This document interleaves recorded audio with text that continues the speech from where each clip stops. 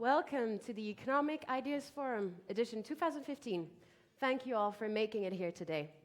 Without further ado, let's start with our opening remarks by our president, Mikuláš Dzurinda.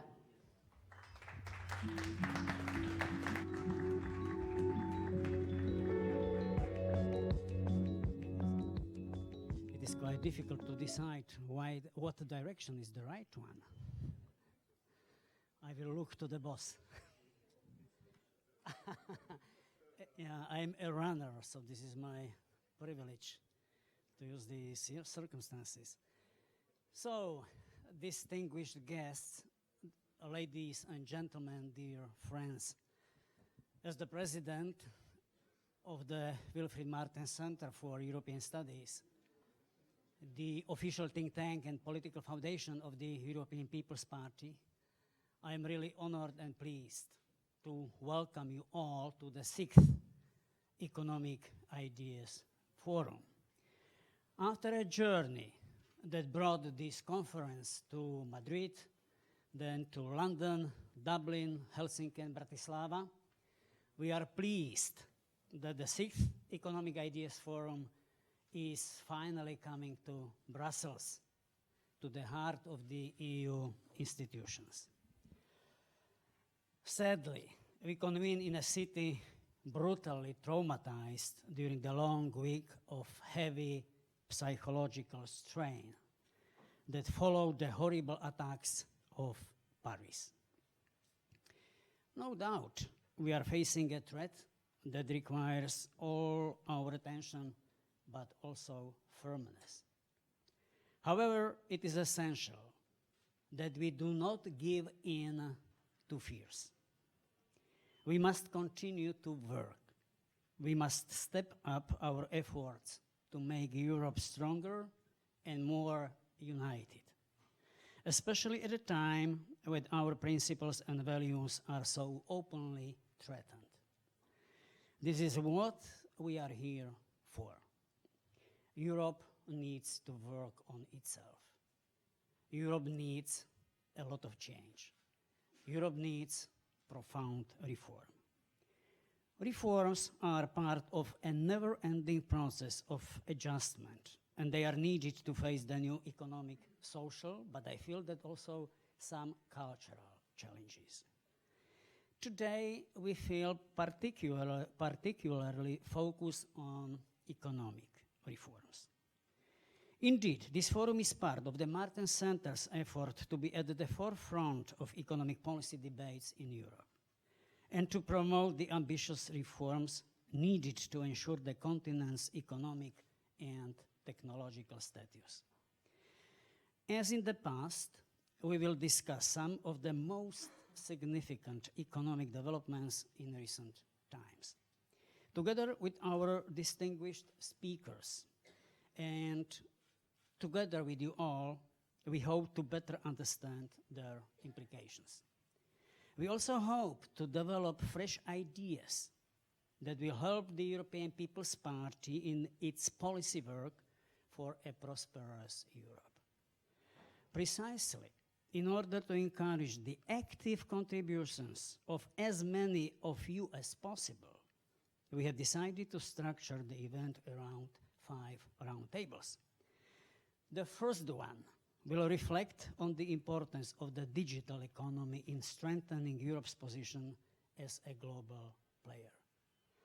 With the Economic Ideas Forum happening in parallel to the United Nations Climate Change Summit in Paris, we have decided to devote the second roundtable to the important challenge of balancing environmental sustainability and economic competitiveness in the EU energy and climate change policy.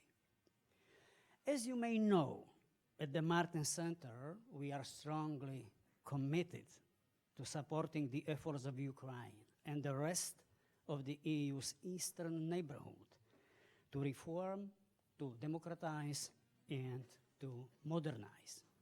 This is why the third roundtable will be discussed the importance of political reforms for economic prosperity in these countries.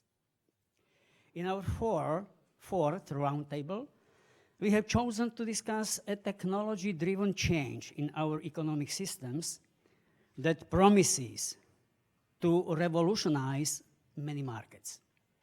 I'm referring to the sharing economy, a great driver of growth and jobs, but according to some, also a new challenge for regulators. Finally, our fifth roundtable will be considered an issue often overlooked in economic policy making, the potential of science and technology to innovate Europe's business ecosystem. So, dear friends, with 5 roundtables and about 40 prominent speakers from the European and international institutions, politics, and business, our program, I believe, is rich enough to allow an in-depth discussion of these important topics. Our attitude will be one of openness to the great opportunities that some of these economic transformations can offer, but also of readiness to responsibly take up the potential challenges that they raise. As I anticipated, the best way to achieve this difficult balance is promoting courageous reforms whenever they are needed to make our economic systems more resilient and more efficient. The European People's Party has not shied away from embracing an ambitious reformist agenda in many countries since the beginning of the economic crisis. Ireland, Spain, and Portugal come to mind as examples of countries where the EPP member parties presided over successful change and economic recovery. In Greece, it took, unfortunately, just a few months for a radical left government to jeopardize years of reforms undertaken by the previous EPP-led government. I hope that our Economic Ideas Forum will inspire even more courageous policies to the EPP and its member parties and contribute to our work for a more dynamic and more prosperous Europe. At the end, I want to give our special thanks to our sponsors. Money is important still. So we are very grateful to AT&T, CCIA, Disney, Google, Uber, and UPS for their trust, for their confidence, and for supporting us in making this forum possible. Thanks also to all of you for joining us, and let's get started with what promises to be a productive and inspiring day. Ladies and gentlemen, every substantial event, every major event has something like an opening address. And I am very pleased and very honored that in our case, the opening address will be made by a man who is still very young, but on the other side, very experienced, enjoying high respect not only in his home in Germany, but also in our countries and also at the European level. This man has been recently elected as deputy president of the Christian Social Union in Germany, and after European elections, this gentleman has been elected as a leader of the strongest fraction in the European Parliament of the EPP fraction. Ladies and gentlemen, let's greet and welcome Mr. Manfred Weber. Manfred, please, the floor is yours. Thank you.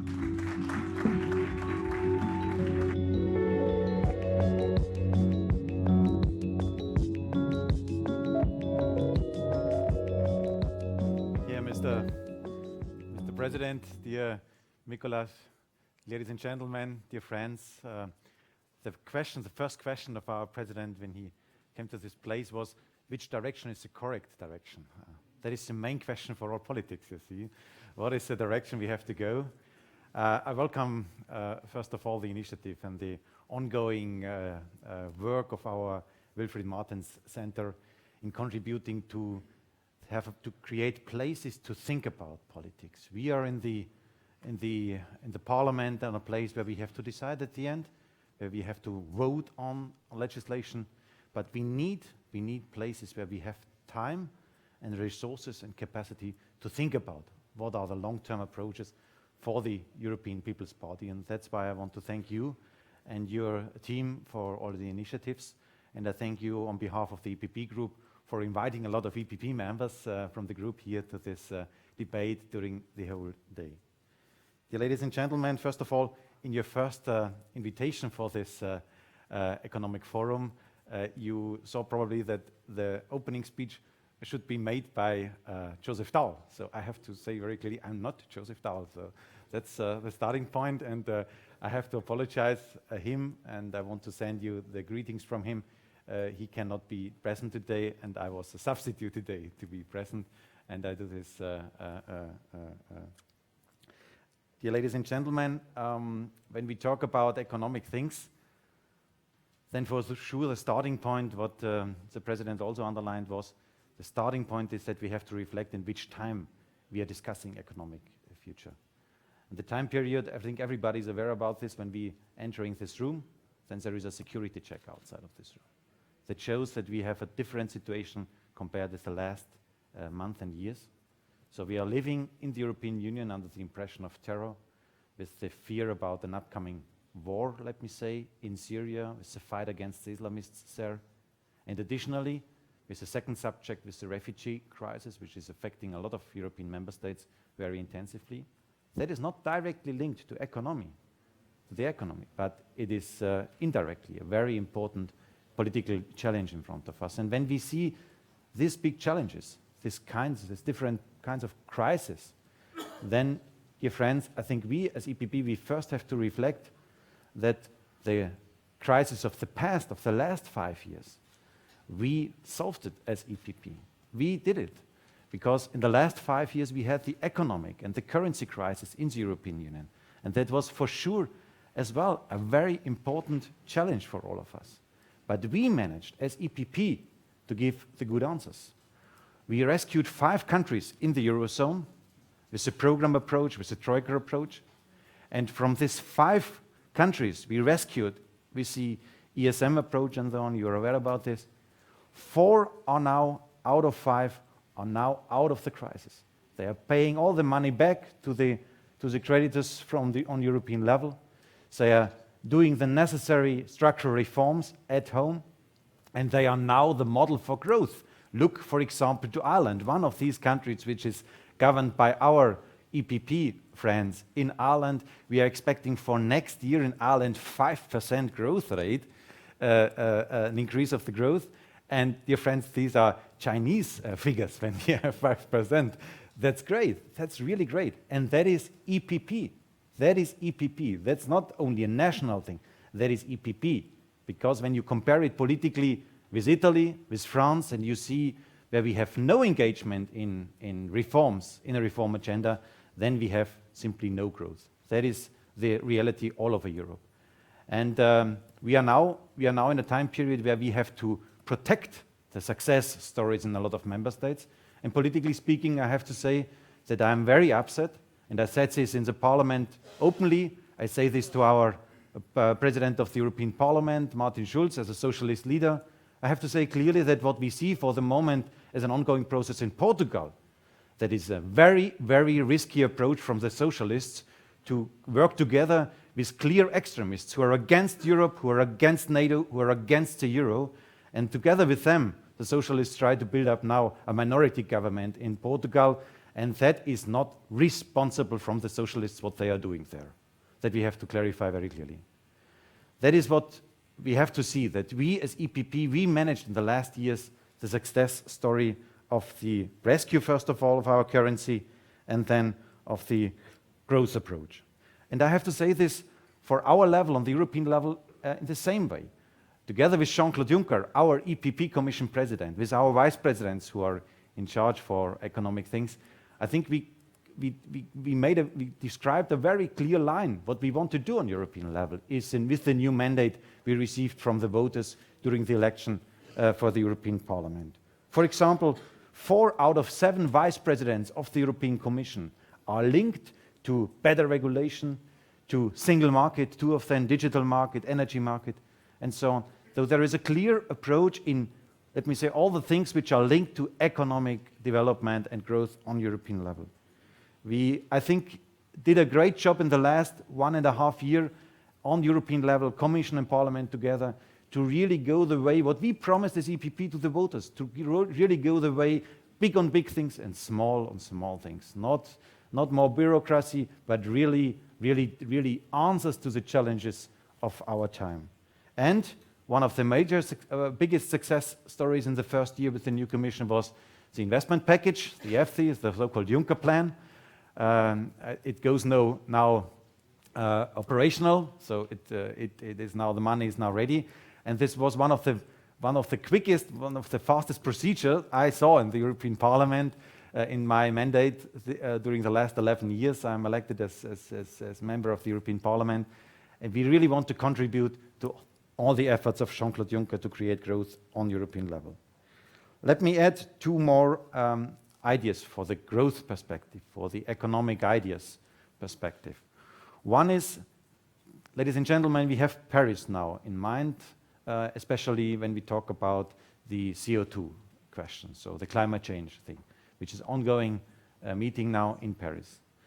And I mention this because Paris is clearly a signal for us as Europeans in our economy that we have to understand that if we only protect the old industries, if we only protect the old system, how Europe was successful, then we'll have no chance to win the future. Europe is, our economy is an economy which is driven by innovations, by new ideas. Only with new ideas we can protect our high standards we have in all the fields. That's linked to CO2, so to energy thing. If we are the model for the world, if Europe is the model for the world to change the energy system, to go away from CO2 emissions, to reduce them, then it's an innovation-driven economy. And that is our approach for the future. We have to develop the answers for the global level to answer the challenges, especially in the climate change field. I think our commissioners, which are all present today in the meetings, will for sure go more deeply in this discussion. But I can assure you that in the European Parliament, we do whatever we can do to support our friends, especially Commissioner Moedas, in the investment in innovation and in technologies, because that is the main issue. And a second remark to what I think on the concrete things, what is really important is for sure the digital field, which is also one of the panels today. You know that end of this year, this is the idea of the 2 presidents of Socialists, ALDE and EPP Group, that we ask our colleagues in the LIBE committee to finalize till the end of the year the legislation on data protection, the data protection regulation and the data protection directive. Both documents are on the table. They're important on the one hand for the fight against terror, especially for the law enforcement agencies and so on. There it's important, but the most important thing is that we have to work on a common legal ground for a digital single market in the European Union. We have today a fragmentation. We have 28 different national data protection regimes, and that is stopping all the ideas which we have in Europe. We have the same ideas in Europe like the Americans have in Silicon Valley, for sure. We have a lot of young, well-educated and innovative people in the European Union. They have good ideas. But we have to organize for them a European single market for digital products and services. That is the idea behind the regulation, and we want to finalize this till the end of the year. I think we are on a good way, and we will show with this regulation that we will open this door in a digital world with an European approach. We will not make copy and paste about the American approach, about big data.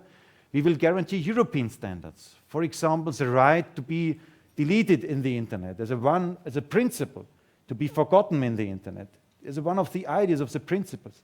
We want to assure an European approach and not a copy and paste approach of the American ideas. And there is our European Court of Justice as well, helpful because they stopped the safe harbor agreement. That's not welcomed by everybody, I know, but I think the signal is clear, because the signal is that everybody who wants to earn money in the European single market has to respect the European rules, how he can work with digital ideas. That is the idea behind. And there, all the institutions, Court, Commission and Parliament, wants to work together to guarantee this for the European citizens. So these are only two specific remarks to the ongoing negotiations in the Parliament, and I am really thankful for all the possibilities to discuss today more deeply the problems which we have on the table. Let me conclude with coming back to our big challenges, political challenges which we have on the table, and I want to remind us as EPP political family that for the big question on terror and on refugees, because security is the basis for growth, is the base for growth, for economic success. So for these two challenges, I think EPP has really a clear line. And refugee thing, we are Christian Democrats, we are Christian-based political family. That means we have to be helpful, we have to help people from a civil war region. When poor countries like Jordan and Lebanon can do so much, then a rich continent like Europe must do although a lot. That's one of the red lines we have. And the other red line we have is that we have to ask for a realistic approach. We have to fight against smugglers. We have to fight for a state who is ready to defend borders as well. That's also needed. And to find the correct balance, a good balance, that is the job which we have to do today.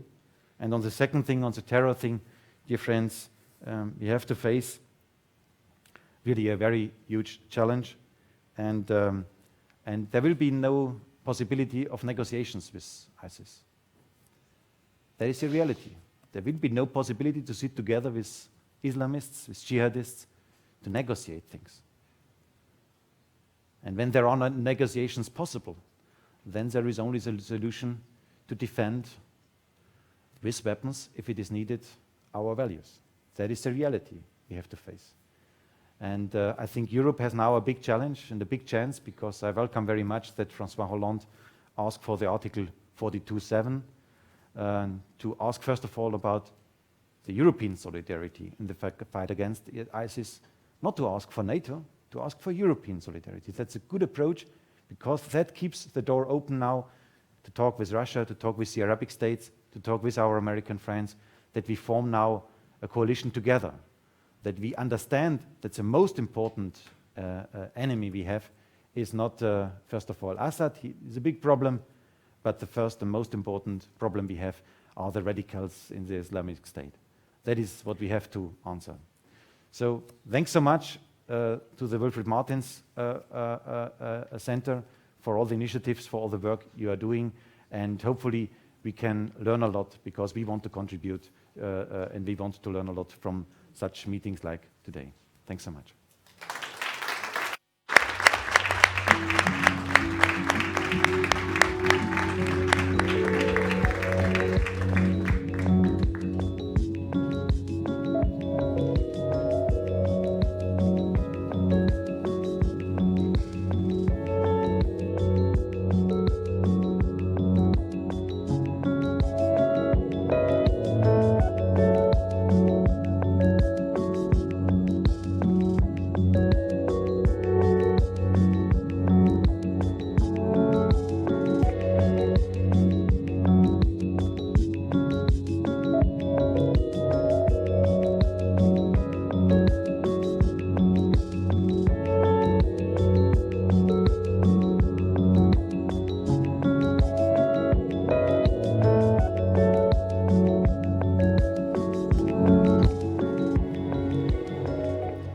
Dear audience, we'd like you to be very active today.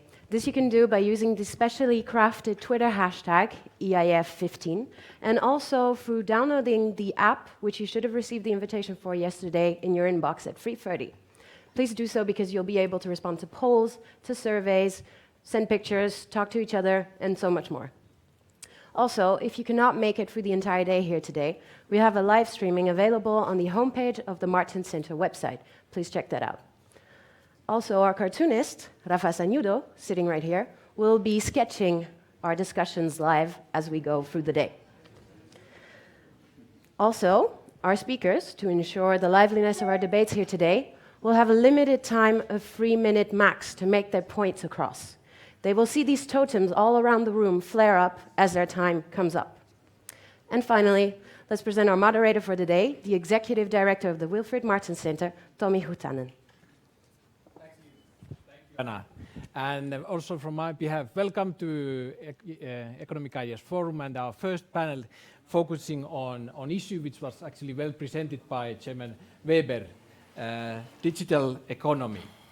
Digital economy and its direction in Europe. Digital economy is a concept which resonates very strongly here in Brussels, but also in the member states. For surely because it presents kind of the change that not only European economy but global economy is going through. But it has also the political component, in the sense that in Europe still the economy is relatively stagnating, and so the concept of digital economy presents a possibility of hope. But there's a lot of controversy and questions related to the debate. First of all, is Europe really a leader, especially comparing to other continents, especially to United States?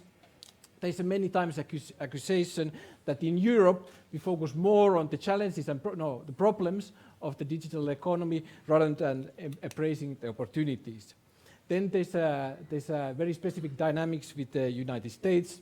Some accuse that the European Union is currently focusing a lot on how to tackle the competition from the United States, and rather than focusing on the issue of trade. For example, the question is said why there is no specific chapter on digital economy in the TTIP negotiation.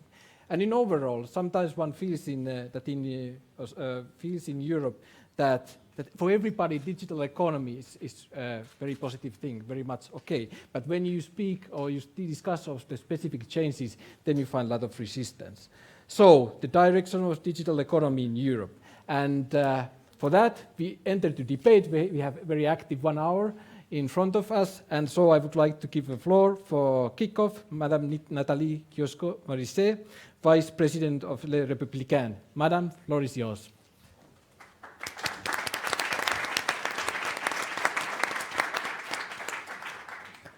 Well, thank you for the Wilfried Martens Center for this invitation. Manfred Weber sketched a global picture with great talent, so for my sake, I was asked to focus on the question whether Europe was a leader or laggard when it comes to digital economy. Well, the first reactions comes quickly, but it's a reaction out of pride. Of course, we are leader. We should be. We just can't be leaders. We concentrate in the European Union so many small and medium-sized companies. They can thrive within our global and dynamic single market. Of course, we are leaders. We benefit from 500 million consumer markets. We harbor in the European Union some of the most prestigious universities and talents. And I would have loved to pursue with this type of argument, bragging about our European digital successes. But unfortunately, when I look closely, I'm quickly driven back to reality. Indeed, while we as Europeans live amongst digital objects and digital networks on a daily basis, and you all have them there in your pockets, European Union cross-border services represent, well, only account for 4% of the worldwide online activity. 4% of worldwide online activity. So there is definitely margin for better. The digital single market proposal introduced by the European Commission in May aims at tackling the very fact that we are lagging behind, which is a reality. It was set as a priority, and I believe this should not be undermined. Because lagging behind when it comes to digital economy can seriously impair our capacity, not only in this sector, but our general capacity to renew our economic dynamics and to promote new sources of growth and employment. Digital is a trendy topic. Everybody talks about digital. But I often realize that people find it hard to perceive concretely how digital can affect our functioning and economic models as a whole. Because beyond digital lies a very wide spectrum of opportunities, which are not only strictly linked to technologies, but much wider than that. And that is specifically how and when I believe political impulses can make a difference, not specifically on technology, but on a wider picture. The EU needs to endorse that dimension, endorse the activation of digital as a tool to enhance global growth. And this is why I support the Commission's single digital market with its 3 pillars. I believe there are 2 priorities which the EU needs to tackle urgently. Ensure a wider access to the digital networks, because we are lagging behind, but far behind, for example, the US on that. But also make sure the government adapt their regulations in order to unleash what digitalization has to offer. And on the second aspect, I would just give a concrete example to make it clear. We are all aware that digital is a powerful level to change work organization, work time, office sociologies, and so on. But when applied to the workplace, digital can be a solution to reduce physical office-based work time, to reduce the need for individual transportation, to minimize the impact of work, only if our regulations are ready for that, adapted to that. If the regulation do not enable people to work at home, or to share offices, or to be paid on the basis of a day of work, then if we stick to an archaic hour of work regulation, for example, then digital will not generate gains. It will be a useless tool. That's what I want to make the point for this kickoff, that of course digital can change our world. Of course digitalization can enhance a new era of growth, but we have for that to change our mindset and regulation, and we had to do that on a wide range and not only with a technical set of mind. Thank you very much.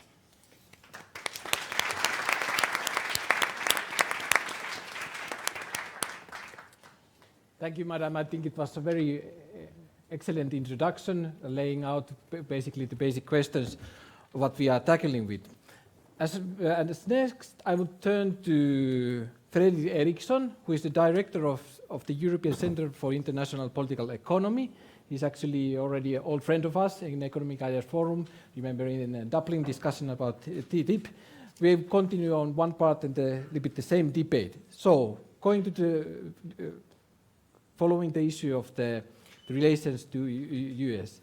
Fredrik, how do you see this, in overall, the whole dynamics of the European Union, especially Commission?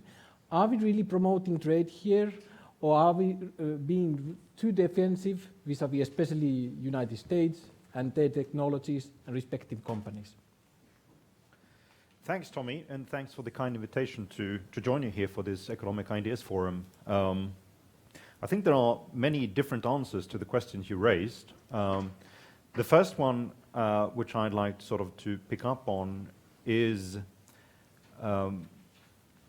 what I would say is a false presentation of the economic gains from the digital economy when you sort of begin to compare yourself to the United States, or for that matter other parts of the world, and you try to measure up, how many unicorns do we have here in the tech sector, how many Googles, how many Amazons, how many Facebooks have been started or invented in Europe, and you compare that with the United States, and of course you come up with sort of a fairly somber conclusion, which is that in terms of generating new companies in the technology sector, at least in that particular bracket of the market, Europe hasn't been as successful as the United States. But the question is, does that really matter? Do we really sort of need to care about the national origin of where companies are started? Is it of economic importance for us or for other parts of the world where these companies tend to grow up? If you look at it from a strict sort of economic viewpoint and you try to understand the reality or the real aspect of why Europe generally, not all European countries, but Europe generally is a laggard in the ICT sector, it has almost nothing to do with how many companies, how many tech startups that are being created here, but it has to do about the capacity of our economies to adopt new technologies, to rapidly diffuse them out to the economy, and basically force companies, labor, capitalist governments to change, because that's really sort of what innovation and what productivity growth is about to what extent are we forced to change our behavior, to work smarter, to invest smarter than we did before. And it's here where we have the problem in Europe. It's exactly what you said, Natalie, about sort of not just looking at the tech-specific regulations that exist in Europe. There are lots of things we can do, I agree. I mean, I think sort of the digital single market is a no-brainer. It should have been done 20 years ago. It's almost sort of embarrassing that we, 2015, are sitting here talking about sort of the reforms that they are proposing in the digital single market, because this is sort of should have been done a long time ago. But a bigger problem and a much bigger challenge for European countries and for the EU at large is the extent to which we can reform regulatory structures, labor market regulations, tax systems, in order for our economies to more quickly adopt new technologies and sort of make new technologies work for our economic growth. So when you look at, you can take almost any economic indicator you want, and when you compare the European Union or Europe at large with the United States, with South Korea, with Japan, or other very tech-advanced economies, where we are a laggard is in our capacity to foster and diffuse new software, new platforms, new technologies into the wide economy.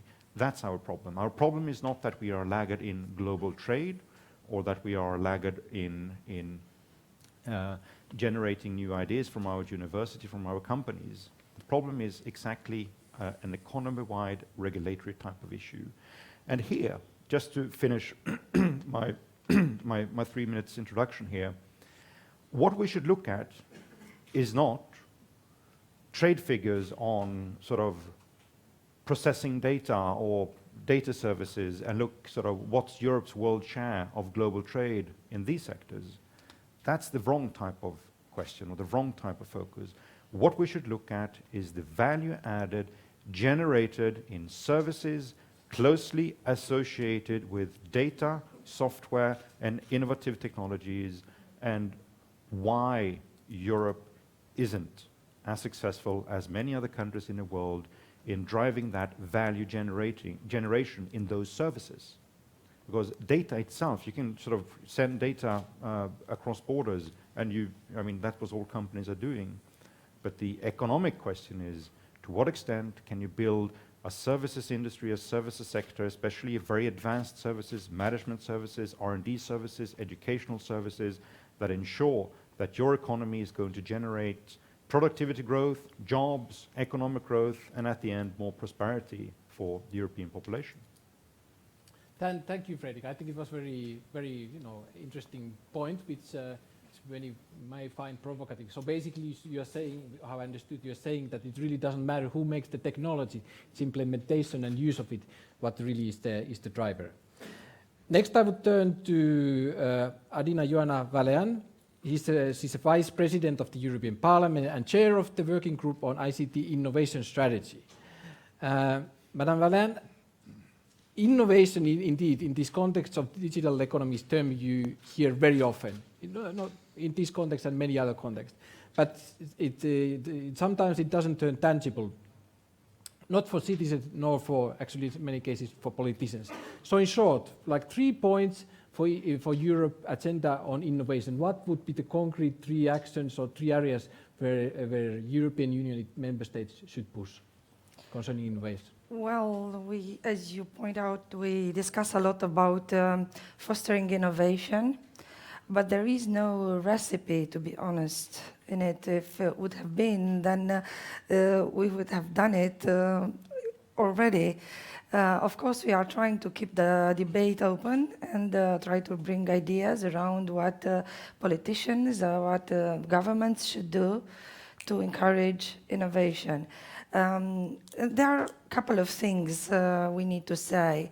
First of all, there is a model of over-regulating in Europe, which creates also red tape, bureaucracy, and I think if we compare ourselves with other areas in the world who have followed a pattern of lesser regulation, I would say we can see here a difference. But this is our model, and hopefully with a new commission, scrapping regulation, let's hope that we will remain only with a useful part of it. Second, it's a problem of mentality, culture, and education. Because, for example, entrepreneurship is not a part of our school's curricula. We do not encourage this kind of mindset from early ages in school. We don't have, I don't know, tech accelerators, but only a few, stuff like this, which also can differentiate us from other parts of the world where these things are better encouraged. But not only this, the third idea would be that even if we have innovation and startups, we have a problem of meeting innovation ideas with money in Europe, because there is little capital for businesses at early stages. We do find venture capital for businesses developed at later stages, but it's very few for the beginning. And this is, I would say, the third problem which would deter our innovation. And I will close by something I will ask you all as an idea to think about. Someone, not a European, told me recently that we are very good at inventing things, but we are not that good at innovating. And I don't know if you share this view or what we should do to improve this capacity. I'm sure we have. Thank you. Thank you. In the EPP, I remember always the catchword was to say that the innovation is more for science, invention is more for science, and innovation is for the companies. So we go back to the question of the SMEs and those conditions. Our now turn to Jens Redmer, who is from Google Germany, because Google in origin is from the United States, but currently is also a European company, head of product policy. So a lot of this digital economy discussion in comparative terms is about United States, the land of unicorns, as mentioned by Fredrik. So in brief, in your analysis, seeing both the US side and the European side, what are the basic elements and differences in the framework for growing company as big as small, US comparing to Europe? So if you compare the US and Europe, there's some obvious differences, right? So in the US, we have a very large market of 300 million or so end consumers speaking one language. In Europe, it's a much more diverse scenario, and that brings opportunities, but it also brings challenges. So if you look at small and medium-sized businesses or startups, as we already discussed, there's a lot of challenge for a startup in creating and operating a company in Europe. If you have a great idea, and the thresholds for generating companies, for creating companies, have dramatically reduced over time. So we could have an idea in this forum today, and we can set up a company, and we can offer web services by the end of today. And we have our first glass of wine tonight, and our website is running, we have an e-commerce shop running, we have advertising, we have a company. That's possible today in Europe. But it could get challenging if our model was successful and we want to export the same model, because again, the thresholds are very low. We could export the same company that we today founded in Belgium. We could export the idea to Germany, to Italy, to France. Technically, that's totally possible and very easy, very simple. But are there legal challenges? It could be a data protection question. It could be a tax question. Lots of questions.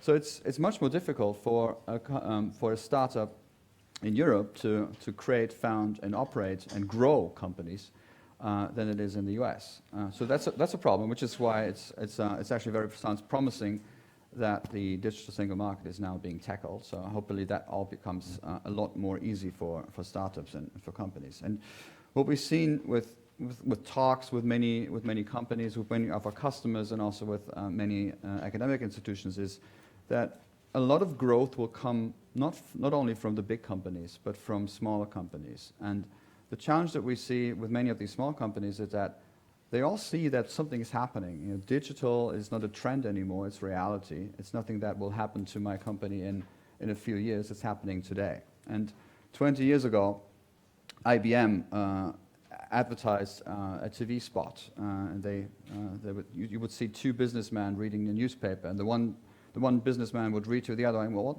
here's an article on the internet. Our company should go on the internet. And the other said, well, that's interesting. Let's go on the internet. Why should we go there? The article doesn't say. So that was 20 years ago, and now we all know that the internet is a dramatic and impressive economic force for many companies. And the challenge of those companies that see the opportunities, that see that something is happening, but they lack the skills. And so they look back into their company and say, what do I do? How do I tackle this question? This is why many companies, many institutions, including Google, have created projects and programs in order to help these growing economic forces in the small and medium-sized business. So I think in general, there's a lot of opportunity, and there's a lot of fish to fish in this big tank, and it doesn't need to be the very large companies that generate the value for an economy. Thanks, Jens. I think you made a very good point on the fact that the digital economy is a buzz, causes interest, but the SMEs doesn't, in many cases, don't seem to know how to tap into it. That seems to be one of the challenges we are tackling. Now, before going to last debater, I would already, as said by Anna in the beginning, this is an interactive session, and so I'm already taking questions from the audience, of course, from the panelists, if you want to comment what has been discussed. So hands up, and so I can get you in the list. But I would turn now to James Waterworth, Vice President of Government Affairs at the Computer and Communication Industry Association, CCIA. James is also an old friend of the Economic Ideas Forum, so nice to see you here again. Couple of previous panelists already mentioned the issue of regulation, and so I know that you have been also been commenting that. So in your view, James, where are we going now? What is, of course we know that the regulatory structures, they are old-fashioned, lagging behind, but is the direction we are going, is it the right one, something which is promoting really digital economy, or are we making some missteps on the way? James, the floor is yours. Thank you, Tommy. Good morning, everybody. So the answer to your question is, it depends. And there are mixed signals, and that's what democracy is about. It's about a big discussion about which is the right direction. But are you of happy course. about that? Well, it's not. I think I'm happy we live in a democracy. Yes, I am. But the direction. So the direction. So I mean, as Frederick said before, it's an absolute no-brainer that we need to make the digital single market function for the perspective of our innovators as well as external innovators. And I'm actually much more optimistic than Frederick also on the domestic scene in terms of innovators. There's any number of statistics about how well we're doing that the financial markets produce, and I think we should be quite optimistic there. The question is, will we mess that up? So we're actually doing pretty well on the technological innovation and business innovation. Will we mess that up by the regulatory regime? And the digital single market strategy is a very good one. It identifies a number of things, but it does also contain elements which are potentially re-regulatory, which will introduce new hurdles, whether between countries or for private investors. And remembering that those hurdles will always be much bigger hurdle for small companies than they will be for a big one like Google that has many lawyers, for example. So we should be always asking ourselves the question, if the small guy can deal with it, then it's good. If the small guy can't deal with it, then it's clearly not good and we have some concerns. But let me give you a couple of practical examples which show good things we're doing and things which can be still improved. Let me take one which European institutions have worked on the last few years, which is payment services. We have a very good regime for innovative payment services in Europe.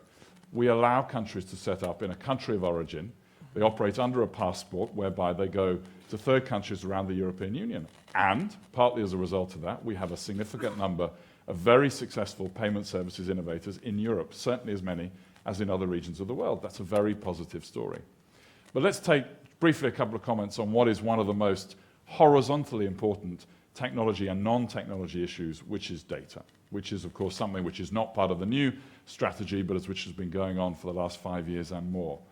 I think we've seen comments from various people in the EPP family recently, from Axel Voss, who's working on the data protection file in the Parliament, also from Angela Merkel, making clear that our ambition has to be very big here.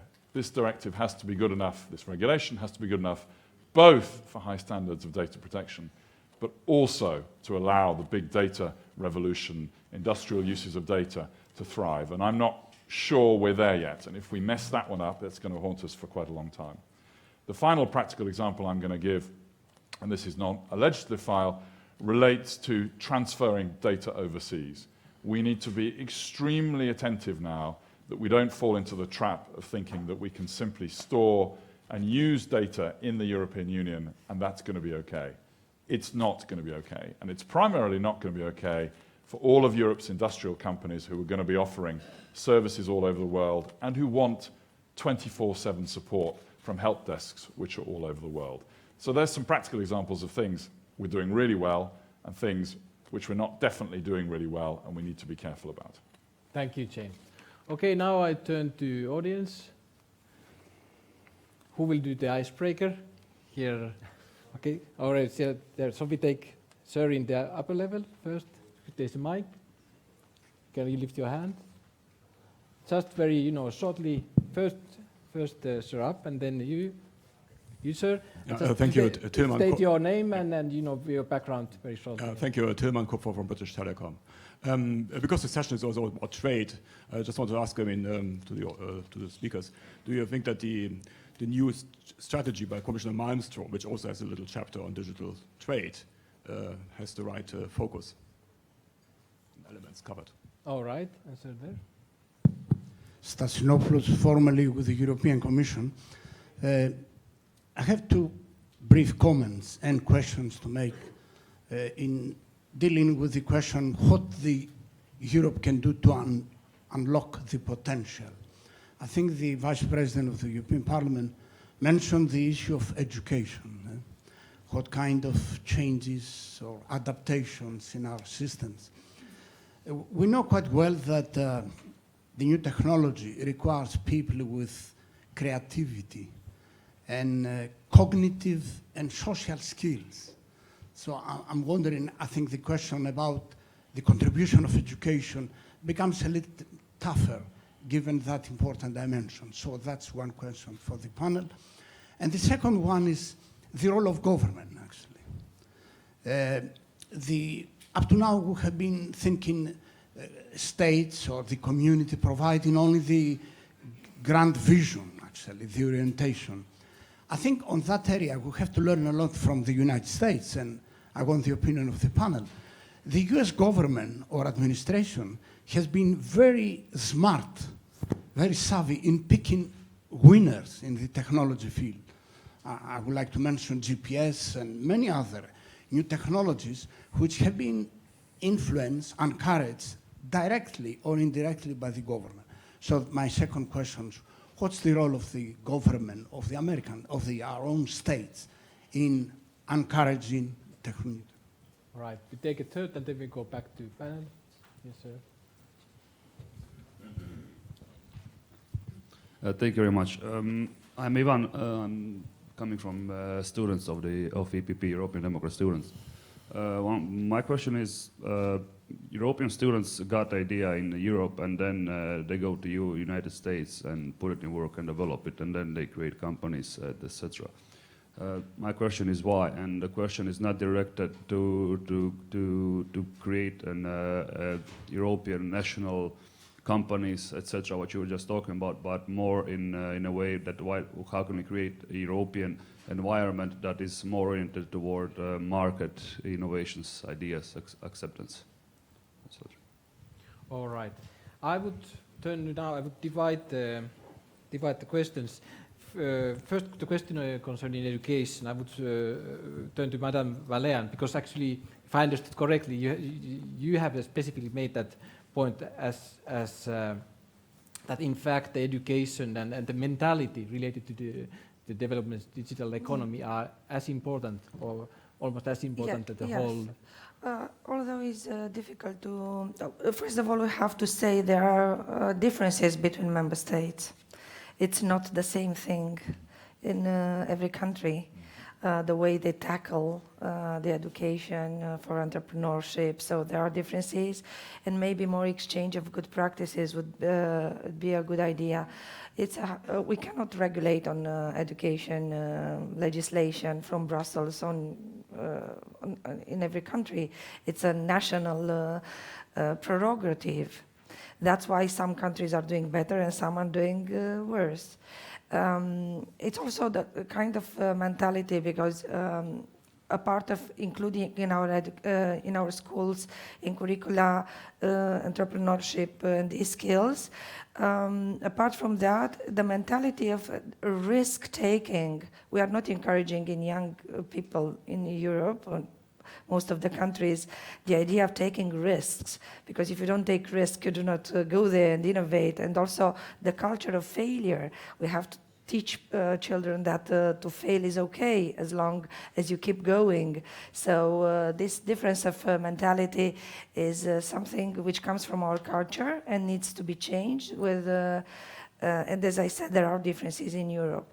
Also to tackle briefly the idea, the thing with data flows and the trade strategy of Commissioner Malmström, I think it's very important to develop answers to the needs existing right now with data flows, with safe harbor, and I think the Commissioner has to come quickly with an answer to all these issues.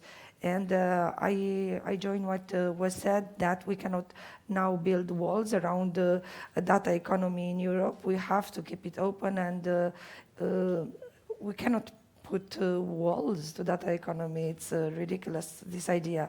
And we have to benefit and have all the exchanges with parts of the world. The idea would be just to encourage our companies to scale up and go and compete globally. We can't keep them at home. So we have to make the best of everything, keep it open, and try to be more competitive out there in the world. But we cannot stop this. I'd like to add to that, if I may, Yeah. because I think that the two topics of education and culture, is this mic working? Yes, yes. The two topics of education and culture are really important. And if you go around on a weekend day in summer in the US, you would see, and you go into a rural area, into suburban area, you will see all these neighbor kids selling lemonades. It's not a myth, it actually happens. So these 6 and 7-year-olds are getting their first experience what it means to fail. Because typically one mom cooks all the lemonade, and then she gives it to the 3 best friends, and they all set up their booth, their small lemonade stand. And for some reason, my neighbor friend sells better than I do, but he sells the same product. But he has some way of selling it better or cheaper or in a more effective way. So at an early age, kids learn what it means to fail. And that kind of culture of failing, and which is where I really like what you said, this culture of failing, of also somehow celebrating failure. You can learn from it if you really take the benefits from failing. That is deeply rooted into the American culture. And that also leads to the fact that if you ask a very successful entrepreneur, he or she will probably tell you, well, you know, I had to fail 3 companies before I had the 4th idea, which was successful. And in Europe, in many countries, including my own, Germany, people have the stigma of failure once they fail for the first time. And if you stop there, you're restricted by failure. You're not embracing and celebrating failure. And I think that's really important to embed that in the education system as well. And when you talk about innovation, it's also very important to understand that innovation doesn't necessarily mean products. It doesn't mean creating a new technology, owning a patent for something. It can also mean changing your business structure, changing the culture in the company, changing business processes. And one of my favorite examples is the change of a business model for a gas station. If you look at a gas station 50 years ago, it only sold fuel, and maybe you could change your spark plugs or clean your spark plugs. That was it. And the only margin, the profit for this business came from selling petrol. If you look at a business model for a gas station today, it's a supermarket. And the margins are now coming from, thank you very much. Margins for a gas station. Is this working? Okay. Margins for a gas station are now coming from the supermarket model. So as an owner of a gas station, you could see this as a dramatic change and a threat to your traditional model of selling petrol.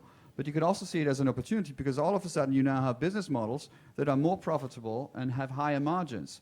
The same has happened. This may sound like a sweet example, which is kind of taken out of context, but other business areas have adapted this model. The publishing industry has been dramatically challenged by the digital industry. You know, take one of the companies that I started my career as Springer Publishers. They suffered heavily from the digital world in the beginning. They now have created more digital assets than they have lost on their traditional market in print journalism. So they have successfully created their own supermarket model for their business. Some of their digital assets are now creating more revenue, more profit than the traditional model, and they have really succeeded well in this. And I could go on. There's many examples of this, but the yellow light is flashing. All right. Thanks, Jens. Excellent examples. Now, concerning the question or role of the government, I would turn to Madame Kosciusko-Morizet on what role should. That was the question. What role should government really have on the whole dynamics of developing digital economy? How do you see it in the framework? I would say we have 3 roles. The first one is definitely making sure that everybody has a chance to have access to the technology. That's not the main thing. That's not the goal of the whole policy, but this is part, and this is the basis of it, including in the lost regions that would not be in the scope of the companies developing infrastructures if nobody cares for that. The second goal for government, I think, is about unleashing all regulation, any traditional patterns and laws and that prevent us from taking advantage of the opportunities. That's the example I gave about working conditions. If we don't do anything to change our working regulation, there is no chance we can benefit from the opportunities behind digitalization of work, like working at home, organizing one's a different manner, developing new framework for new way of working and so on. And the third goal is about protecting people, making sure that the development of digitalization goes the right way. That's a little of what you say about democracy at the beginning. Well, technology is not in itself good or bad. There is no moral dimension of technology. It can be good or it can be bad. If you take the fire, you can use the fire to burn books or people, or you can use the fire to light the room.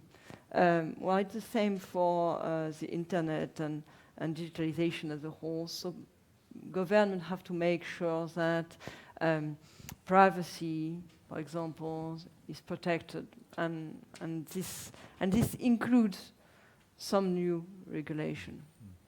The fewest we have, the best we do, but we need some of them. To finish, I would say we also should think about the reasons that make some of our people, our younger and most talented people, flee away to create their companies or develop their companies elsewhere. Going to the States and asking young people why they are here is so interesting, because the reasons are not necessarily what we think there would be. Of course, there's money. I needed money to develop my company, but there's also the size of the market. Because we have a 500 million people market, but it's not real, because it's not a real single market. So a lot of them have gone out because of the market, and some also just because of the atmosphere, because they fear something's happening there that is not happening at home, and maybe that's the toughest to change, but the most important. Thank you, Madam. Next, I would turn to Fredrik. But before that, I have kind of question to the audience. Do we agree what Fredrik said beforehand, like the basic? Because I think it's a strong argument, basically saying that this whole fuss about being so defensive with the companies of the lands of the unicorn, United States, it's basically nonsense. What we should do is really focus on trade, on adapting the technologies, because that's quite. Not in all circles everybody agrees, so I will take comments for that. But I have no, because there's still the question of the direction of the trade. I will get back to you, but the question of the trade and for Fredrik, for you, and also maybe in the beginning it was mentioned the issue of having a digital chapter in the TTIP. Does it make any sense? Does it play a role, or so on those questions. Question on trade direction, where we're going, and then the TTIP chapter. Yeah, indeed. Let me just first say, first a personal example about the educational system, the presumption of the use of technology. When my oldest boy started school last year, I had a conversation with the teacher and asked him, so what do you do with digital technologies in schools now? I mean, when are they going to start to use it? And the head teacher, he looked at me and almost as if he was trying to reassure me and said, no, don't worry. We're not going to start to use any computers or any digital technology until they turn 10 years old. And I was trying to say, no, you misunderstand me. I want them to be exposed to it. Yeah. So it's just a funny cultural clash in the sense of what's the presumption in the educational system about exposure to new technologies and how we think about that. I have a fairly optimistic view about entrepreneurship in Europe. I think there has been huge changes over the past 20 years, and I think you can see that especially among the younger generation, that they are far more open to starting their own businesses. At the same time, what we're seeing in America is that the churning rate of new companies are going down. That sort of the culture of entrepreneurship isn't as visible as it was before, and that the culture of failure is quickly diminishing from especially younger generation in America. You don't see that sort of land of the brave culture anymore. So I think sort of America and Europe are, even if we come from different points of view, we are converging towards each other in the sense that Europe is more open to entrepreneurship, can do a lot more, and America is going in the other direction.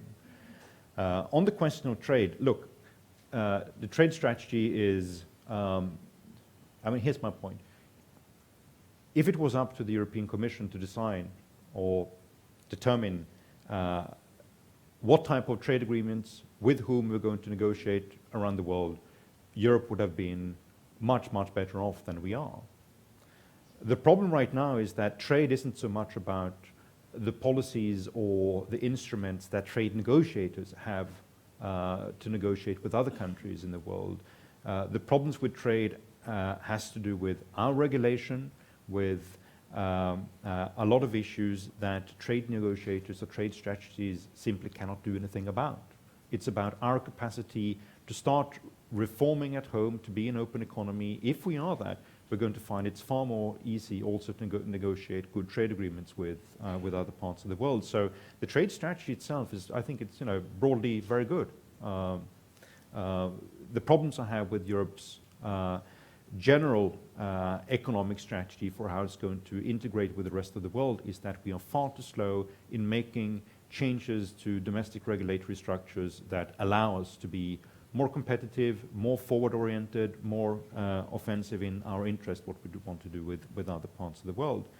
I think TTIP is a good example where sort of we have huge opportunities to begin doing or undoing a lot of obstacles that exist in reality for companies in the world of trade. Most of these issues are not bread and butter trade policy issues. They're about completely different type of things, which is why it really sort of it doesn't make any big sense to have sort of one particular chapter in TTIP or any other trade agreement where you're trying to deal with digital issues. They have to come into all different chapters because they end up and manifest themselves in different ways in the way we trade.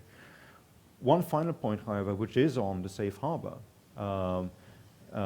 If we cannot find an acceptable alternative to the safe harbor, which will allow the free flow of data across borders between America and Europe of roughly the kind we have right now, I don't think there's going to be a TTIP. That's the significance of that issue. If you take away that, boom, there goes TTIP. I second that. With that happy note. Listen, we have 30 minutes left, so let's now keep it short, the comments. We have Peter Junge there, and the microphone here, and then we have Dirk, and let's see how we go thank with you. time. Thank you, Tommy. I'm an angel investor and a co-founder and honorary president of EBAN, the European Business Angel Network. I'm pleased about part of the debate. I'm asking my questions on some of the other issues in the debate, where they're really covered in reality. The remarks by the Romanian MEP about entrepreneurial spirit in Europe and the failure culture, I think that is widely shared, is so very important. There may be a change, but if you look on the numbers, I'm asking myself on the panel, do you believe that the gap between Europe and the US in terms of technology, digitalization is shrinking or widening? And I have an opinion, I won't say that, but I give you just a few numbers. If you look on venture capital investment, per capita on the population, we have about, in the US, $200 per capita of the population. Israel, about 250 per capita. India is about 10 to 12, China on the same level per capita, EU between 8 and 10, and Eurozone about 5 to 6 per capita. Now, if you look on the numbers of the population, you could see that obviously the innovation pace India and China maybe even faster than in Europe. So is it shrinking or is the gap widening? My observation is there is about 28 times as much angel investing in the US than in the EU. Last year's numbers and this year's numbers shows that it will be even widening the gap. So we do more investments in the US than in Israel and then in Europe. Thanks. Thank you, Peter. Dirk? There. Yep.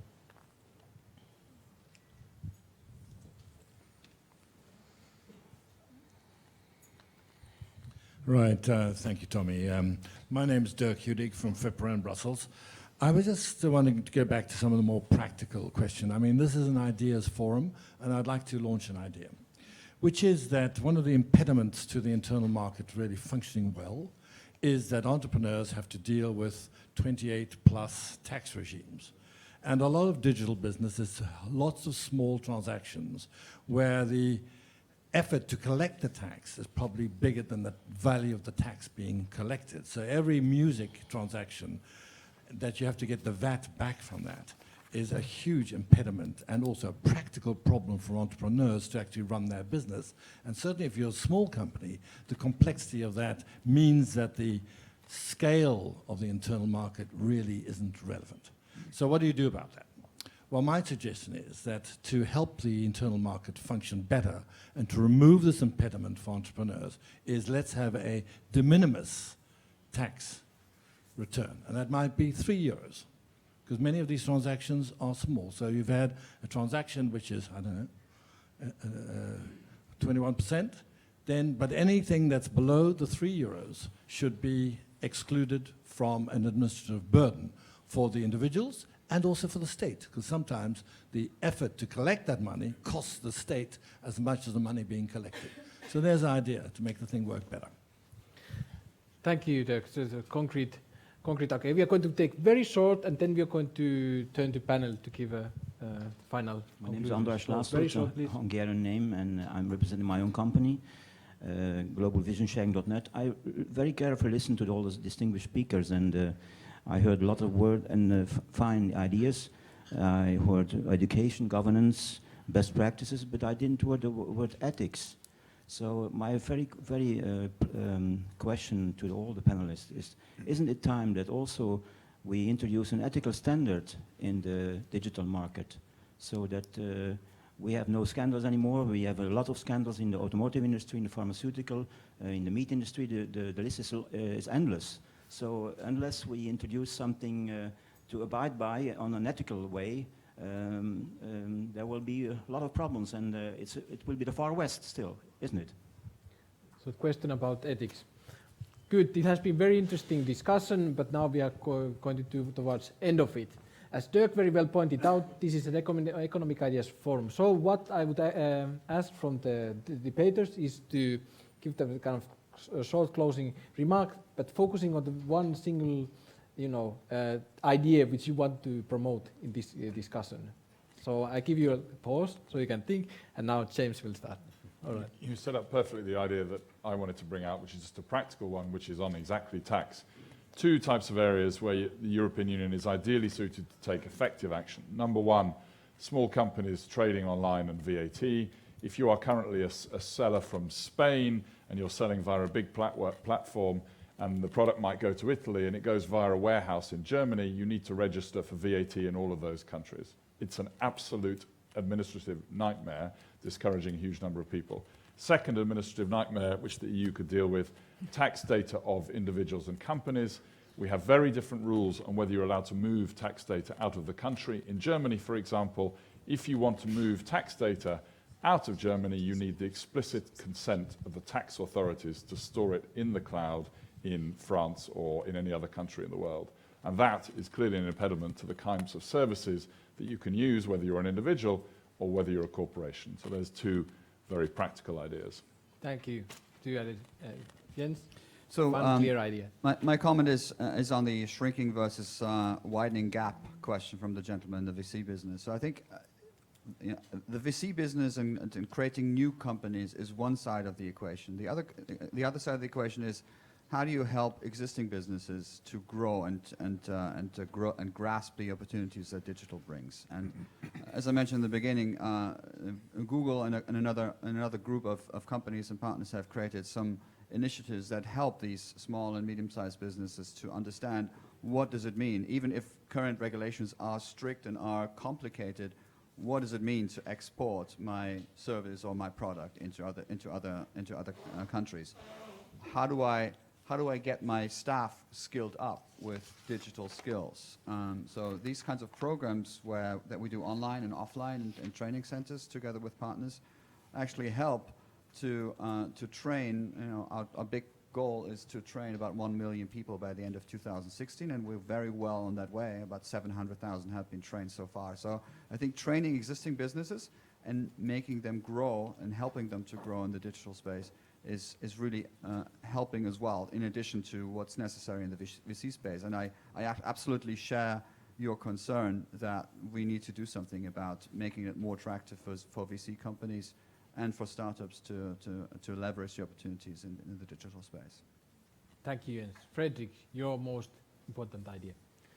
Well, firstly, introduce the do no harm principle that every legislator around Europe needs to follow. There are lots of positive things we can do, but we have to look at the reality that a lot of the regulation that comes out from the European Parliament or from the EU institutions and from different sort of governments, they constrain our ability to prosper on the back of new technologies and new services that you can create. On the positive agenda, infrastructure, digital infrastructures around Europe, tax systems, allowing people to fund companies with their own income rather than have to tax labor income before they're going to invest money in their own companies. Allowing more generous rules generally for tax when it comes to investing in new companies in order to get away from the situation which we have in Europe right now, where you either get dependent on a bank to fund you, or you have to go to a very underdeveloped securities market or to an underdeveloped market for angel funding, which basically means that if you look around the world to Israel, to South Korea, to United States, it's far more easier to develop your things there. So tax reform. Thank you, Fredrik. Madam Marlene. I think we have a great opportunity now when the Commission decided to put forward this package of digital single market, which is, of course, is not a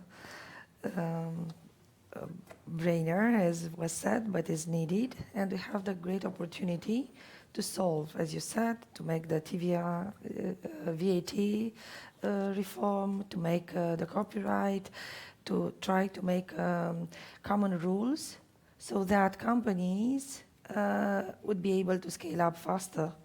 And this would be the idea. And secondly, this will encourage or it will make the investment environment in Europe more attractive for money to come. Because I think there is a gap, but this gap is because we are so fragmented in rules and we are not encouraging investment at the European level the way it should be. We might even have to keep some of the European money at home, because some of the money going and investing in the US are European money, and we should also think about that. How can we keep our capitals at home, becoming more attractive and having a bigger market, bigger than 28 separate ones, just one bigger. Thank you. And Madame Kosciusko-Morizet, your key idea.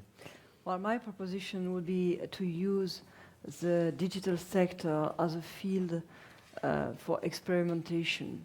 There are some reforms that are very difficult to develop on a global basis, but we can demonstrate in the field of digital economies it works. And this will be a strong incentive to widen them. This would be right for tax convergence. This could be also the case for job labor regulation.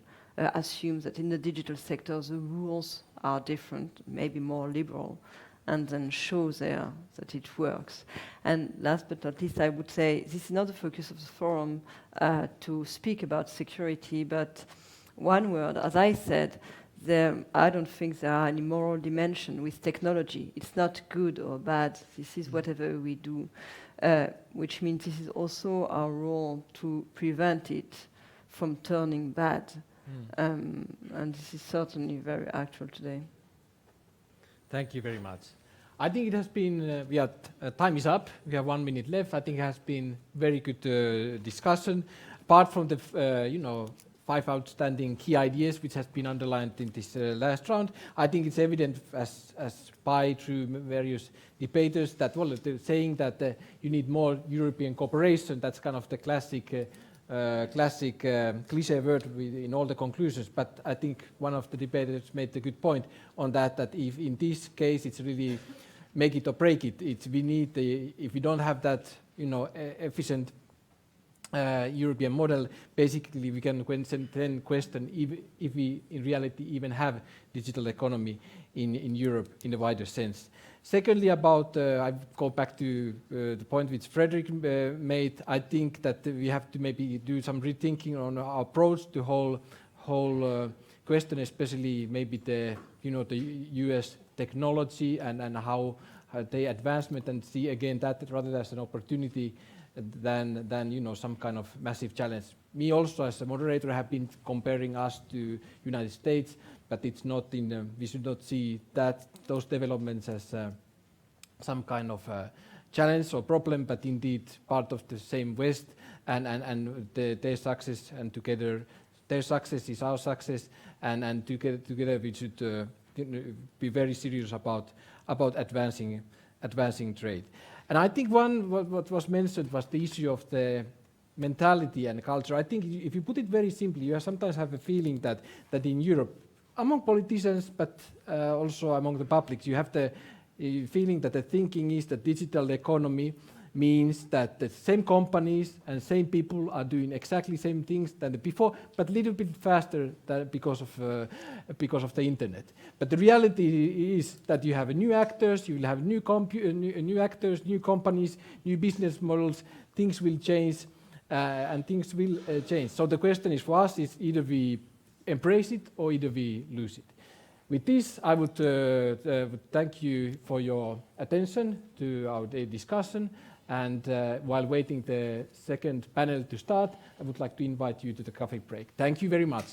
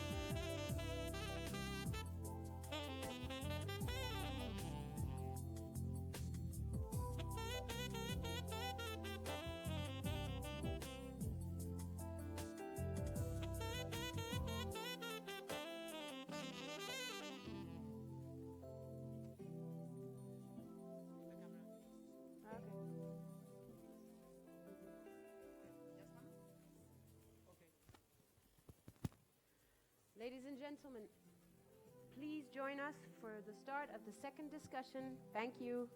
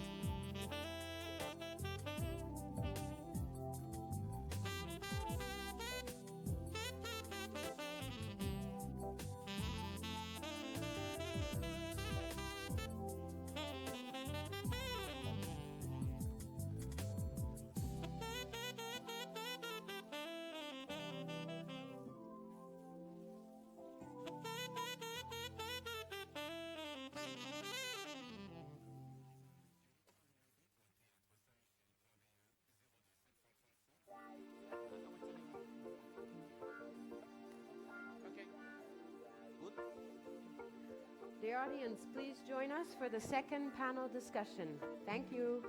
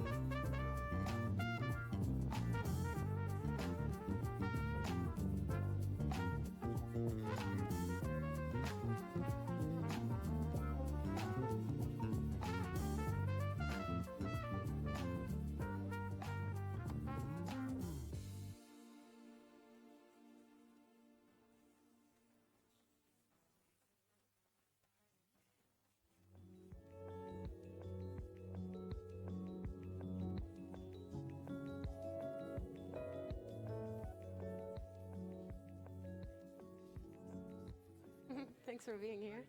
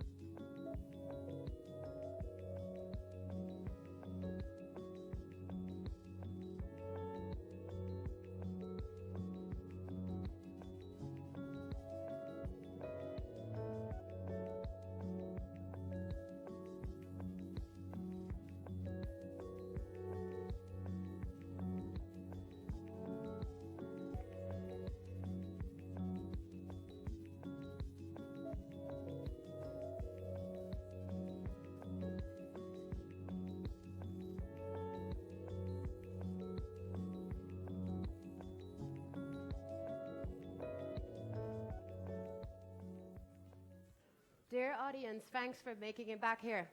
As a reminder, please be very active. You can use the specially crafted Twitter hashtag, EIF15, and you can also download the app, which you got the invitation for in your inboxes yesterday at 3:30. So please check that out, download the app, and participate in our polls. For instance, this morning's poll, you can find it on the agenda in the program part of the app. You'll see when you click on the session, in the top, poll.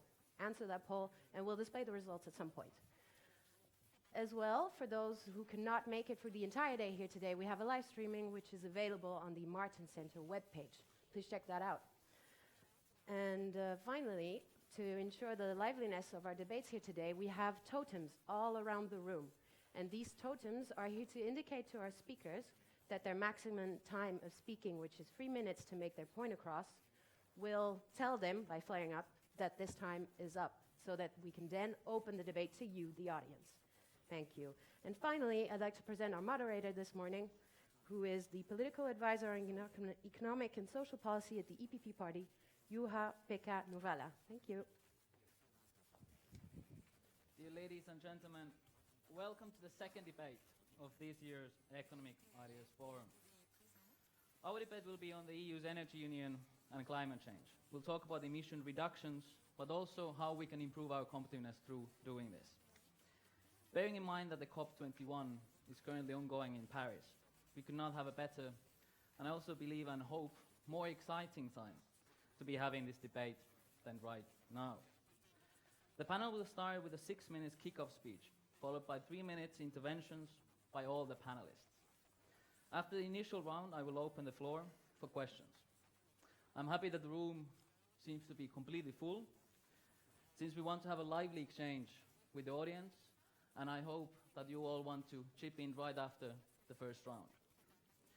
Without further ado, let me introduce to you our distinguished panelists and open the debate. The kickoff will be delivered by Mr. Jerzy Buzek, Member of the European Parliament, Chair of the Industry, Energy and Research Committee, former Prime Minister of Poland, and former President of the European Parliament. Next to Mr. Buzek, we have Mrs. Deirdre Klein, Member of the European Parliament, and the Shadow Rapporteur on the Green Employment Initiative last year. Next to Mrs. Kloon, we have Mr. Tom van Eiland, Deputy and Acting Head of Unit for Strategy and Economic Assessment for DG Climate Change in the European Commission. Next to Mr. van Eiland, we have Mr. David Buchan, Senior Research Fellow at the Oxford Institute for Energy Studies. Next, we have Mr. Brian Devlin, advisor on internal energy market at the DG Energy in the European Commission. And then we have Mr. Christian Egenhofer, Head of Energy and Climate Program and Director of the Energy Climate House at the Center for European Policy Studies. Mr. Buzek, the floor is yours for the kickoff. Thank you very much, first of all, for inviting me for this panel and conference, and congratulations to the Wilfried Martens Center and my friend Mikuláš Dzurinda for organizing the conference, because it's a very timely one. 2 days ago, we started our conference in Paris with the attendance of 150 leaders, well, top leaders from all over the world. Very important. First time in the history so many leaders in the same place. I don't see any timing there. It should be, because I don't know what does it mean, 6 minutes. Okay, I will try. Then, my topic, or your topic, our topic, is Energy Union and Climate Change, Balancing Security and Sustainability. Saying security, saying sustainability, we say costs. So we have a triangle. Security, second, environmental and climate protection, and third, energy costs, industrial competitiveness. I started, as a matter of fact, 6 years ago, in 2010, with so-called European Energy Community with 3 goals: common energy market, common research, and common purchasing of energy resources from outside the European Union to be stronger in our negotiations. Now we've got energy union, slightly wider. It means, first pillar, security of supply. Second pillar, common market in energy. Third, efficiency. Fourth, issue of environmental and climate protection. We should not say that we would like to protect climate only. An environment is much wiser than the climate itself. And joint research as a 5th pillar. Well, as a matter of fact, all of them are costly. Let us start from point of view of security. We know that for security is necessary to pay. We cannot avoid something like that. It could be helpful from point of view of second pillar, because if we want to have a joint or common market, we should build something like hardware, investment in cross-border connections in the European Union, and software, which could be even more difficult, because it depends on member states, transmission codes, support scheme for renewables. Everything is very important if we would like to start trading on our common market. And third point, efficiency. Nobody is against. It's quite clear, but it could be also costly. We should use much less energy than it is as it is today. And point number 4, generally speaking, environmental issue, not only climate issue. Well, it should help us lower our emissions of greenhouse gases, achieving the 40% reduction 2030. A bigger problem is how to do it in a cost-efficient way and technology neutral than to achieve 40% reduction. We must it as cheap as possible on the basis of, let's say, cost efficiency and technology neutrality, because we should use our indigenous energy resources.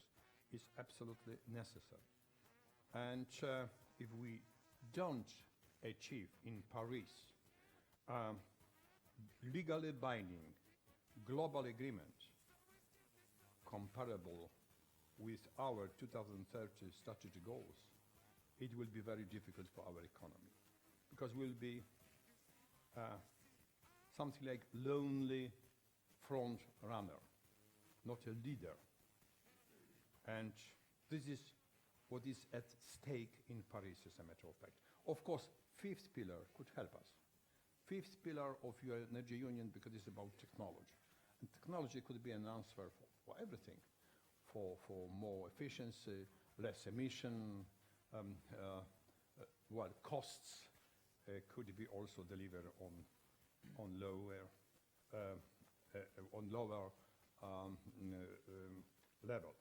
And let me say, we would like to open our market to the United States. We know very well about that. And the energy costs at American market are much lower than in Europe.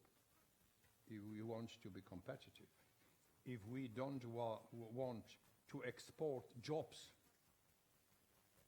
because of carbon leakage or industry leakage, and import CO2 emission, because it would be the result of losing jobs or losing our industry, we should go down and down with energy costs. So as a matter of fact, our discussion should be how to achieve sustainability, security, with as low as possible energy costs and prices, because it's not the same, we know very well. Costs and prices. It's not easy to answer that. But we've got more than 1 hour, as I know, so maybe we could also support something. Thank you very much. Thank you.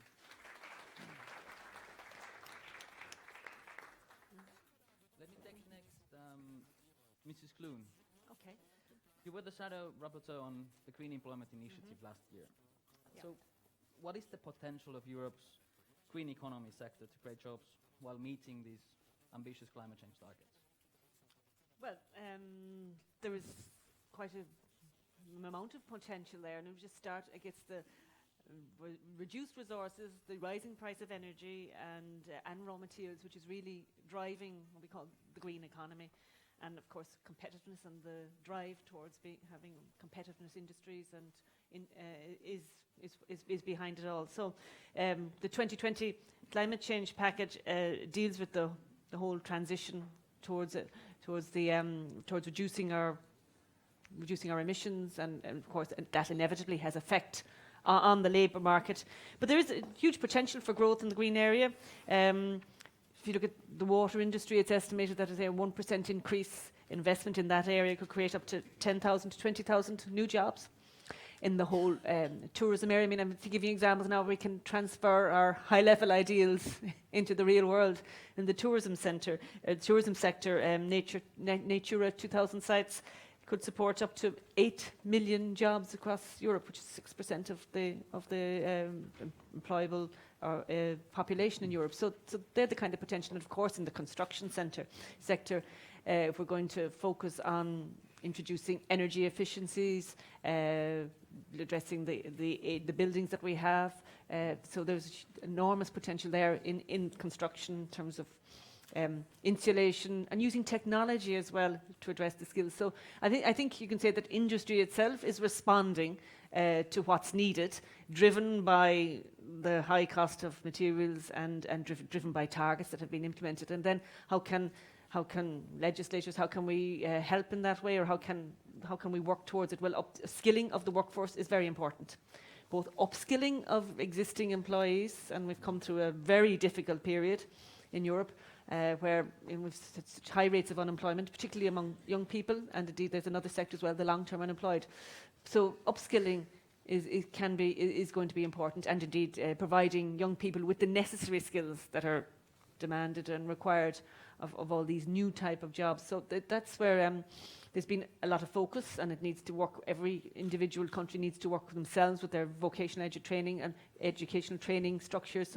So you have industry and education working together to ensure that they do provide the necessary skills for green jobs. So and also we can do things like taxation, moving taxation away from tax on labour to tax on green economy. That's one way, and also ensuring that there's green procurement of green processes when authorities or state companies are bidding for or applying or bidding for services, that that there's a green element to that. So there's lot can be done, but there is potential there, and I think the real world is seeing it and is working towards that. And as legislators at the EU and working through countries, we can ensure that through upskilling, providing the necessary skills, and indeed using fiscal measures, that we can get to that point. So the potential is there, and we all need to working together to ensure that we provide the necessary skills and address the requirements of industry. Thank you. And now, knowing that the new circular economy package will be out today, I'm sure that we will get back to this discussion a lot more in the upcoming months. Yeah. Let's move to Mr. Van Island. Mr. Buzek mentioned the target and how we should, that we should try to reduce our emissions, but try to make it sure that we do it with as little cost as simply possible. Do you think that the EU's target for reducing emissions is achievable, given existing energy supply and energy security issues, and do you think we can do it in a cost-effective manner? Do you think it will harm or increase our competitiveness in the future? Thank you. Yes, I believe it's possible, and yes, I think it's needed to ensure cost efficiency. I think these are key elements in the policy development we have been putting forward as the Commission. Looking a bit at what happened in the history, I mean, last year we saw emissions decrease with 22% compared to 1990. And in that same period, we've seen economic growth in Europe equaling. Doesn't work. We understand, but we hear because we are very close. I will restart then. Okay. Audience outside almost, of the yeah. room. Okay, good. So the question was, do we think it's possible and is cost efficiency necessary? On both answers, I think the answer is yes, of course. We see it technically, economically feasible, but indeed we need to make sure that we can achieve it in a cost-effective and fair manner within the EU. Looking back at history, we've seen substantial reductions already in the EU. Last year, our emissions were 23% down compared to 1990, and in that same period, we've seen economic growth equaling 46%. So doing something about greenhouse gas emissions is not detrimental to our economy. Interestingly enough, often it's referred to that the economic crisis has helped achieving the target. It's true, the economic crisis has certainly dampened the greenhouse gas developments. But interestingly also is some research done by the European Environmental Agency trying to differentiate which... trying to differentiate... I'm not starting Start again. Trying to differentiate which are the drivers for reducing emissions, and they actually come to the conclusion that it was not the economy that was the strongest driver, but it's actually technological change, with energy efficiency in general as being key, but also, of course, decarboning our energy mix, and here renewables has been the key driver in the EU. So reducing greenhouse gas emissions, there's a clear role for efficiency, there's a clear role for changing our energy mix, focus on renewables. That's also why I think from the Commission side we see this as a coherent set of measures and targets. We did it already in 2020 and now again for 2030 we've proposed a greenhouse gas target in connection with an energy efficiency and renewables target, trying to do it in a coherent manner, trying to look at cost efficiency gains across measures. It's captured in the Energy Union, and the Energy Union goes beyond. It's been already indicated, for instance, the need to develop our internal energy market itself will be important if we want to achieve these things in a cost-efficient manner. Finally, a small word about Paris. I don't think the EU is alone. If you look at what happened in Paris, yesterday the counter was at 183 countries submitting their contribution to the Paris Agreement, representing around 95% of global emissions. If you look at what it would mean for emission profiles, we see a significant deviation from, well, the emission profiles we saw only a few years ago as business as usual. An interesting element there, I think, is an assessment by the International Energy Agency that sees investments in the power sector shifting largely to renewables. Renewables will become in itself the biggest place to put money when you think about power sector development on a global scale. So again, if you look at a competitive perspective, being on the lead in that in Europe will also help us in the long term. Finally, for Paris itself, important for us, of course, is that we ensure that the Paris Agreement allows to upscale ambition, because what's on the table now might not be yet enough to really be on line with the 2 degrees. So we need to make sure there's a review mechanism in there so we can increase ambition. We need to have a long-term goal that can guide us, and we need to make sure it's all transparent and accountable. Thank you. Thank you. You're doing the job for me, since next let's take Mr. Buchan and renewable energy, where you just basically finished off. So for the time being, we have 40% of all the patents in renewable energy sector in Europe, if I'm not mistaken with the number. But how can Europe's renewable energy sector be better structured to ensure market realities are reflected in pricing and in the market structure? Thank you for asking me here and asking me that question. I would say renewables are actually, in a way, all too well reflected in the market at the moment. They are in the electricity market, because that's really what we're talking about. They are renewable electricity is zero marginal cost. It's helping when it floods onto the grid, it's driving wholesale prices down to a point where an awful lot of generators are losing money or not making any. And we need them to make money for new investments. So that's the wholesale price.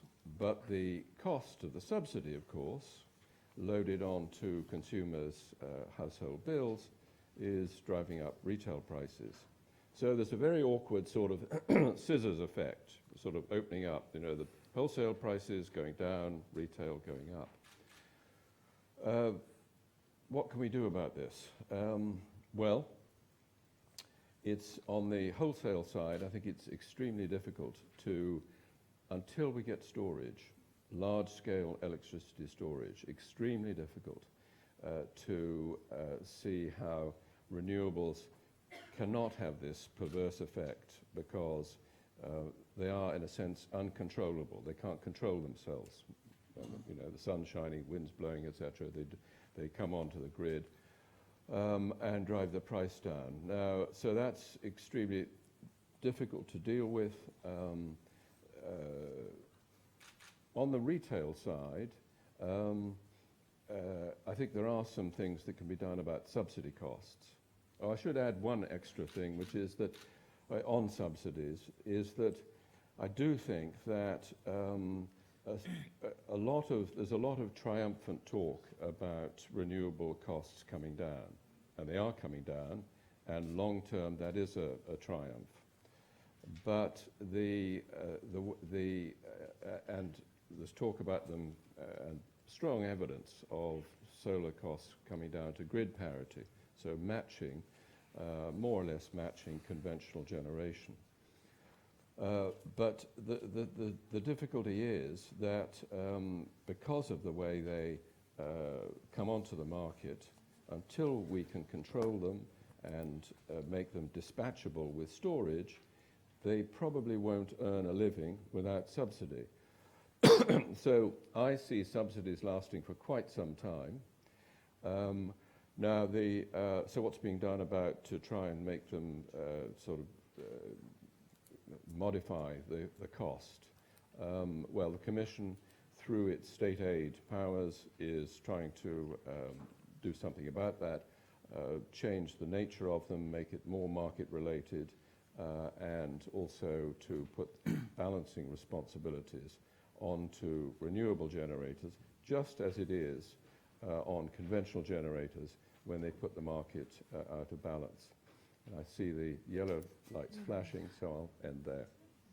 Thank you. Mr. Devlin, you're an advisor on the internal energy market. So actually I would have two questions for you. The first one is, where will the diversity in supply come from? How can we diversify, especially our gas supplies? And then the second thing is on Russia. And the now cancelled South Stream pipeline. Will Russia still remain as an important source of gas for us? And how can we also make sure that the energy will be securely supplied? Well, thank you very much, and thank you for the easy questions. We don't deal with easy questions here at all. No. Just for the member states of the European Union and for the European Union overall, Russia is a significant and enduring energy supplier in many sectors, not just in gas, also in other sectors, coal, uranium, nuclear products, and in some member states, electricity. So there is a whole range of different fuels that have their origin in Russia and which make it into the European Union. The European Union and Russia will have an enduring relationship, whatever the future scenarios of the development of the European energy market, not least because we have borders with Russia. We will always have connections to that country. Specifically in the gas sector, in any scenario for the future, we will be importing more gas than we do today into the European Union. And the nearest and in the long run, possibly the cheapest supply of gas will continue to be through pipeline from Russia, and Russia will be a very significant, in the top 1 or 2 significant suppliers of gas into the European Union. How the gas gets to the European Union is a very important topic and a topic of much debate, but we shouldn't lose sight of one thing that unites both Russia and the European Union, and that is that we both have a common strategic interest in having reliable transit and supply into the European Union. There are different ways of making sure that transit remains reliable. The European Union is very much committed to Ukraine, and Ukraine has proved to be a very reliable partner to the European Union for a very long time now. So there are those issues that need to be dealt with at a much higher pay grade than my own. But I think for the relationship between us and Russia, it is a relationship that will endure despite the rocky circumstances at certain times.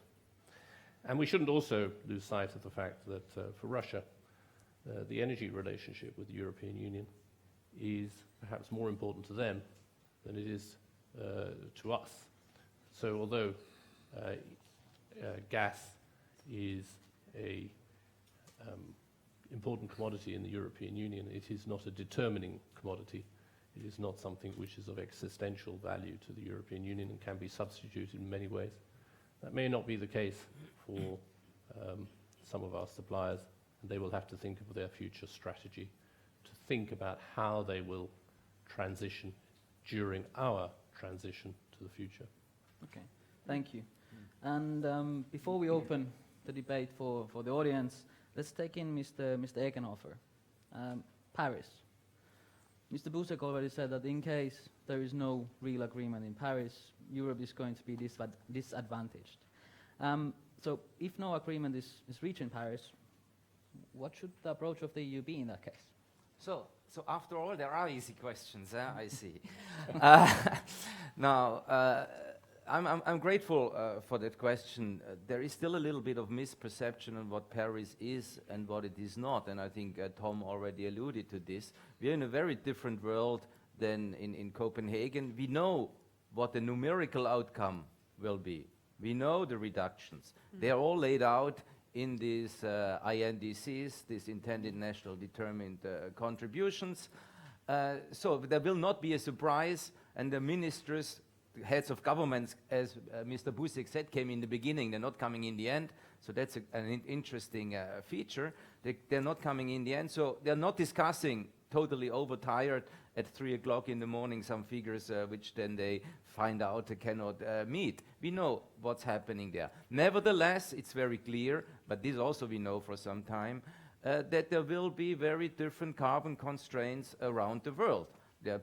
Countries are in different stages of development, and countries take different approaches. And I think one key element for the European discussion is, in Europe we have taken a price tool. You know, prices are weak, but in principle we say we go via the carbon prices. And that is of course a very different measure than when you take policies like regulatory subsidies and so on and so on. So even if you have a similar kind of carbon constraints, you know, economists call it then shadow price, it doesn't necessarily that all the costs are directly at the company arriving, because there are means of playing it around. You know, we do some of this in Europe as well. You know, let's just be honest about this. You know, we have a little deals left and right and subsidies here and cost reductions there. This is happening everywhere. But there is a fundamental difference if you put the price for carbon, because there you have a pass-through. The costs are in the product prices, while if you do other policies, you know, building infrastructure, renewables and so on, that is a different story. Yeah? But no surprises from Paris. As to the targets, there might be some surprising in all the rest, you know, the finance, the transparency will be very important. How much actually transparency is there in implementation, and how much do countries look at what's happening? And all these things will be discussed until very late, but not so much on these targets. So there is no flashing, and I stop anyways. It must be the first one. And do we have any questions from the audience at this point? I have to say I'm personally highly disappointed if that is the case. Any? Loads. Yeah. Ah, there.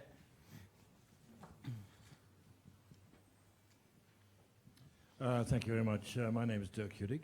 In this negotiation, they're talking about the developing countries getting 100 billion in transfers. Where's that money going to come from, and how is it, and who's going to pay how much of it? Yeah, I don't know. I mean, Dirk, you have 3 guesses. Where does it come from? But let's be a bit, you know, more nuanced. I mean, the 100 billion is sort of a ballpark figure, which is part of the political climate. You know, people say, you know, you have been responsible, so you have some element of compensation and so on and so on. So it's politically the 100 billions are very important.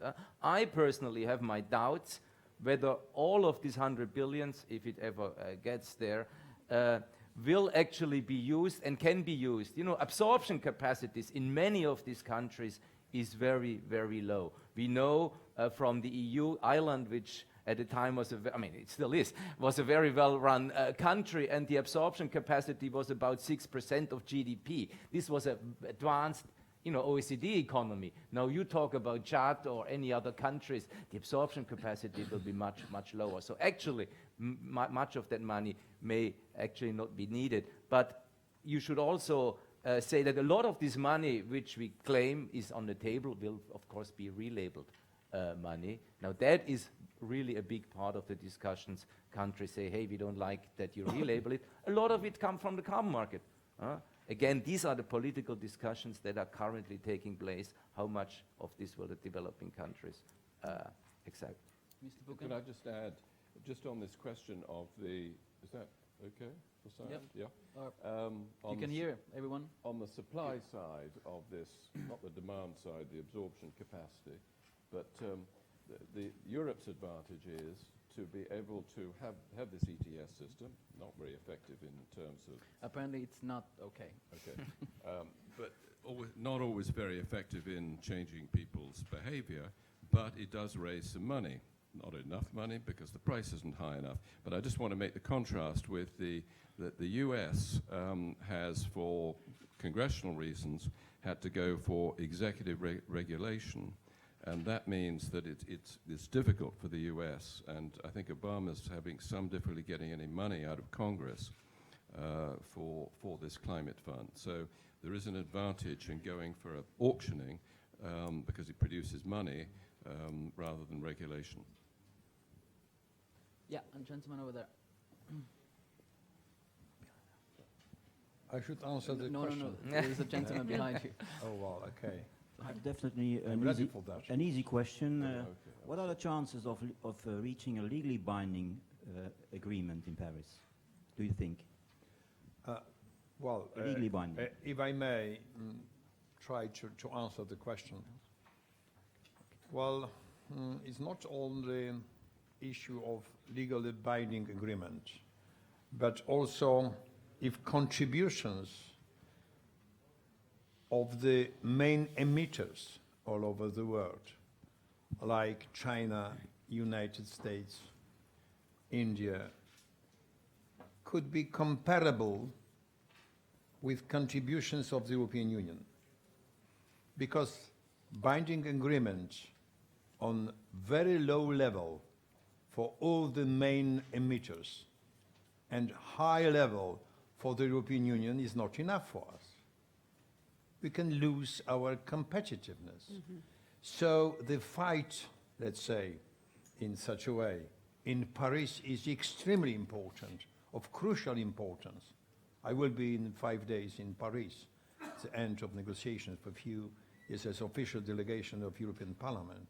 And we are ready to explain to our partners, altogether almost 200 governments, as a matter of fact, but the most important is no more than 5, 7, 10, together with Japan, Australia, Canada, well, maybe 15.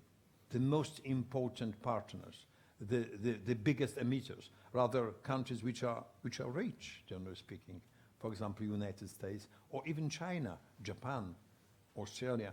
So if we could achieve legally binding agreement on the certain level, it's great. But on a very, very low level, it's not enough. We should think about that very, very seriously. Because if we are ready to lose our industry, aluminium, steel, chemical, fertilizers, is stoichiometric relation. Is it not possible to avoid CO2 emission if we produce fertilizers, for example? So they will leave European Union, and then we will leave jobs. And the effect will be, because we would like to buy fertilizers or something like that, steel, will import CO2 emission, as a matter of fact. Because if we ask ourselves about minimizing emission in the European Union, we are great. We can achieve 20% of emission reduction until 2020. No problem. I think it will be not bigger problem for European Union also 40% CO2 reduction, emission reduction to 2030.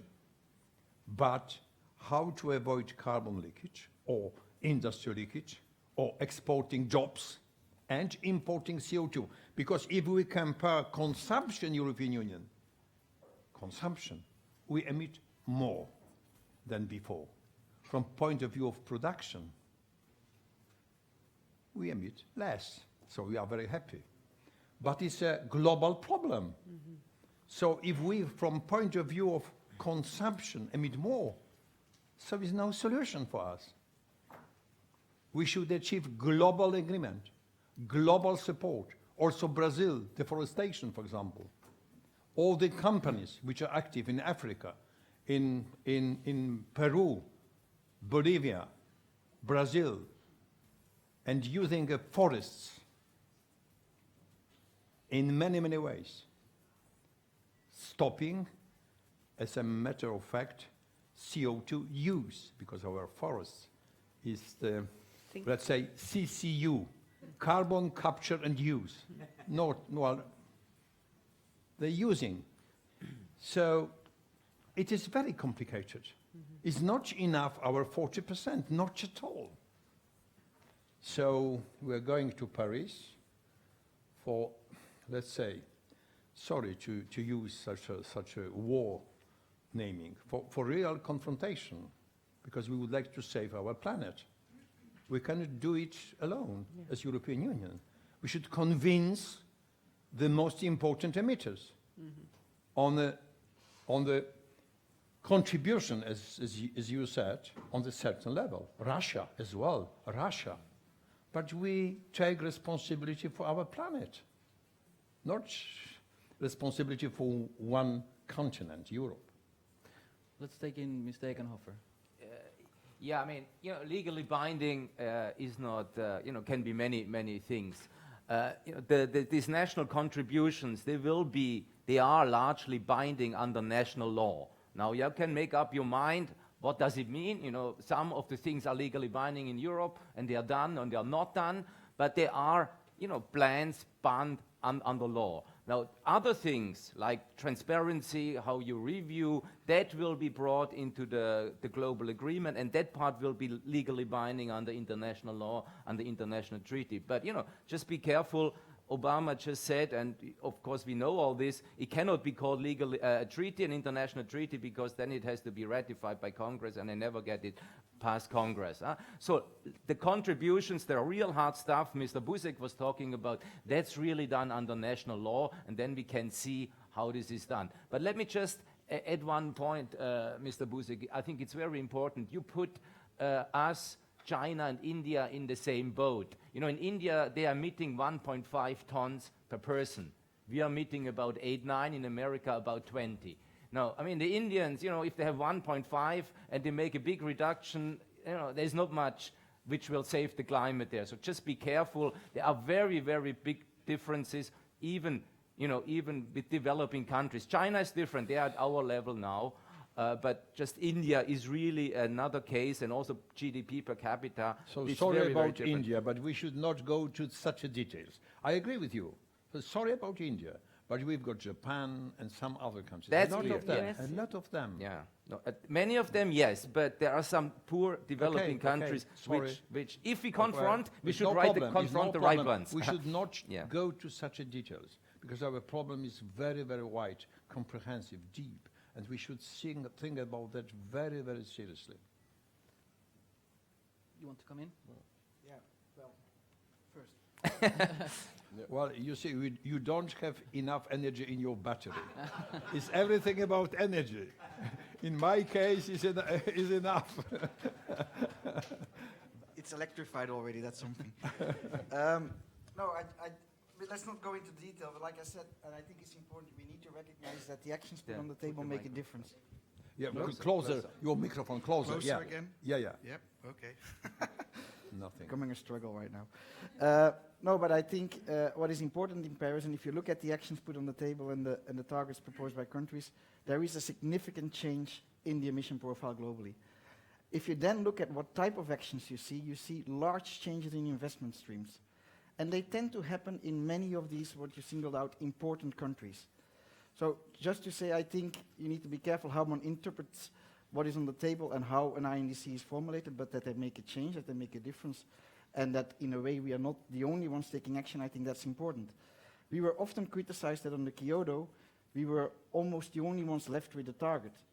We will come out of Paris in an agreement where many people have put something on the table and will take action. So just to say, I think one should also look already today at the positive outcomes of Paris. It's true. How can we, account for it, follow it up over time? These are important questions that still need to be tackled in Paris. And to some extent, that will determine the success for Paris on that level. Mrs. Klood, sorry. Well, I just on the same topic. On the same topic, it seems to me that the legally binding aspect of Paris is, or the legal constraints, is the key negotiation.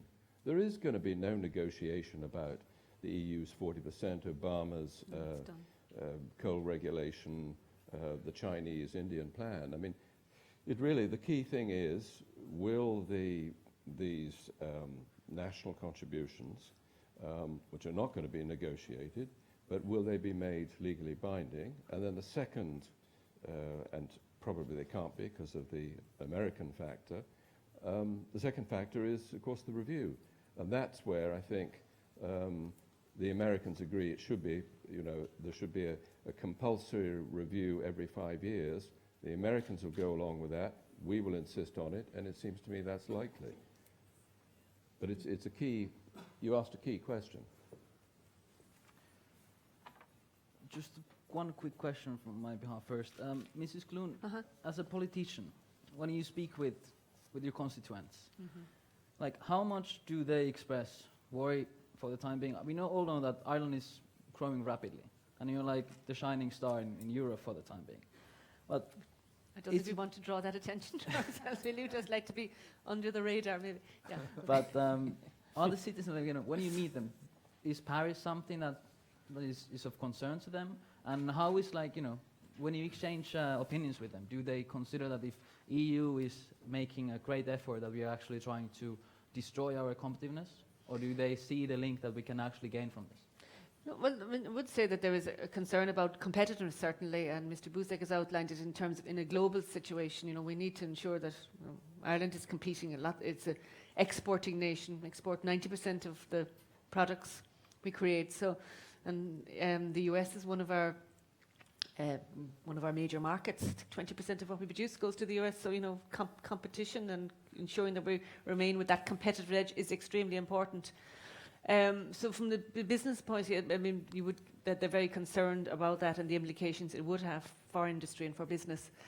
But you say when I'm speaking to constituents, people, you actually see it. We see it in terms of climate change. I think this time we have that population understand what it means and understand what a reduction in global temperatures means for them. We see it through change in weather. We see it through unprecedented floods. We're told we'd have floods that would be 1 in 100 years, and now we're seeing those maybe every 10 years. So I think individuals and people do realise the impact, do realise it's important, but want to make sure that everybody's moving together, and it's not just Europe in implementing targets that are yes achievable, but at what cost? Okay. Gentleman over there had a question. Yeah.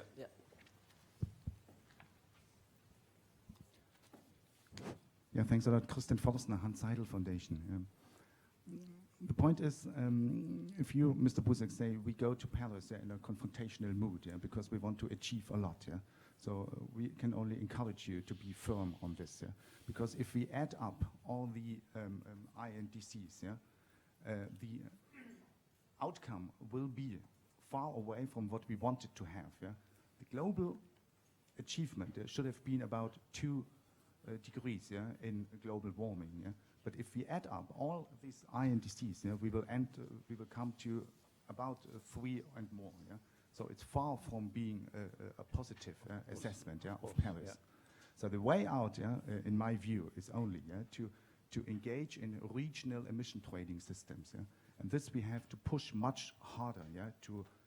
We see now from China, for example, they want to establish, coming from next year on, a national emission trading system. And I think the European Union and the Parliament, that's why I direct this concretely to you, should push much harder to find links how to encourage regional actors, the states, to establish emission trading systems. And you should think about maybe to find incentives in development aid, with the Green Climate Fund for the years, to find a link that money will be only dispersed to the states if they invest in an effective emission trading system. Well, we cannot say anything except for full agreement, because I know that your remarks about legally binding on international way is very important, but it's not enough legally binding. There's certain level, because they are national contributions. It means that it could be very low at the end. So legally binding agreement in international way is not enough for us. we should try to force in some way all the other emitters. If we cannot do that, it will be not enough. Because what we want to achieve, what we would like to achieve, not more than 2 centigrade temperature growth in this century. It's not possible if the legally binding agreement will not be enough, on enough level. I don't expect 40% like in the European Union, but certainly not 10% or even 16 in the case of United States. Should be much more. That's a problem, as a matter of fact. I understand it's better to have something legally binding than nothing, but it could not be enough. So I agree with you, legally binding, and our discussion will be about how to make it legally binding. Of course, you are absolutely right. But another issue from the point of view of our small and medium business, industry, what will be the level of legally binding agreement for national contributions? It's a very important question. As you should not omit something like that. Well, can I just, I agree entirely with you that it's, you know, what we have, these national contributions are inadequate in many cases, and collectively very inadequate. But we are where we are. Copenhagen collapsed. There was an agreement basically in order to get everyone this time on the train. They just would come up with their own plans. And I just want to point out that there's, you know, don't think that Paris is going to be long negotiations, but they're not going to be about the level of, unless I'm completely wrong, of the national contributions. The idea is to get everyone on the train and then try to accelerate the train in sort of 5-year periods to get people to up these targets. That's all. We should have probably underlined from the very beginning, we should have underlined that we wouldn't like to be a lonely runner and should tell it very, very openly, because we cannot help the global issue in Europe only. Our 40% is fantastic, and we can achieve that. Maybe even more. I wouldn't like to say that, but it's almost nothing from point of view global issue. First time in the history we have global threat, because desulfurization was a local problem, or wastes in our rivers or even seas. Local problem. Now this time is global problem. Doesn't matter if emission is from Africa or from Asia or from deforestation is also emission. Something like emission from deforestation. Doesn't matter. Anyone who wants to in this? Question there behind. We'll take this one, and then there is another question over there. So let's take 2 questions at the same time now. Yes, good morning.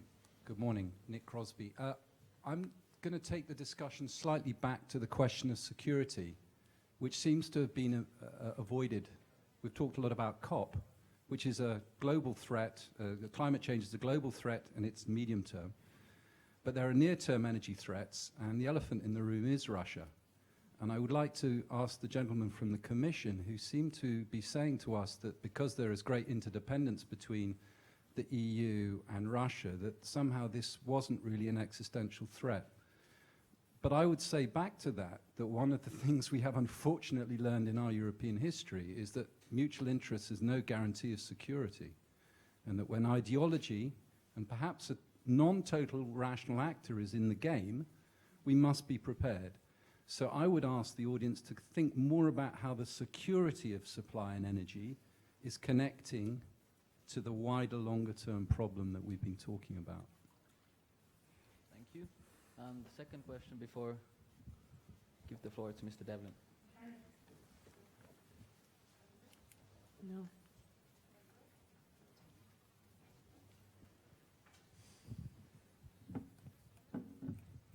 Thank you. My name is Constanze Ader from Green Budget Europe. I would like to have a question and a comment. The comment is, we've seen just in the discussion, and thank you for the important discussion, how problematic the UN governance will be and how difficult it will be in terms of achieving binding targets in Paris. And just to make people aware that the 2030 targets will be for renewables and energy efficiency in a way the same. So it's a question to the Commission, will we have a legally binding reporting process by 2020 for the Energy Union? Because I think this is the only kind of governance process that could allow us perhaps to really enforce the targets that the EU sets itself. And secondly, until now, the climate and energy targets until 2020, and I think this is also important because we now talk a lot about 2030, but until 2020 they are governed under the European semester in the framework of Europe 2020. But this year what we have seen is that the climate and energy goals were shifted towards the Energy Union. Now, as far as I understood, the Energy Union is not operational until 2020. So my question is, what happens with very important policy measures like looking into tax shift that was just mentioned by Mrs. Kloon, and looking into, for instance, fossil fuel subsidy reform, just to remember the audience that we have, under IMF numbers, 320 billion of fossil fuel subsidies each year. This is double of the EU budget. So what happens with these kind of important policies until 2020? Thank you. Mr. Devlin, would you like to start? Well, first of all, it's one of the easy questions again. Another one. From the gentleman over there, let me first say that I don't share the premise of his question. I think that's the starting point. On the energy relationship between the EU and its external suppliers in all sectors, whether it's gas, oil, the nuclear sector, or any other part of it, technology, there are long-standing relationships that have to be managed.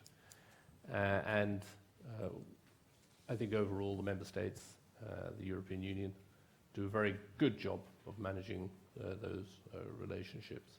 As with all relationships, there are difficulties at times which are unrelated to the energy sector, but we should bear in mind that the European Union's internal energy market is enormously resilient and is becoming increasingly resilient to external shocks.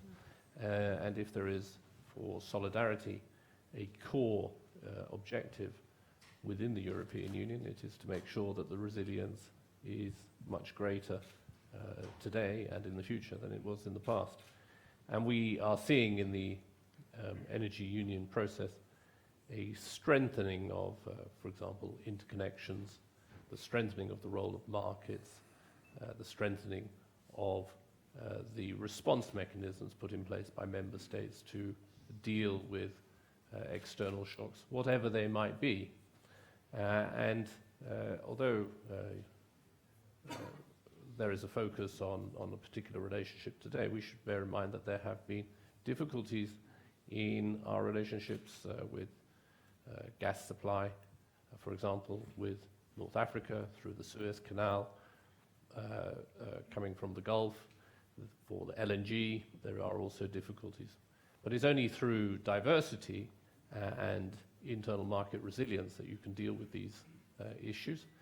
And what is true for the gas sector is also true for the oil sector, is true for electricity as well.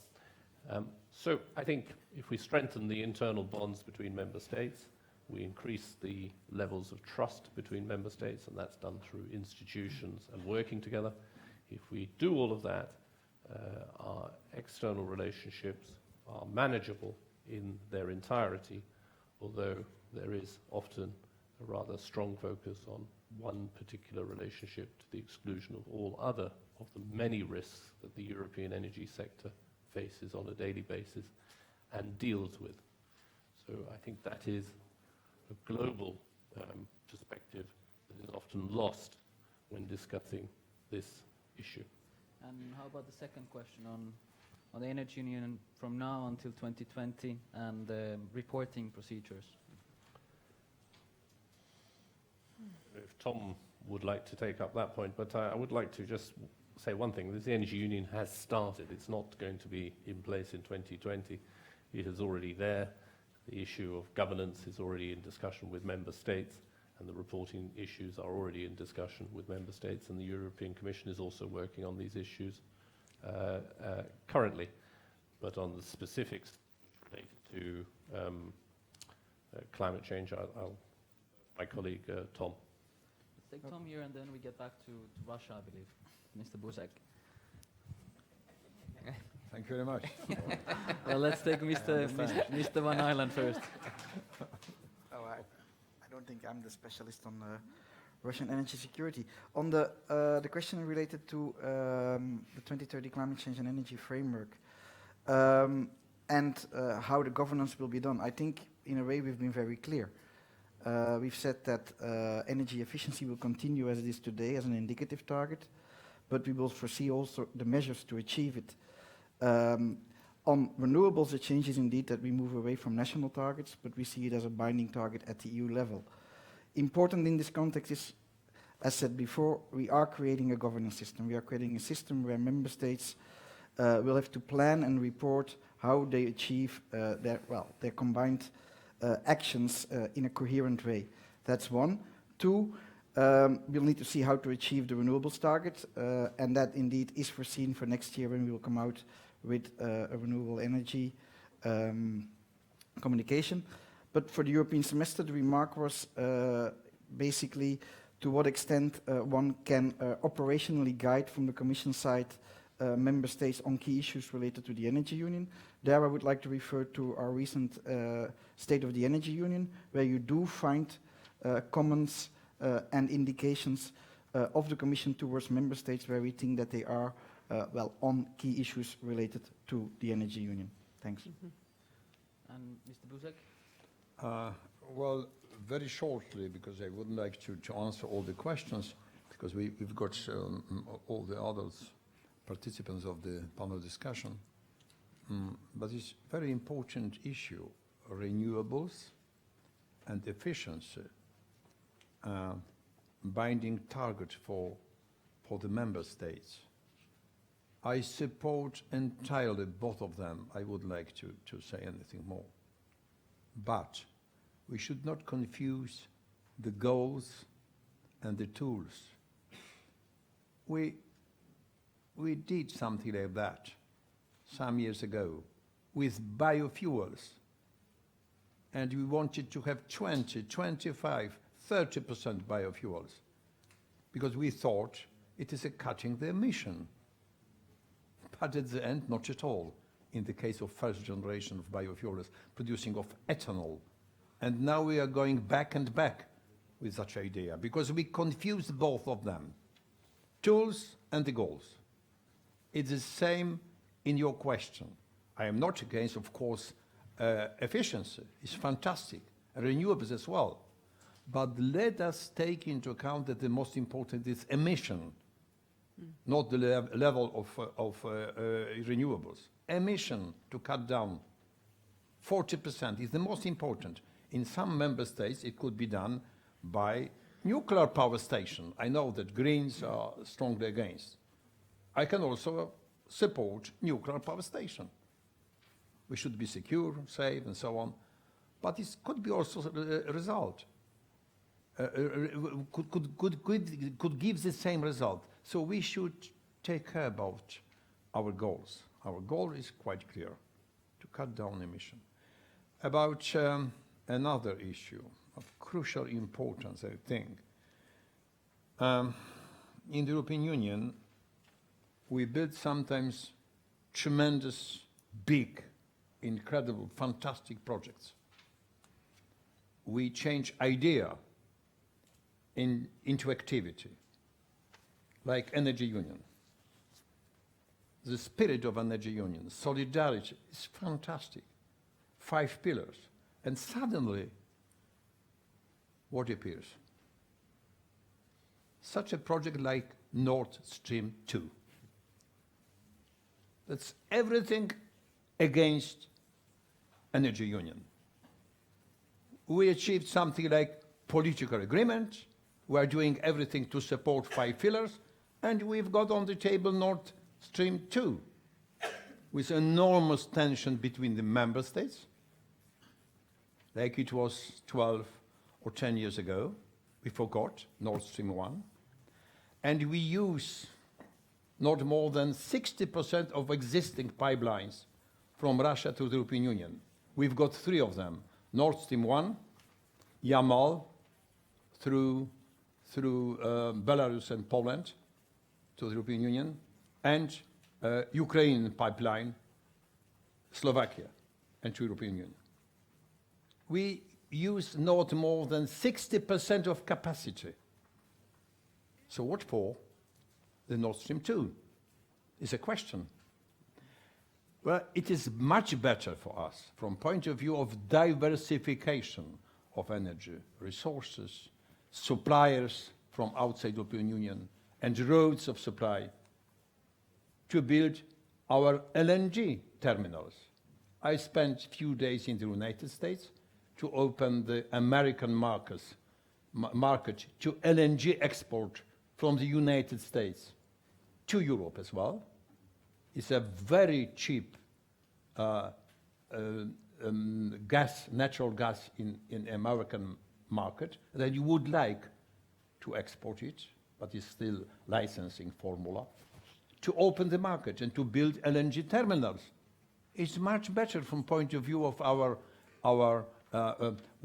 security and also prices.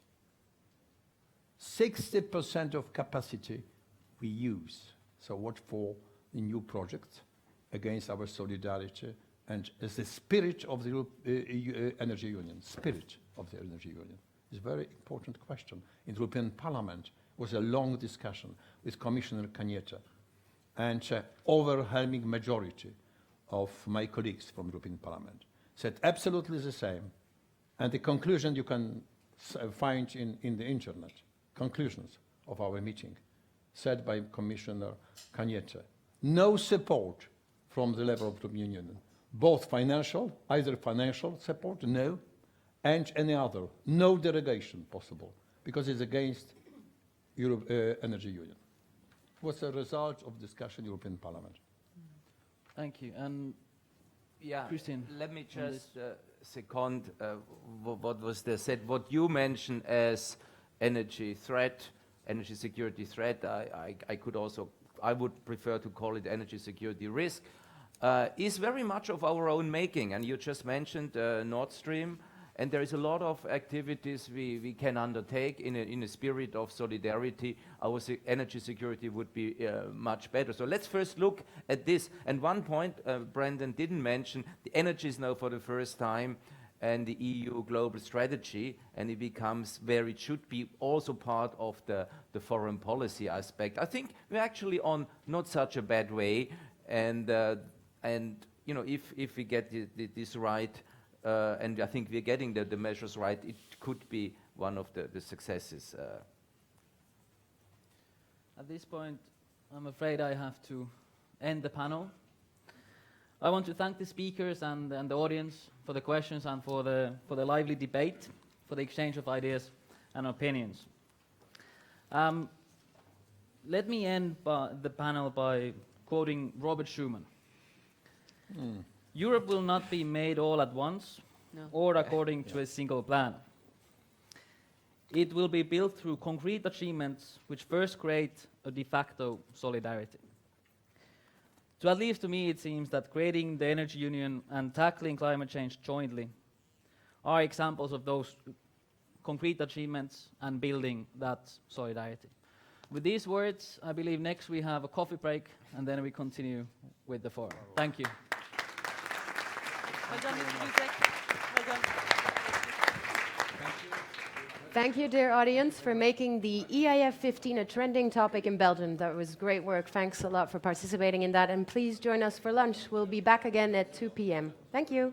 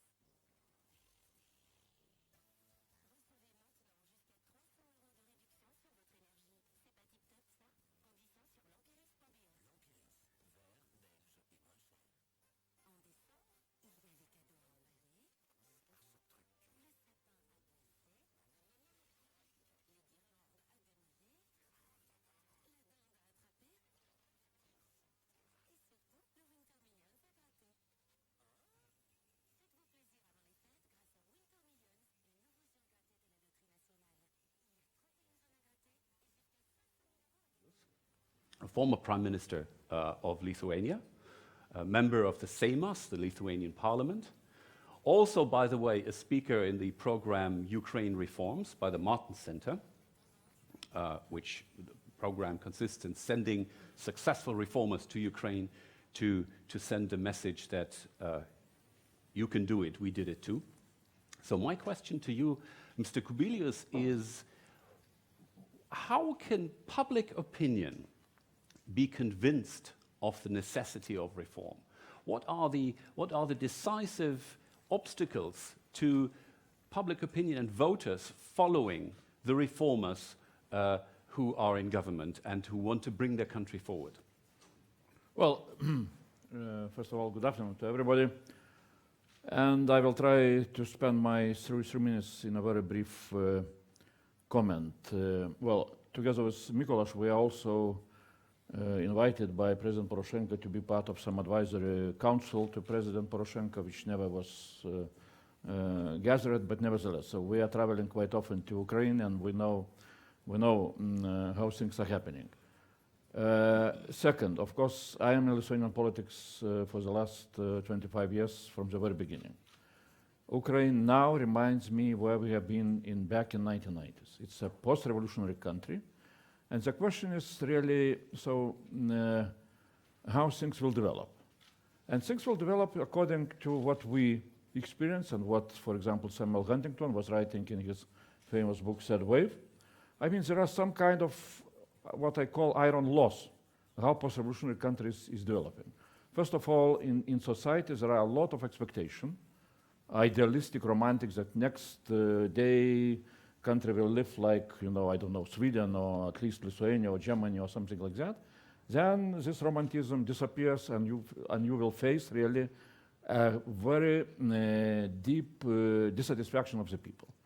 So what is very much needed, and what if to look into our story, I see 2 major factors which are very much needed in such countries like Ukraine. First of all, you need to have democracy on both legs. I mean, you need to have center-right and center-left. Now you have center-right in the power. The question is who is in opposition, nobody knows. I mean, for what need, that is very much needed. People should make a choice during elections in between of center-right or center-left. Usually in post-revolutionary countries, they are voting against the government. So it's good to have center-left as an opposition in order not to allow people to make a choice again in between of Brussels direction or Moscow direction. That was one of the reasons of our success. That in 1992 we lost elections very heavily to former Communist Party. Luckily, European socialists at that time managed to baptize our former communists into a little bit of European socialist, belief. So I see now the problem that European left is very, very lazy and not doing a proper job in Ukraine. I mean, creating some kind of European type center-left political party. So that is a problem, which if to look, for example, Misha Saakashvili, our good friend in Georgia, he suffered because he had no normal European opposition when he was in power back in Georgia. That was a problem. Second, very important, and that depends on us, what made us a success story, that from the very beginning, when we signed association agreement back in 1995, we got a promise that if we shall be successful, we shall be part of European Union. We had this promise of membership. Promise of membership was keeping us on track during all our stupid political mistakes, which we were doing as much as possible. We are, we call ourselves Italians of the North. We are Catholics, we are very emotional, and we were doing all the possible mistakes. So what was keeping us? This exactly membership perspective. So that's my point. What is really, what is very much needed. Thank you very much. Now the next speaker, Andrej Plenković from Croatia, member of the European Parliament, EPP group, and a former diplomat, former public servant. So I was going to ask you about the other part of the challenge, public service. How can administrations be brought along on the road to modernization and reform? How about the challenge of the structures, so to speak? Thank you very much, Roland. Thank you very much, Mikuláš, Andrius, Mr. Prime Minister, dear Aliona.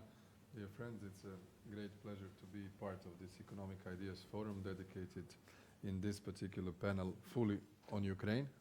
And being one of those MEPs who literally works daily on Ukraine, I have to admit that the level of engagement is more on Ukraine than on Croatia, which is also professionalism but also affection towards Ukraine, I have to admit. And I came from one event dedicated to the DCFTA, which is still ongoing on in the parliament, and meeting people from Ukrainian diplomacy when I go back, just for today, and having met Ostap Semerak, my counterpart, this morning. So this was today.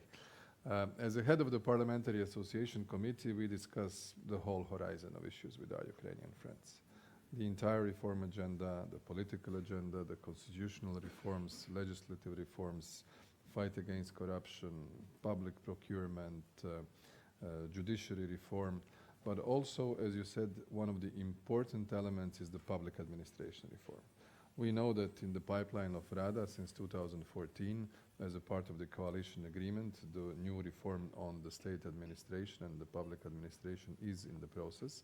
As far as I understand, but Aliona will clarify, you are supposed to discuss it next week, as far as I know.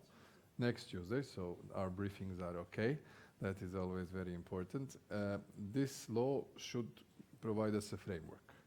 But what is also important in terms of capabilities of the administration of such a big country, let's not lose from sight that Ukraine, if it would be a member of the Union, it would immediately enter into top 6. It's a huge state administration. It requires a lot of, let's say, mentality change. But it needs also one important element, which is adequate remuneration. This is very important. This is an important element.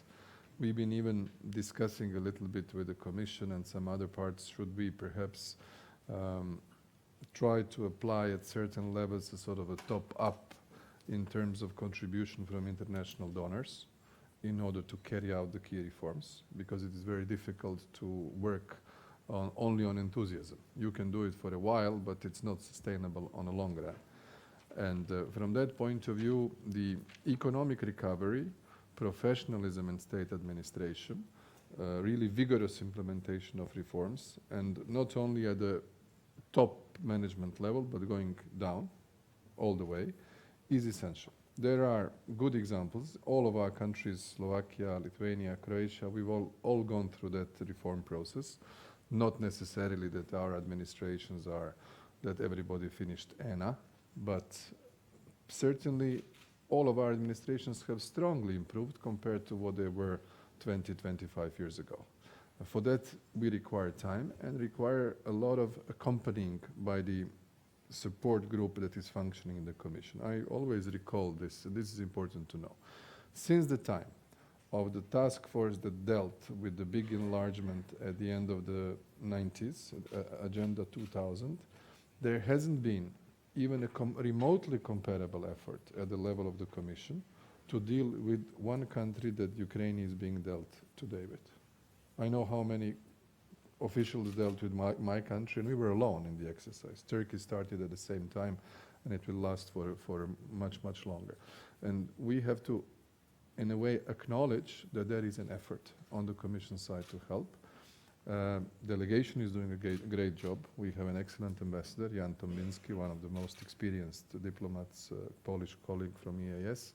And I can see a huge dedication from experienced people like Mikuláš and Andrius, but also from current MEPs, where we have always at least 70, 80, 100 MEPs who will sign bianco any initiative for Ukraine, which is good. Like 1/7 of the parliament is ready to support you almost a priori, which is, in the context of big competition among the global and crises in our neighborhood, an important sign. But we need to sustain it, and we are there to support you. I think this instrument of the Parliamentary Association Committee as oversight for the reforms and the implementation of the association agreement and the sensibilization of the Ukrainian public on the realistic expectations, this is key, because 2 years ago, EU was around 80% in terms of support in Ukrainian public. Today, we're already 50.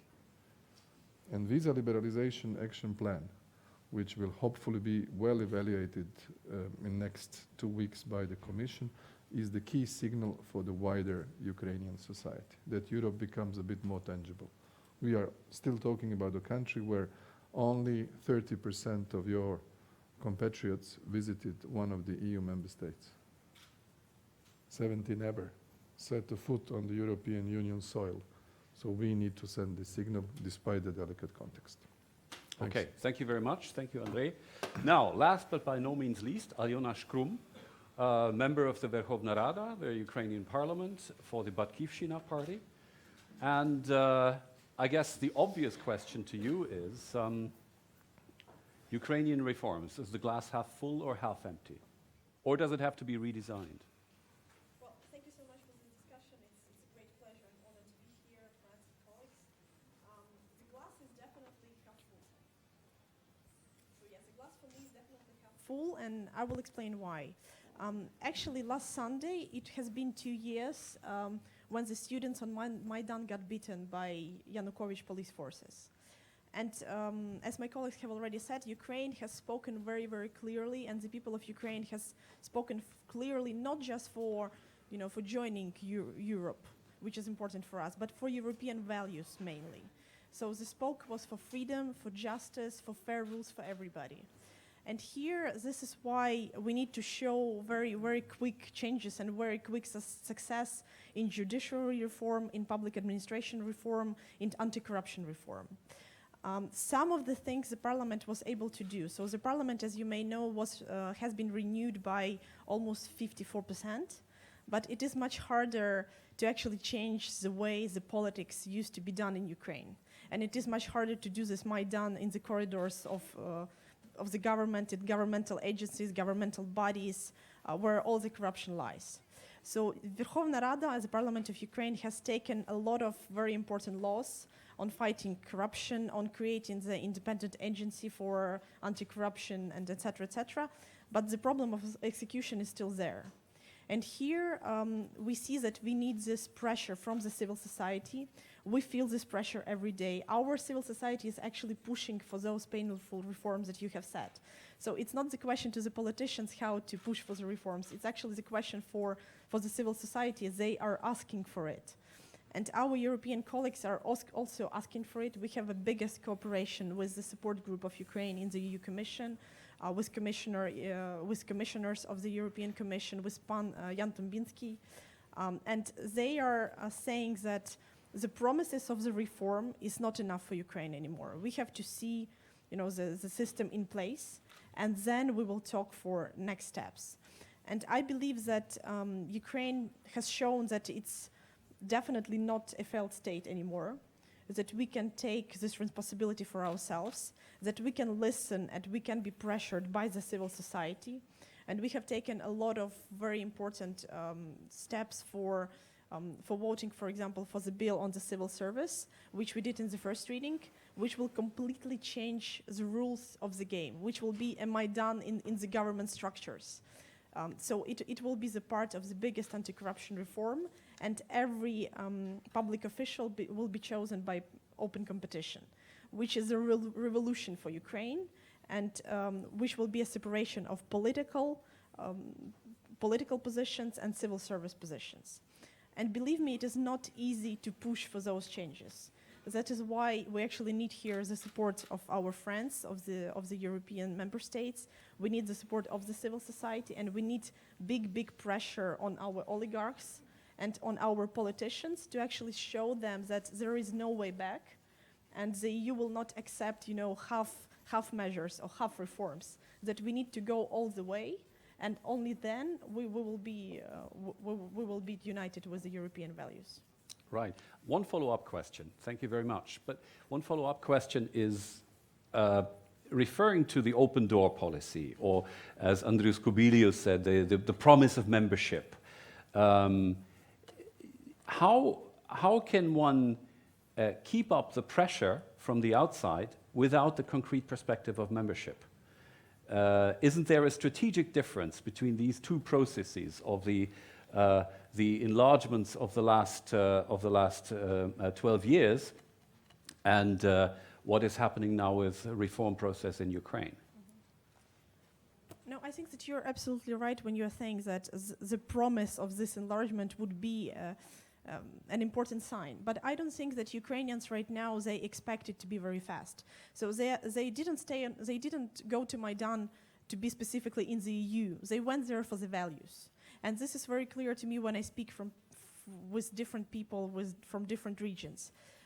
The visa liberalization process would be a very, very good sign for Ukrainians, even for the ones that could not afford to go to Europe right now, for example, because the level of salaries are quite low. But it will be a nice, a big sign for Ukrainians that, you know, the door is open and there are no more walls for us to go. So that's why we are fighting so much for all our obligation under the visa liberalization agreement. And I think that we have done 85% is already completed. So we have done almost everything which we were asked to do. And somewhere we went even more because we took personal obligations to do it. And this would be a big sign psychologically for Ukrainians. And this is what we are actually waiting for. Mm. Thank you. Let me now turn to the first speakers again before we break it up into the audience. Now, we've heard in which respects the glass is half full, but aren't there also areas where Ukraine seems to be lagging behind and has to definitely speed up reform? Which areas could those be, President Dzyrinda? I have very similar feeling that something substantial has already been done. But on the other side, I was just reading the recent article of Anders Aslund, an American who is very committed to the East, especially towards Ukraine. And Anders, just in these days, is writing that there is a danger in Ukraine of losing momentum, reform momentum. And I have I understand why Anders Aslund is writing such a sentence. I am a little bit disappointed or frustrated because of a lack of pure and strong political leadership. Political leadership, it doesn't mean authoritarian manner. But we spoke several minutes before with Madam about tax reform in Ukraine. Everybody knows, I mentioned very briefly as a part of my introductory remarks that the country needs foreign direct investments, not only the loans. But it is quite impossible without tax reforms, for instance. And this is very untypical. You know, I have been serving for 8 years in the position of the Prime Minister, and I cannot imagine the situation that my Minister of Finance is proposing something, and the other proposition is coming from the Parliament, but not from the opposition, from the ruling party. And they are unable to meet and to speak with one voice to adopt one legislation or one reform. So this is disturbing, the lack of political leadership. I am not sure whether my information is right, but I have been informed several times that only 38% of legislation, which is important for reforms, is passing through the Verkhovna Rada. In my case, I would kill everybody from the ruling coalition if he or she is not voting for reform legislation. So this is the first danger, the lack of political leadership. The second danger is ownership of reforms. In Kharkiv, I was told by people that it would be good to accept the invitation to become the governor of Kharkiv. It cannot work by my mind. Responsibility for reforms should lie on the shoulders of Ukrainians.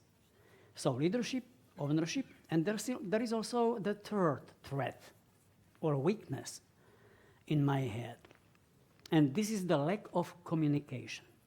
You have already indicated a little bit, Roland, at the beginning.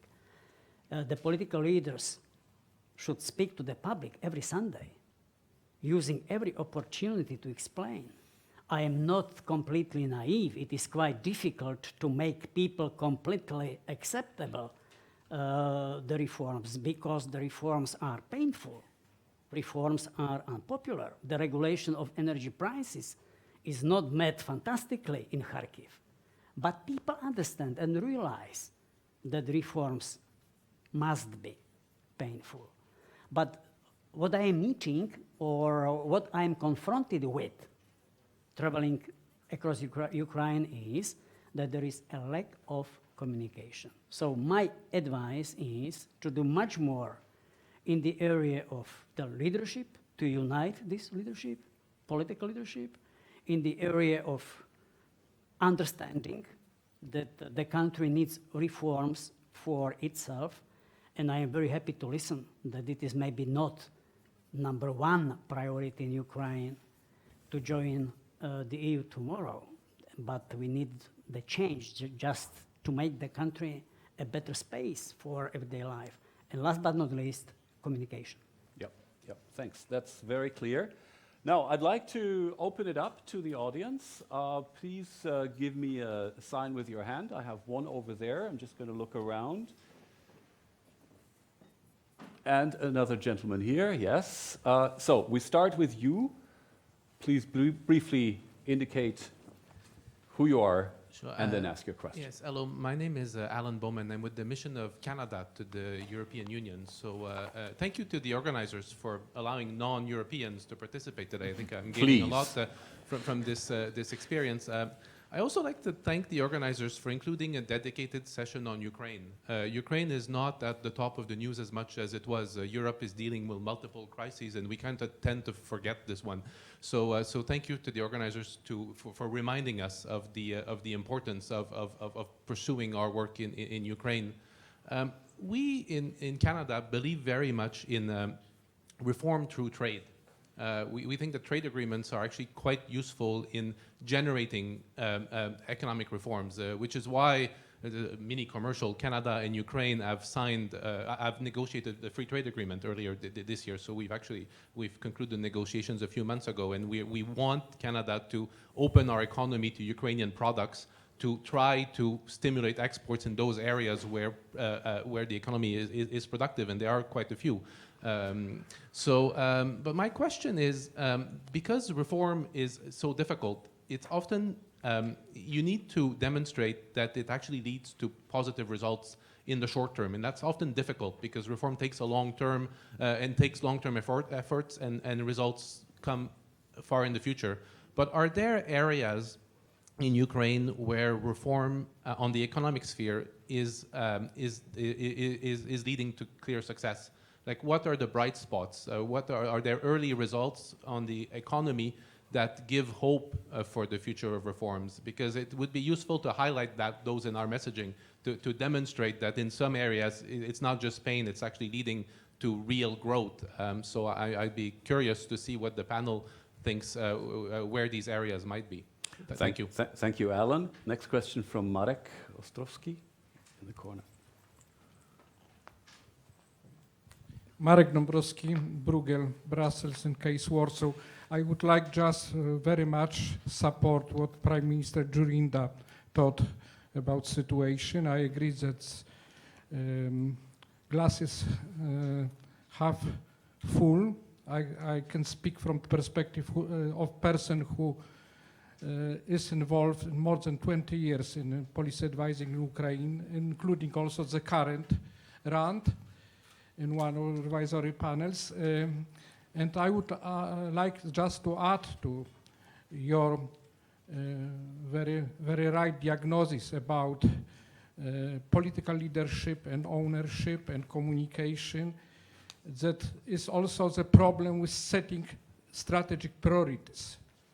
My impression is that government, president, and parliament try to address several reforms, several issues, but there is no good sequencing, and there is no really setting what is the most important to make the process consistent, internally consistent. So this is just my remark. Thank you very much. Would you like, Alyona, would you first like to answer?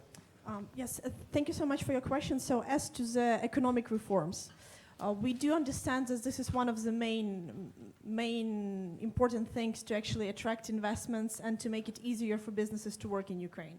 What we have proposed to our Speaker of the Parliament is to create an economic day in the Parliament, and we have had already one of those, and we were quite successful in deregulation bills. So our economy is very regulated, as you may say. Even the small businesses need a lot of, a lot of business documents to actually start a business. So we have done a deregulation process, and here is where our cooperation with the Ministry of Economy is very successful. We have passed, I think, 10 bills out of 15, which were proposed to us, and we will pass the next in the next week. We have also done an anti-monopoly committee reform, which is one of the very important ones. What we haven't done is the judiciary reform. And here is when we talked with investors, when we talk about attracting investments, of course the judiciary branch is a very important one. But to do this reform and to reform it, we need to pass the constitutional changes. And the president has already introduced those constitutional changes, and I believe that they would be voted, but of course that's why it took so long. So I believe as soon as we vote for the changes in the constitution, we can talk about the changes of the rules of the games in general. And here we would be more successful. But I will also come back to the communication argument. We do realize this is very important, and we know that we lack it. Even I as an MP lack communication. The government lacks in communication. We have created a special Ministry of Informational Policy to help our high officials to communicate the painful reforms. And it didn't work. I can be very honest, it didn't work. So right now we will probably try to change the Ministry of Information Policy, because we didn't see any results with this communication. And as a young person, I can be very radical here. If you don't show results, you need to be changed. And it will come to a lot of ministries in the government. I think so. Thank you. Andrej Plenković, you wanted to come in. Sorry. Yeah, just a few points. I mean, what we should not really lose from our side, and because we started immediately a debate, but Ukraine is at war. At war, not a conflict, not some sort of elusive diplomatic language. Part of the country illegally annexed by Russia, part of the country with a strong support by Russia temporarily occupied, and this creates a specific context. I'm saying this because we can't look at Ukraine as sort of a pharmacy in Neuchâtel in Switzerland. Ukraine is in a specific context of time.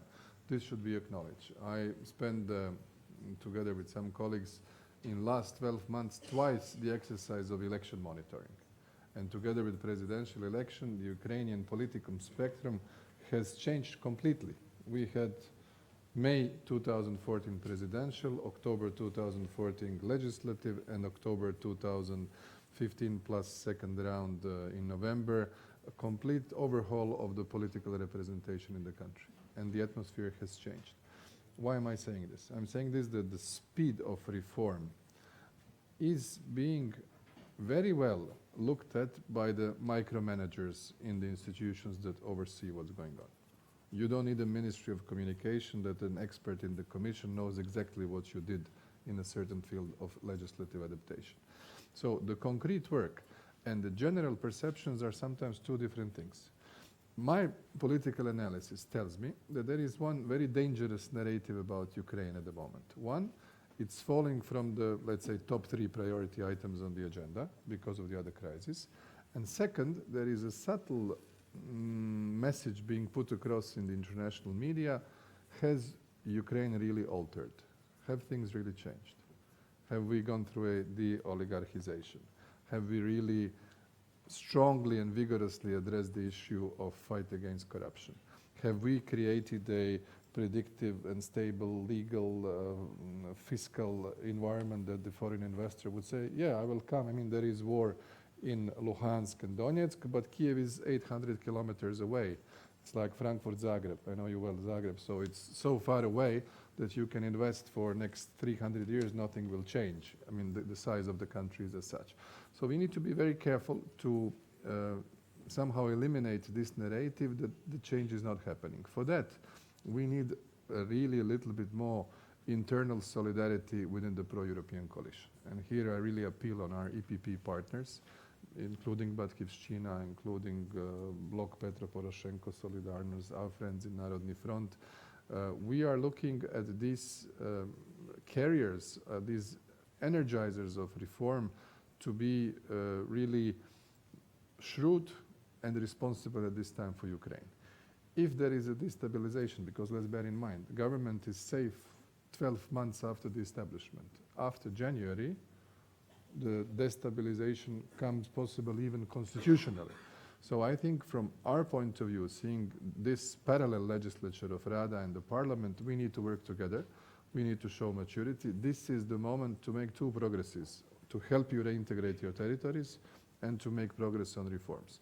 And not to, I'm happy that Alona says that people in Ukraine don't believe membership is tomorrow. I think that's very good. We need to carefully pace this debate of expectations. If we are raising expectations too high too soon, we will not be able to live up to them.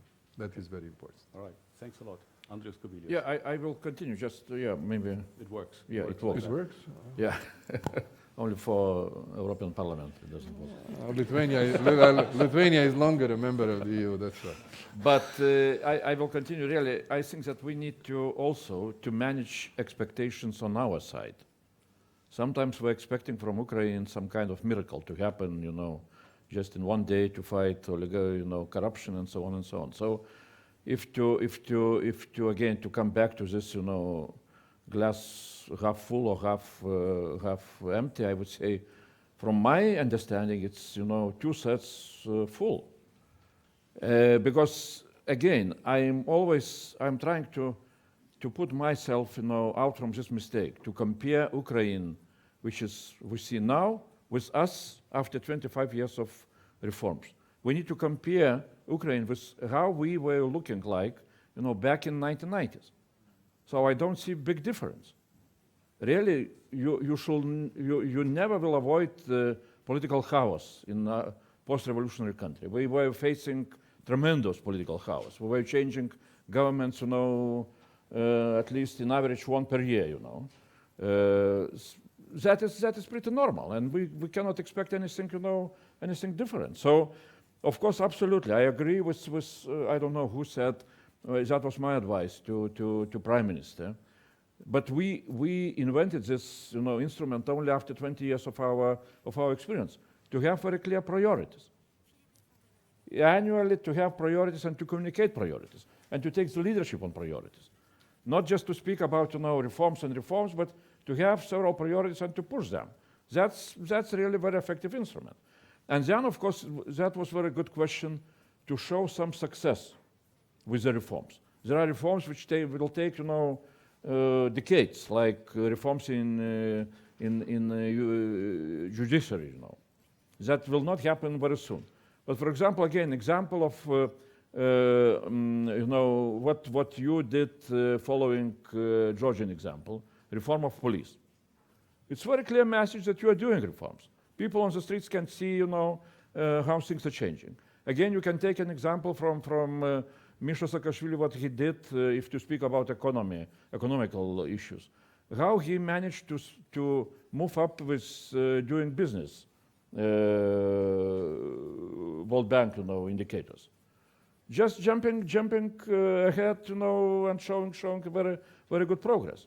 And because I spent my vacation on a bicycle tour in Ukraine, I would say that if you will start to invest into improvement of your roads, that would be also very clear seen results of the reforms. I was, as a passionate biker, I was for a second thinking you're talking about Belgium, but the roads, I mean. Okay. President Zorinda, would you like very short? Maybe only several sentences to the answer to your very interesting question. And this is very natural that it would be fantastic to show immediately some positive consequences or results. But I have a bad news, maybe a bigger bad news and smaller good news.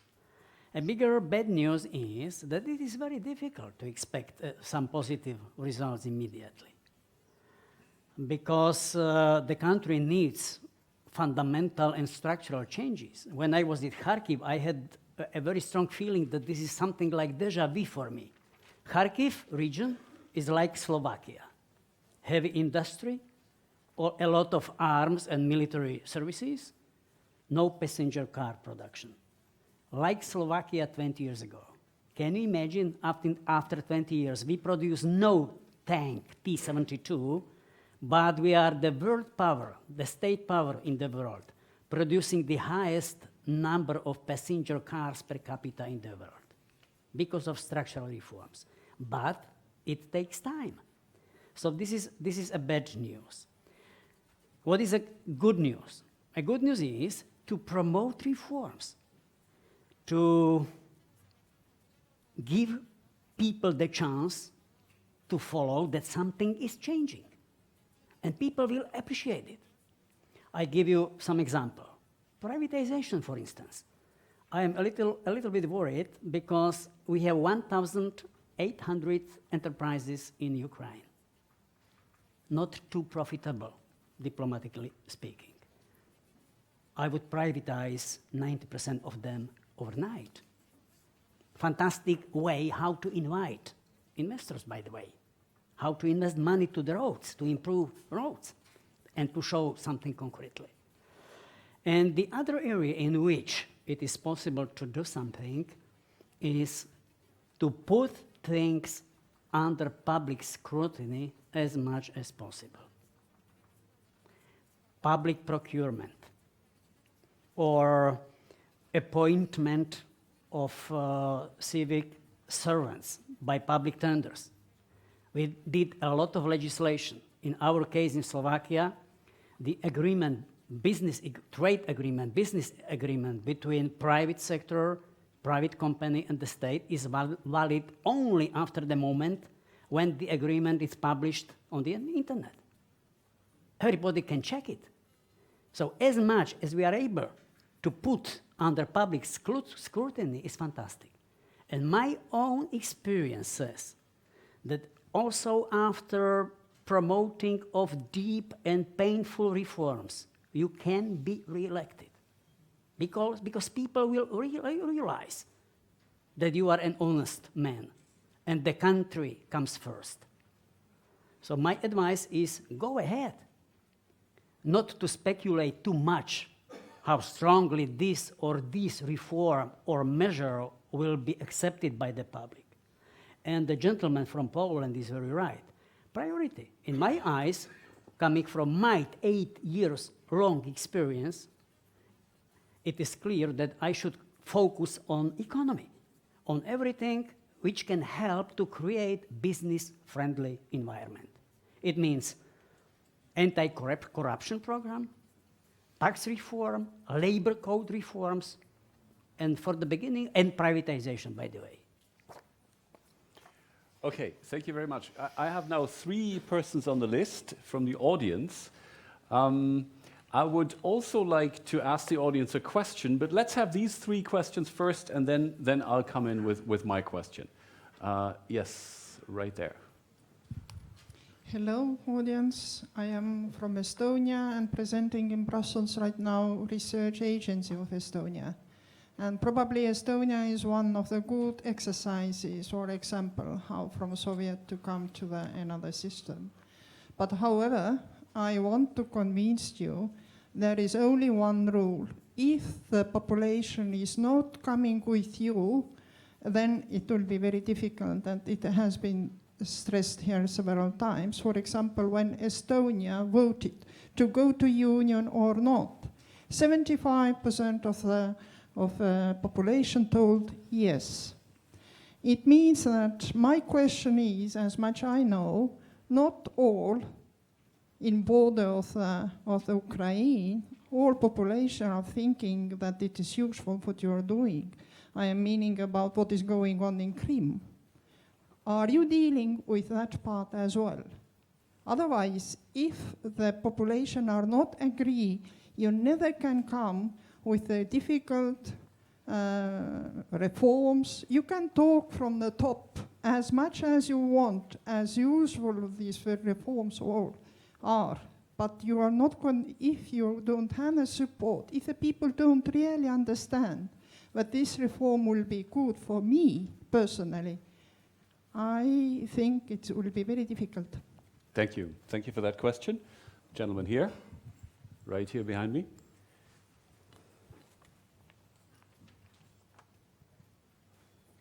Thank you very much. My name is Muhammad Rajai Barakat. As it seems, I'm not European. I have the Belgian nationality, but my origins are from the Arab country. And thank you very much for the very delicious couscous we had this afternoon. Welcome. My question is, well, you said that Ukrainians, you have to go ahead for reforms. And you said also, somebody said that Ukrainians refused communism and they want freedom of economy and business. Do you think that Ukraine can be able to be a part of European Union countries, knowing that its economies are less performant than the other countries? Don't you think that is going to have a negative effects on the public opinions if they are going to face the same problems as Greece, Portugal, and even Spain? Thank you very much. Thank you. And we had a third question from over here. Michael Humphreys, I'm a former European Union official, European Commission. I spent 4 years in Ukraine in that job, and a number of years in accession and pre-accession countries. My question relates to the visa liberalization, which I've followed over the years in a number of countries, and it's always tended to come too late. It hasn't been used as an instrument for moving countries forward. I was in a meeting yesterday in the Parliament, and I came out on visa liberalization. I came out with a somewhat negative feeling, particularly from the Polish representative, in terms of whether the member states, countries of the European Union are prepared to have a unanimous decision on visa liberalization, given the current situation of security and other issues here in Europe, given the Turkish request for the same, and given our general environment. I'd very much like to have some opinion of whether there's any realistic possibility of visa liberalization being approved for Ukraine within the coming 12 months. Yeah, thank you for that question. Well, we're certainly missing the Commission representative that was supposed to be here, but lost her way, as I understand. Anyway, Patrick, right? Fourth question here.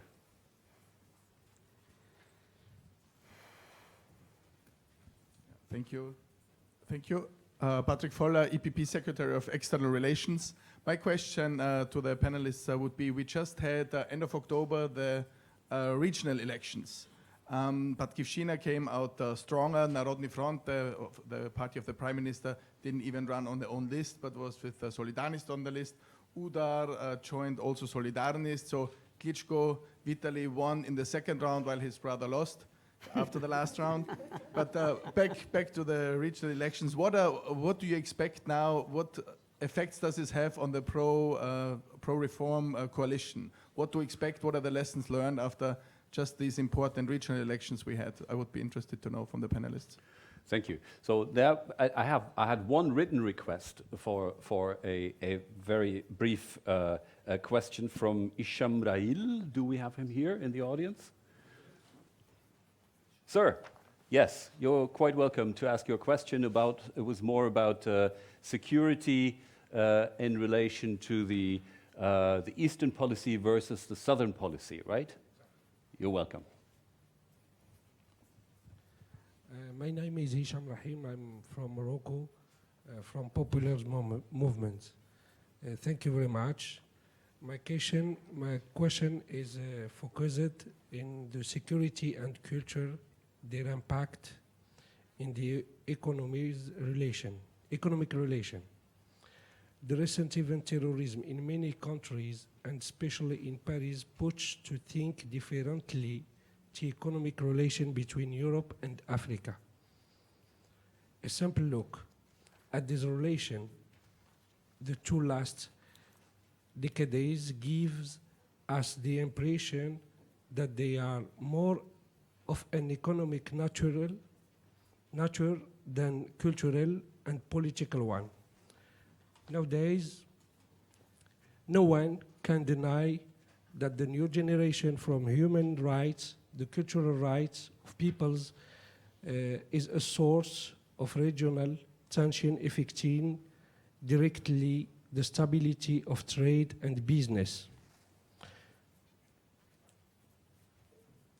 Directly, the sensibility, I think that unfortunately, extremism prevail in countries when people do not have much room for freedoms and democracy, and where there are real economic, cultural, and political development plans.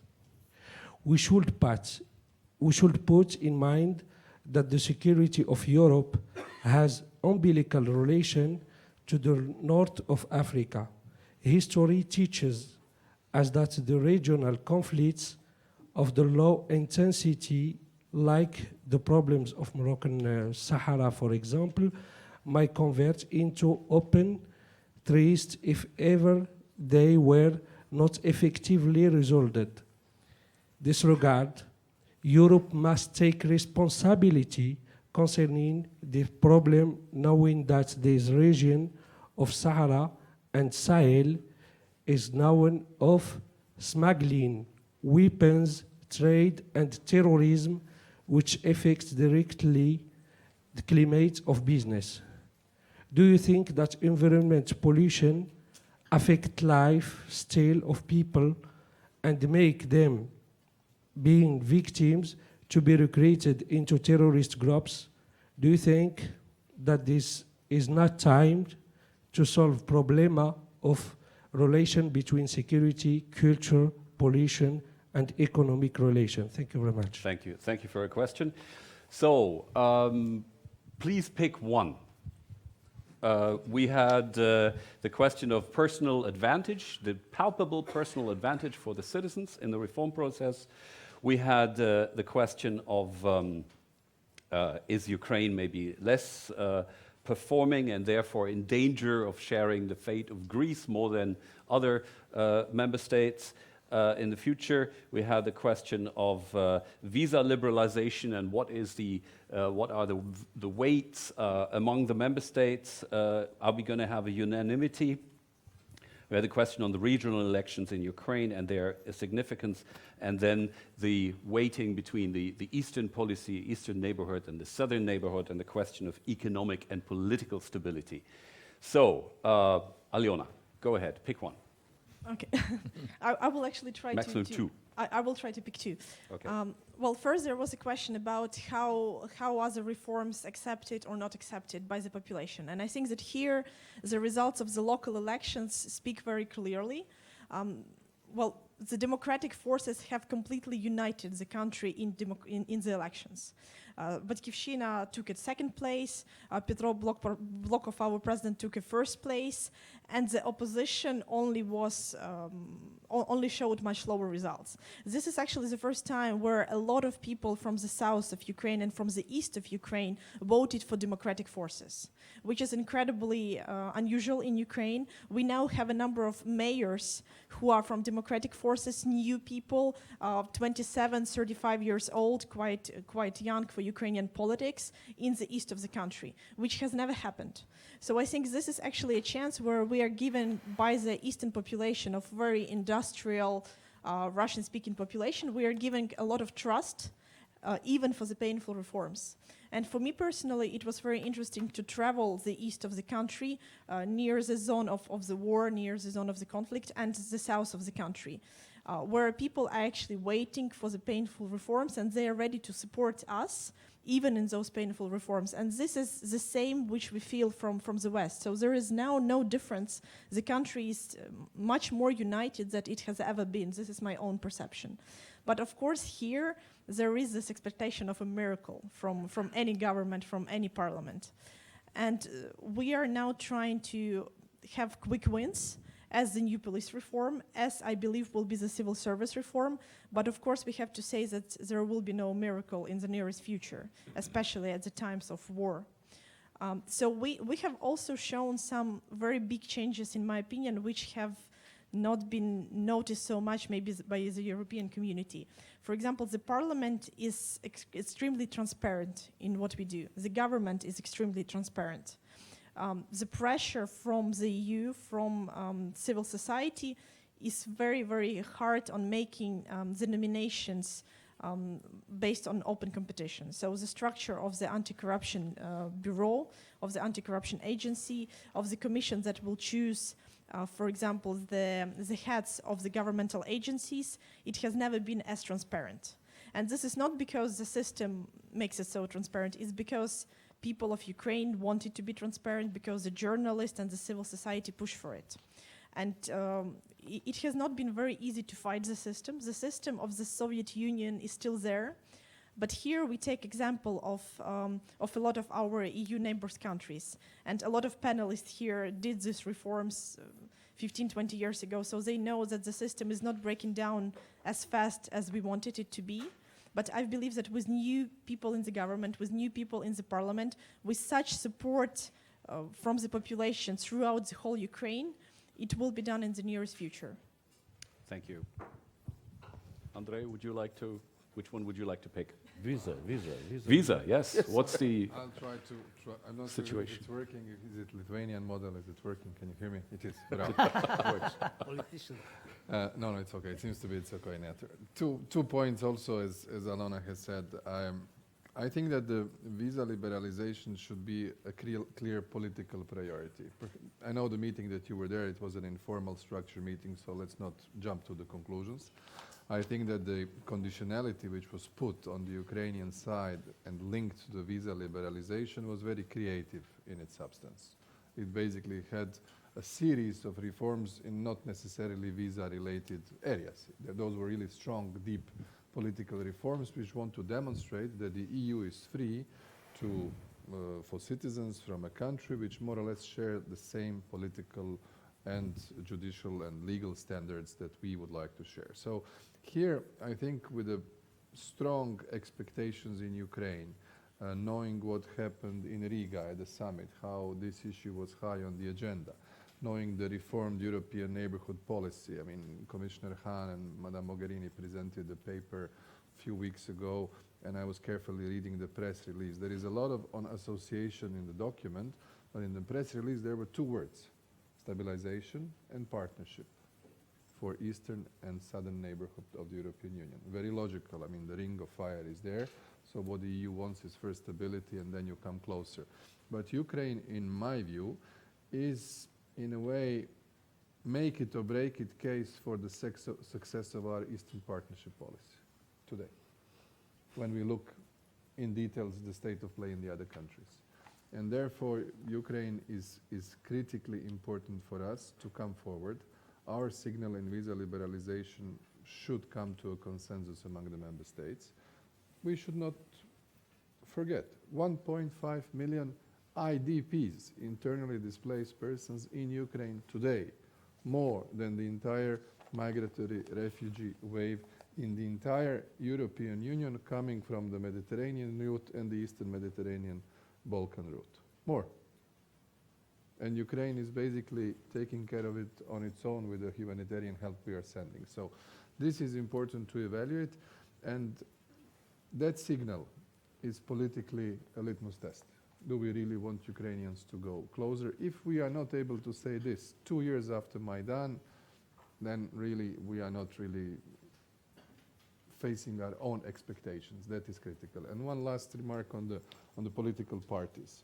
I was really carefully involved in the two electoral cycles that you had, and I have two messages. One is the structure of the political parties in Ukraine, in my view, should evolve from, let's say, party leader-oriented type of movements to a proper classical parties which have a structure, ideology, and functioning of their own. This is important for the stability, and we should really interlink you strongly with European families that will make substance of your work, reform program.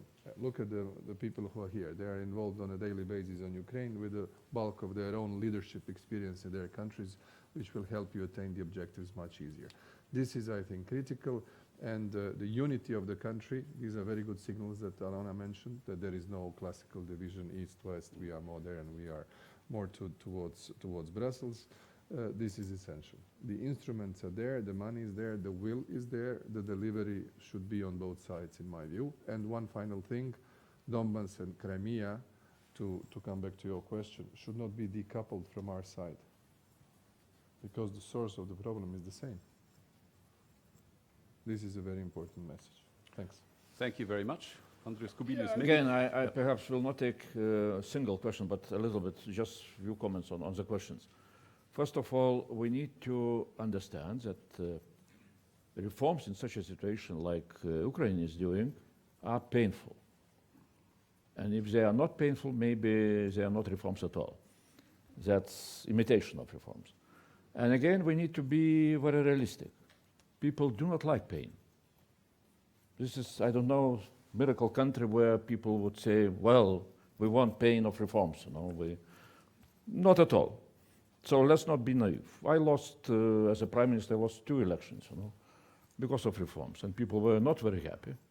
So, but what is very important, that during the reforms period, people who are not really very happy with the pain, they should punish the government, but not the general direction of the country. Really, they can be very, very unhappy with some kind of reform. They can vote against the government, but still they need to keep that general direction towards EU. That's very important. Second, on regional elections, congratulations to Batkovщина, which showed really a very good result. And I think that it will be very normal if Batkovщина will start to demand more power in the parliament, I mean in national politics, because as I understand now, Batkovщина has only 19 seats, when Poroshenko bloc has 140. And out from local elections, both parties came out with very similar, at least quite similar results. So very normal will be that Batkovщина will start to demand more influence in national politics. How it will happen, I don't know. But as usual, in post-revolutionary countries, usually parliament starts not to be operational and things are going to extraordinary elections. So I will not be very, very, very surprised if that will happen. And the last point, that's a question on East and South.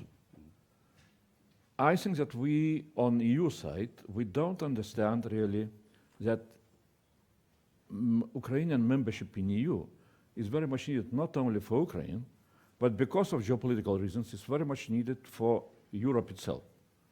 Because I think that Ukrainian success in becoming a normal European integrated country into EU is almost the only instrument which Europe has now, for time being, how to influence positive developments in Russia. Example of Ukrainian success would have the major influence on developments in Russia. And I think that Putin is fighting not for territories in Ukraine, for Donetsk or Lugansk, but he's fighting against success of Ukraine. Because that can be very dangerous development for his, I would say, kleptocratic regime. And here is exactly what Europe sometimes is forgetting, that in order to fight the fire which is, going around Europe, both from east and south, Europe would make a biggest mistake if Europe would close itself in some kind of, position of total defense, when Europe has this instrument to stabilize and to promote peace and prosperity through its soft power, increasing its, partnerships. And of course, I will not speak about Morocco perspective to become member of EU for time being, maybe, after some time. But this is what Europe can do, and it would be the biggest geopolitical mistake of Europe to close the doors and to try to be into this, defense castle, which would bring much bigger problems for Europe itself.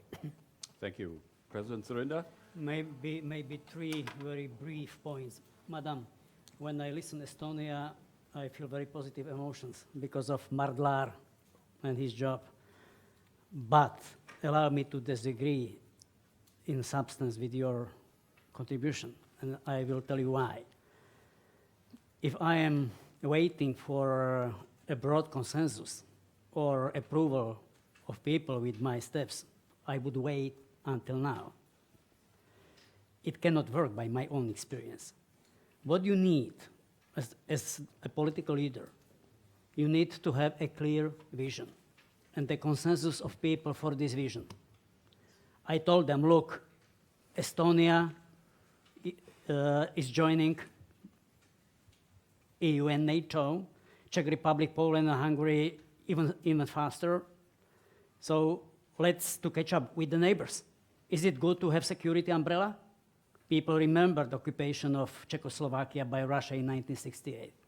So I have received a broad consensus for my vision, but it is not necessary to deliver the tools or the means by which you are willing to reach the consensus.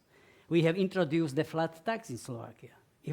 If I'm speaking about the flat tax before, I would do nothing, as Angela in Germany, because the socialists and the populists are able to misuse any idea.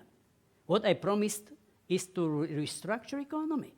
People in Slovakia understood that we have 25% of unemployment rate. Many people are losing job in this heavy industry branch. We need to have something new. So I promised business-friendly environment. That's it. And what I did, and be friendly to Ukraine in these days, that I communicate, madam, every Sunday. Can you imagine my fight? My Minister of Finance was fighting every Sunday, with the opposition, with populists, with trade unions. We can speak many, many hours, I would tell you, when we have decided to decentralize the power. The mayor shouted at me when I announced that we will decentralize competencies, responsibility. I was unable to speak. 1,800 mayors in Slovakia. Can you imagine, madam, a year later, I was confronted with standing ovations. Do you know why? Because we decentralized at the end also financing. We did fiscal decentralization as the last step of this huge project. So my experience is that, yeah, reforms are painful. Andrius is right. And this is unrealistic to expect that people will approve all measures which would you propose. Maybe we are not so far to each other, but my intention is, I'm speaking now more towards Ukraine than towards Estonia. My intervention, the sense of my intervention is to call for responsible and strong political leadership of the political leaders. If the country comes first, people will realize that this is something which will work at the end of the day. So it was remark number one. Then, sir, the end of the Ukrainian narrative can be a success, but maybe not. For me, it is very difficult, and I would never try to deliver the question whether this approach is good for Ukraine or membership in the EU is fantastic or dangerous for Ukraine. This is just the decision of Ukraine, the right of the country to decide. This is why I spoke some minutes before about ownership. Not me, neither me nor Andrius, nor Andrei is able to speak what is good or bad for Ukraine. If Ukraine decides to belong to the family, for me, this is a signal to join, to help, to contribute. But the decision and the ownership must stay Ukrainian. Last remark, sir, the clock is running and it is quite difficult to deliver a lot of issues, but neighborhood as such is frequently present in the policy of the European Union or EPP or even the Martin Center. So I believe that we will meet very soon to speak about Africa, not only about the security, but also about reforms and business cooperation between the north of Africa or Africa as such and the European Union. But now I'm afraid that that time is really limited. Thank you. That was very, very important. Thank you, President. I'd just like to propose 3-4 points to take home from this, and they go for Ukraine as well as for the entire Eastern Partnership, and I would even venture to say also for North Africa and the Middle East.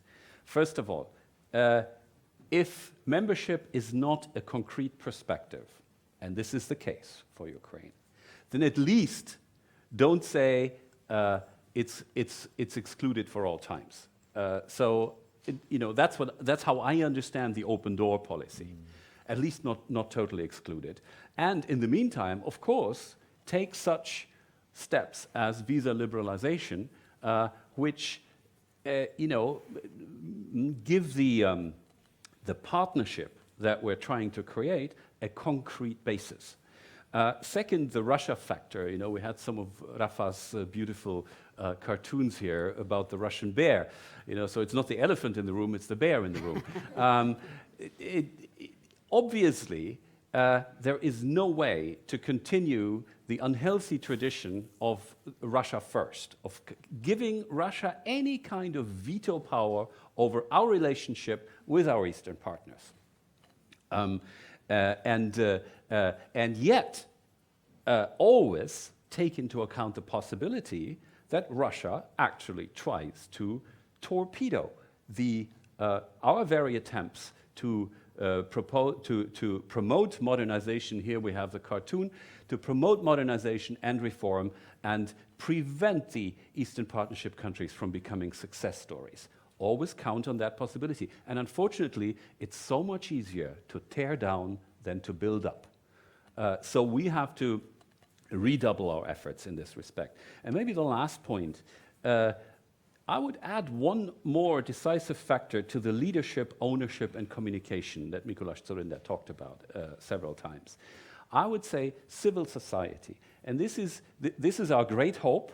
Aljona, you represent the decisive difference between today's situation and the Orange Revolution. At the Orange Revolution in 2004, there was no civil society to speak of, and there was no push of dynamic young people from civil society into the Verkhovna Rada. This is different now. And it's not only into parliament, it's also into administration and into business. So our hopes rest on your generation, I would say. And this goes for the entire Eastern Partnership and for the neighborhood of the European Union in general, to bet on the next generation and to include civil society in a much more active role in our partnerships with all these countries. And, well, at the very end, we can talk about reform until you're blue in the face. We just have to do it. Thank you all. Thanks to the speakers and to the audience for participating. There's a coffee break. Thank you, my good. Everyone, thanks for still using the EIF hashtag, EIF15, which is going great. And we'll reconvene at 3:30 for our fourth discussion. Thank you.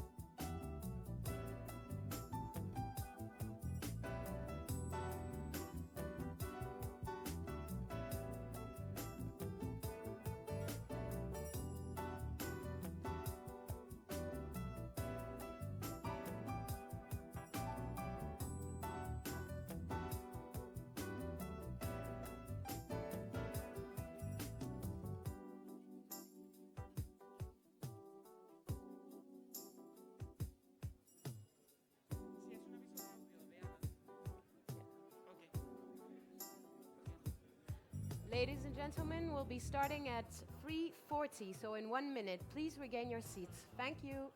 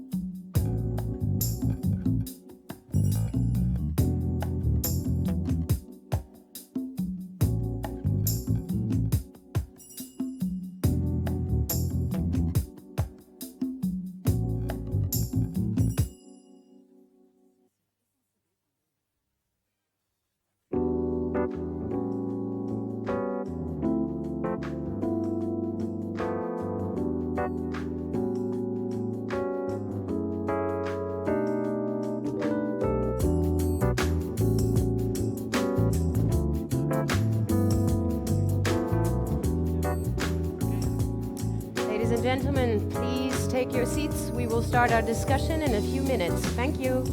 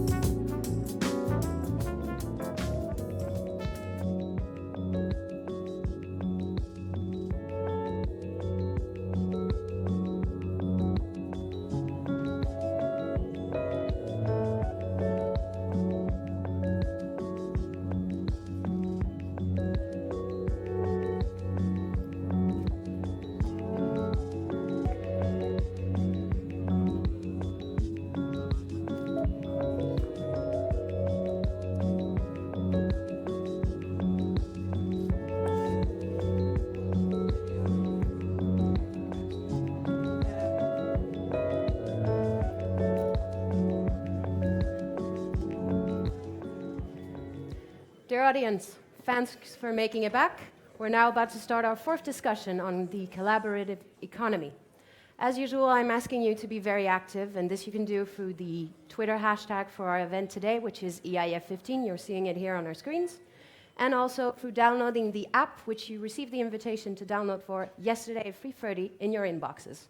So please check that out. Also, I'm saying this because our 3 most active app users today will be invited to our gala dinner. So please participate in our polls, answer our surveys, post pictures and comments, and maybe you can make it tonight. I'd also like to welcome our cartoonist, who's right here, Rafa Sanudo. He will be making sketches. He has been making them all day and will continue to do so today. To ensure the liveliness of our debate today, we have totems all around the room. These totems are here to indicate to our speaker that they have 3 minutes tops to make their point across so that we can open the debate to you, the public. And finally, I'd like to introduce our moderator for this discussion, Dr. Owen Dray, Research Officer at the Martin Center. Thank you, Anna. Hello, everybody. I want to thank everybody for coming today. It's been a difficult few weeks in Brussels, so it's great to see so many people here today. I'm going to start straight away because it's a very interesting topic. It's a topic I think that's very relevant to the European economy.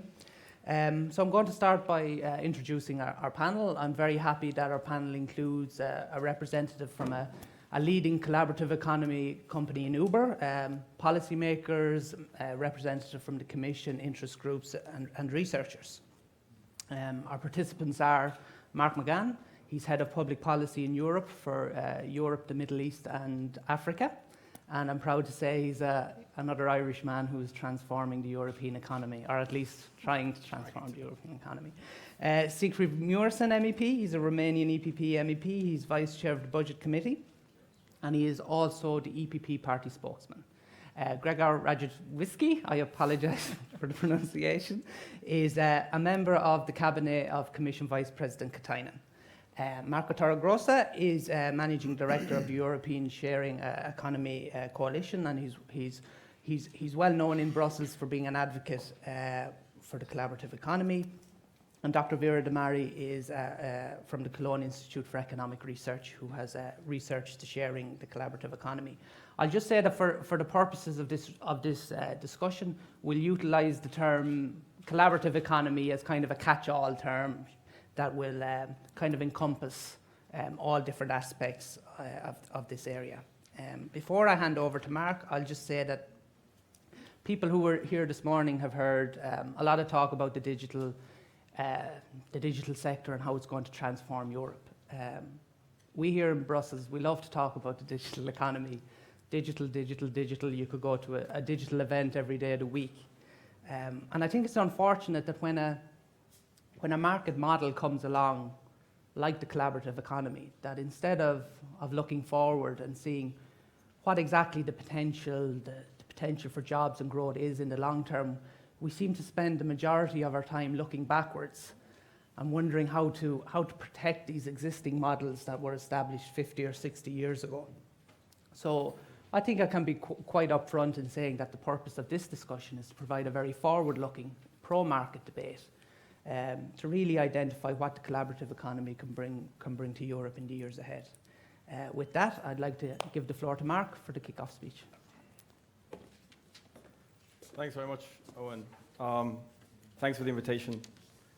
I'm sure other people have wondered which side they look at, so I'll just look straight ahead of me. And Owen, you can flash those lights as much as you want. I'm colorblind, so they won't mean a thing. For those of you who paid good money to come see Jyrki Katainen, I'd advise you to go to reception and try and negotiate reimbursement. I'm going to talk to you about work. There's a lot that connects the United States and Europe, especially when it comes to work. Good, stable, well-paying work that's available equitably, that improves living standards, and puts the worker in control has, as far as I can remember, being a major policy goal on both sides of the Atlantic. And today, in both the US and Europe, there are many questions asked about Uber and platforms like it. How do we raise the quality of and the prospect for work in diverse markets such as here in the European Union at a time of such great uncertainty and challenge? How do we want to support governments where they recognize a need to update regulation in response to technological change? So today I want to talk about the role that Uber thinks it can play in this discussion, both as a model of opportunity and as a symbol of change. Of course, when people hear the word Uber around the world, they think many things. It's an app, taxi, technology, disruptive. Oh, and maybe even aggressive. In Europe in particular, that may be Uber's connotation for many of you. And since launching here in the European Union in 2011, we haven't had an entirely smooth start. Much of the conversation about Uber and services like Uber still focuses on whether or not they are actually good for consumers, or if they're good for cities. So our proposition for riders, this is a double-sided marketplace between riders on one hand and drivers on the other, the proposition is simple. Push a button, get a ride. Standing on the shoulders of the European giants that brought you mobile, broadband, satellite navigation. The giants of 10 years ago, Nokia, Ericsson, Alcatel. In just a few years, we've grown to operate in more than 370 cities in 65 countries and 23 out of the 28 member states here in the European Union.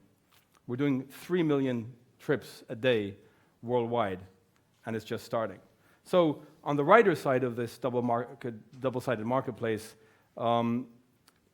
apps like Uber can make it more affordable, more efficient, and safer to get around your cities. And there's tons that I'd love to talk about in terms of how we improve cities and mobility.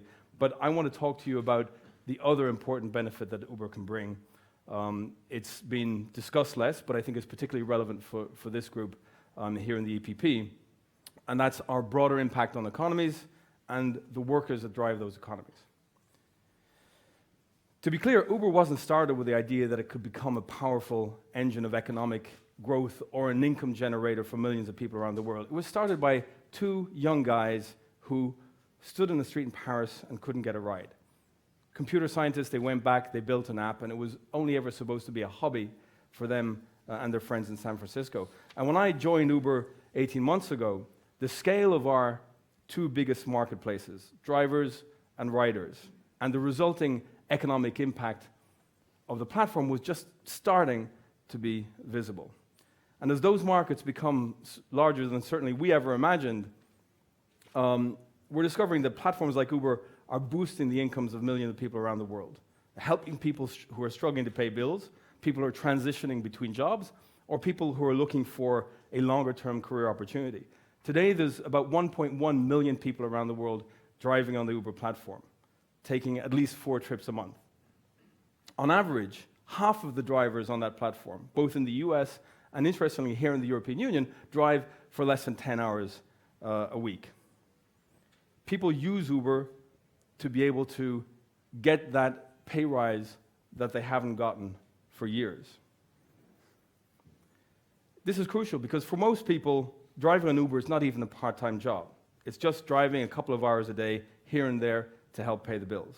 And this is important to be able to allow people to monetize that asset, often the most expensive asset that they own, their car, which is sitting idle for 96% of the time. On average in the EU, we use our cars 4% of the time, congesting our cities, and especially the car parks in cities. Over 15% just here in Brussels of the real estate is just car parks. So this leads us to the second theme, and that's the reality which in today's economy is pretty clear. More people, many people, are looking for more income, and it's usually for different reasons depending on where you are. In the States, the economy is recovering, but it's clear that many people aren't feeling the full effects of that recovery. There's never been more household debt in the United States. The Federal Reserve published figures that show that half the people in the United States, if they're hit with a $400 bill that they hadn't planned for, they can't pay that bill. And over a third of those people have to go into debt just for that bill. Here in Europe, where the recovery has been weaker, unemployment remains high. You know the numbers. Around 20% on average, and youth unemployment in some of our member states as high as 40%. So how we perceive work, our notion of what is a job, is changing because it has to change. In addition to that, there are millions of people on both sides of the Atlantic who are unemployed. The stats show that over 20 million people in the United States who work part-time want to work more. Here, Eurostat has told us that there are 10 million people across the Union in part-time work who desperately would like to work more hours, but they can't.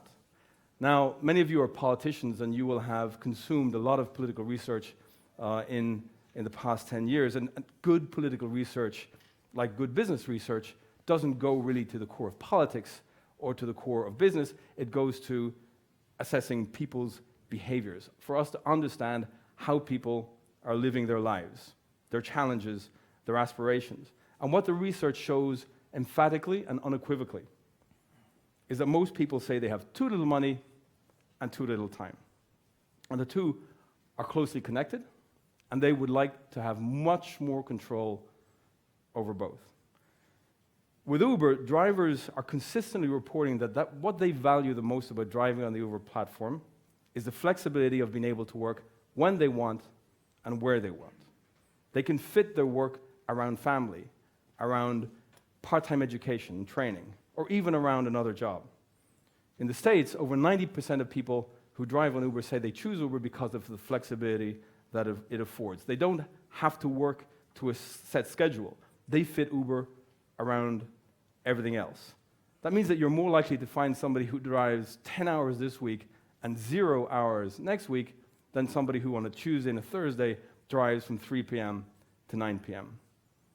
Here in Europe, there's strong unmet demand for independence and self-employment. The latest Eurobarometer survey shows that 37% of Europeans would like to be self-employed, against currently 14% today. And we think that technology, platforms such as Uber, can help to address this self-employment deficit and can be the first step to building a business, developing those entrepreneurship skills that Europe so desperately needs. Flexibility in work is particularly important here in the EU for women who participate a lot less in the workforce. The female unemployment rate in Europe has increased by less than 4% in the past decade, and it's stayed flat at about 62% for the past 6 years. Even those women who work disproportionately do so part-time.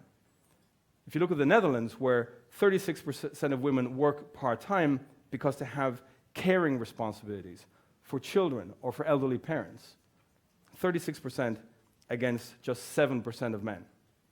More flexible forms of work like Uber, who let people fit work around those responsibilities, can certainly make a contribution. And as I said, more than 1 million people around the world have chosen to drive on Uber. This is not something which has been a last resort. 91% of them said that they choose to drive an Uber because it fits their life well and it's a good option for them. In Paris, there's about 16,000 people driving full-time livelihood on the Uber platform. 25% of those people were unemployed before they started driving on Uber. And of those 25%, over 40% had been unemployed for over a year. So there's no doubt that work is changing. And that, of course, in part, is due to technology, which by its very nature is disruptive. It's especially true when changes happen so fast. If you think back, 6 years ago, the iPhone didn't have the battery power to allow apps like Uber to actually function. And as with all change, there are valid questions about what adjustments policymakers and politicians will have to make in response. But it's important to remember that these changes are opening up huge new opportunities for flexibility and choice. And in the labor market here in the European Union, those are two concepts which still remain taboo. The fight for fair work has fundamentally always been a fight for security. Security from unemployment, security from loss of income, security in the ability to find a job and support a family. That's not going to change, but the fundamental test of any labor market will always be the same. Does it help people to get work and secure an income? Does it give people the opportunity for change, for initiative, for entrepreneurship? When policymakers elsewhere look at Europe, they see amid the many strengths here in the European Union that the biggest problem our society and our economy has is a two-tier labor market, with insiders and outsiders. It's a privileged position for those on the inside, and it's insecure for those on the outside. And we can all agree that it's not ideal, especially for the millions of young people and the millions of women who can't break in to that market. So the challenge is, how do we find ways of working to close that plan? Obviously, I'm going to advocate for regulatory reform that allows for people to use the cars to make extra income, that allows people to drive other people to make a living.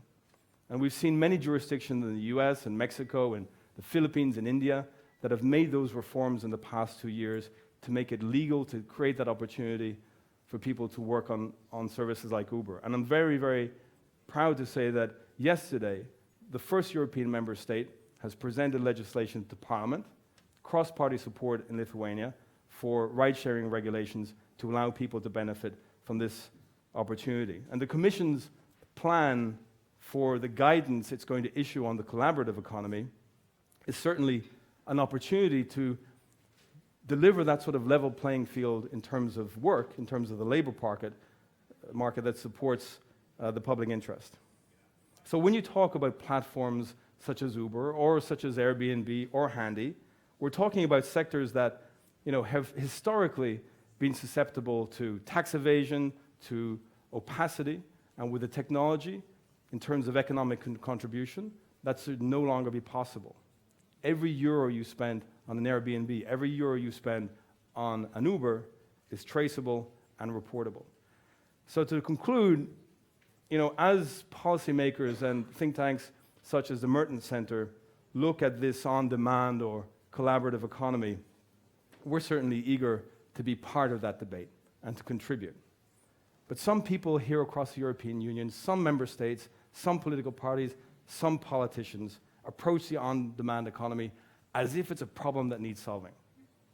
Yet when you look at the full picture of how people are truly seizing these platforms in terms of using them or in terms of working on them or with them, it's clear that there's so much more of an opportunity to be seized than a problem to be solved. The benefits are many: control over your work, control over your schedule, the power to increase your income, and a chance to test and develop your own entrepreneurial skills. So, ladies and gentlemen, in conclusion, I would just say that we've got to stop running away from the opportunities that this technology presents, technology that was primarily funded and developed by Europeans, and we've got to embrace the opportunities because we no longer have the luxury of rejecting them. Thank you.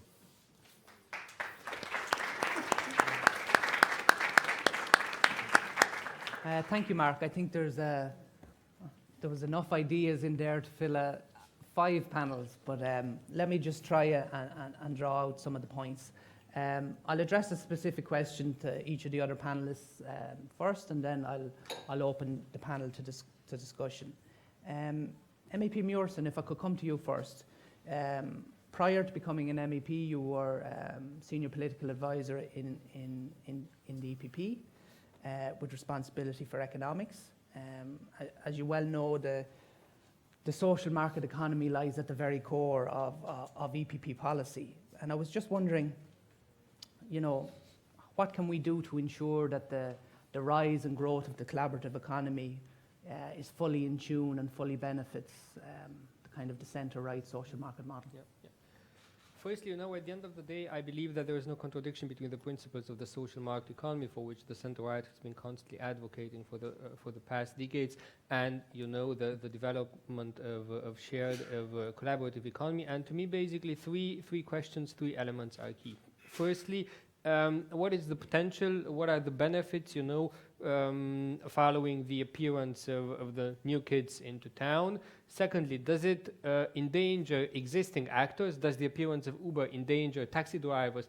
Does the appearance of Airbnb endanger established hotels? And thirdly, how to regulate this in a way in which it is market-oriented, it is customer-oriented, it doesn't endanger the new players, it reduces tax evasion, but of course it prevents fraud, and it brings them into a complete state of legality. Of course, I guess you won't allow me to elaborate on all three aspects now in the beginning. The yellow lights will flash, so I will just start eventually with the first one. In terms of benefits, potential, more globally seen from the collaborative economy. I mean, over the past year, the collaborative economy amounted in the US only for about $15 billion US. In only the 5 sectors which are most prone to collaborative economy, which are car sharing, accommodation, audio-video streaming, finance, and online stuffing. Growing rapidly, estimated to go to more than 330 billion euros in 10 years' time. So not in 30, not in 40 years' time. In 10 years' time, by 2025, the market of the collaborative economy will be more than $300 billion in the US only. So it's clear that there is opportunity for growth and jobs in there. Take peer-to-peer finance, crowdfunding, that amounts to 1 to 2% right now, but growing also at very high rates, like 30% per year. It will amount to about 25% of financing to SMEs within the next decade, which is also very much. So it's clear that this sector is here to grow. The essential question is, does it endanger established actors? Of course, in terms of regulation, what do we have to do to help you, but also does it endanger established actors? Critics, of course, say yes. My take is the following, that especially, if established actors are ready to adapt, and I will go into very concrete examples, there is even for them source of growth, of jobs, and of savings. Take, for example, hotels, who are clearly challenged by the appearance of Airbnb.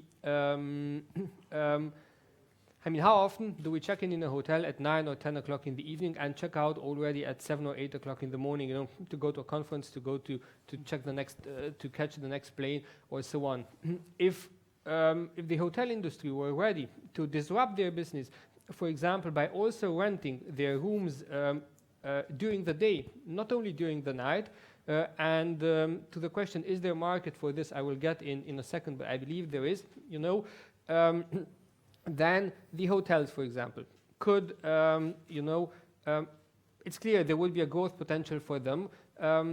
If me as a customer, I'm always looking at check-in, check-out hours. If they will give me a 10% discount if I check in late, and a 10% discount if I check out very early, they always charge us if we check out late. But maybe once in a while I need an early checkout and a late check-in. Give me a 10% discount for each, and rent the room throughout the day to a different customer.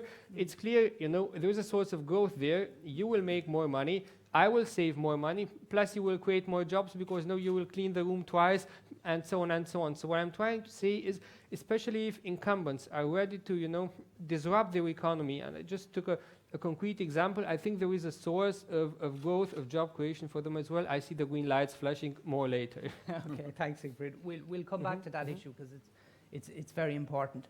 I just want to draw 2 other issues in this first round, is continue to look at the regulatory situation, and also to look at how the collaborative economy is feeding into how work is actually changing in the European economy. Mr. Radziwiecki, if I could come to you next. As Mr. McGann mentioned from Uber, we have the Commission communication on the single market, of which the collaborative economy forms a very important part.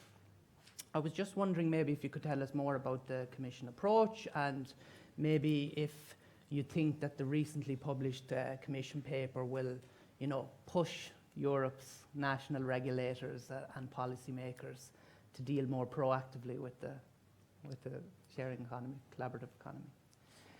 On the latter, I would love to have the answer. We will see what is going to happen, because we are at the very early stage. Of course, after the adoption of the single market strategy, now it's transmitted to the Council, and then, of course, we are very vigilant to see what sort of reception we have from the member states' side. But I will start. Let me get back to your first question. The single market strategy and the collaborative economy, indeed, one of the actions that we proposed in the communication is collaborative economy, and that's, I think this is quite easy thing to explain. We treat both things as a, if I were to find the one word, enabler. Single market is, in our eyes, supposed to serve the purpose of enabling both sides of the market to take active part in it, the businesses and consumers. We want to provide the ecosystem that would enable innovative thinking, that would enable the brains to flourish on the market, but also at the same time allow consumers to take the best educated, most favorable for them choice. So that is the underlying logic behind the single market strategy approach when it comes to the overall approach. And when you have a look at the collaborative economy and the underlying logic there, this is exactly the same. This is a bit little scale, but the logic is exactly the same. We treat the collaborative economy as an opportunity. It's clearly visible. You cannot really turn blind eye on what's going on. We have perhaps we still lack a bit of the evidence, let's say, to be very decisive on what effect it brings. But I think it doesn't take a scientist to say that the opportunities are there, and we recognize them. We want to allow it to grow. But on the other hand, this is not only the opportunities, as is always the case with the new phenomenon, relatively new phenomenon. We need to be very vigilant, and it's not only the opportunities; it is also the other side, and we have to be, let's say, if not cautious, then indeed vigilant to see. And of course, I'm referring to the situation of incumbents. We have lots of violence here and there. Well, this is not an easy ride. Let's face, or it will not be an easy ride. Let's face the truth. That's why we are humble enough, as the institution, to admit that we don't really know everything, and probably we will never know everything. But at least we will be gathering. We are now in the process of collecting the information. I would like to invite everyone, in fact, to participate actively in this process. Let me refer you to the consultations on the online platform and sharing economy. We'll be really delighted to hear what you have in mind in this respect. And on the basis of other studies that we also conduct. We will come later in 2016, plus or moins mid-2016, with the promised agenda that will I will end in a second. Yeah. That will first address or will try to put this phenomenon against the context of already existing EU legislation, but also try to see whether we have still regulatory gaps that needs to be addressed. And if the latter is the case, then certainly we would love to act on the basis of the evidence gathered in this preparatory process. So I would, let's say, listening mode and very receptive mode we are at. Great, thank you very much. Dr. Damari, I think that kind of builds nicely into your area, because you've written in your research about the importance of regulators, of European policymakers ensuring a level playing field for these new, relatively new collaborative companies, companies like Uber. So maybe you could just talk about why it's so important and why the level playing field is so important. Yeah, of course. I think we've heard some of the issues, some of the relevant aspects already, and I'll try to weave them all together. In most markets, companies of the collaborative economy face traditional incumbents that try to protect their market, which is just a natural thing to do, especially because these markets have often been uncontested for a long time. At the same side, the regulation has been around for quite a while as well, and has often not been updated to technological progress, say with respect to the taxi market, for example, where GPS, at least in Germany, doesn't play any role at all. So what needs to be done in order to to ensure fair competition is we need a review of regulation. We need to see if the existing regulation in all the separate markets that are affected is still up to date, or if we need to liberalize it in some markets. And that is especially important because the companies of the collaborative economy are innovative, especially innovative. And in order not to, crush this innovation, we need to have fair competition.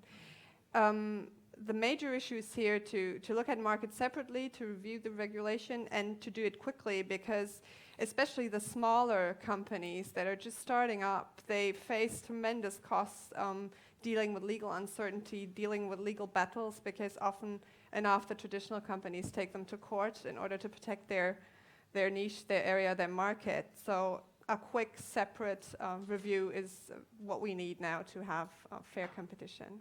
Okay, thank you very much. Marco, I'll come to you now. We heard in Mr. McGann's speech, he talked briefly about the future of work. We were talking before the panel, and again, it's one of these issues that's becoming increasingly popular in Brussels. But what I wanted to ask you is that we've got the rise of the collaborative economy.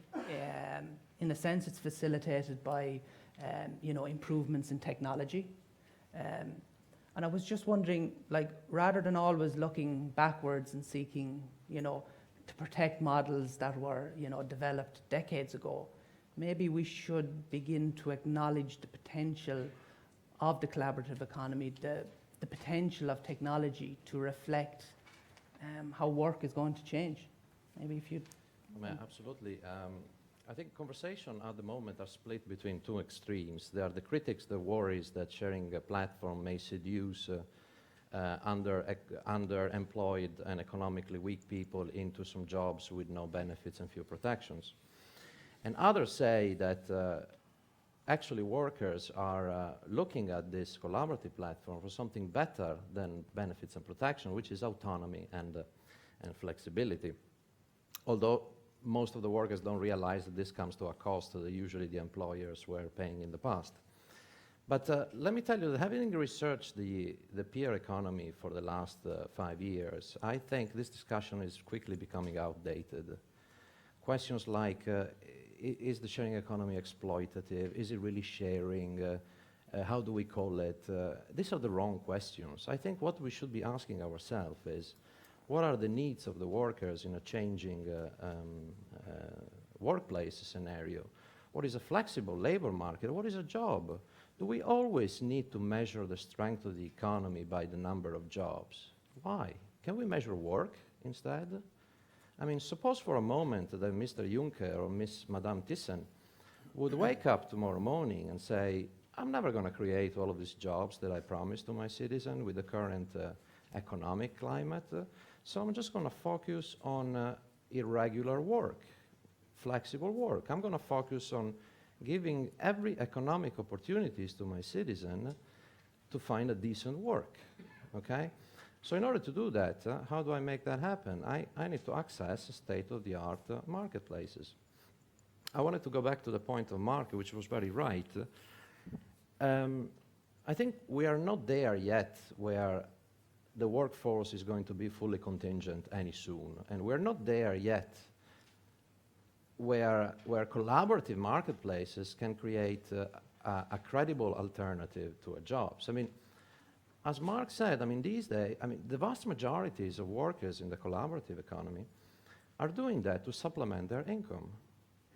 So they're building actually income security. So as a fallback plan, if they're losing their main jobs. I mean, sometimes they're doing this to follow a passion or to explore new career opportunity, new business opportunities. But certainly it's not going to be their main job. And this is very important.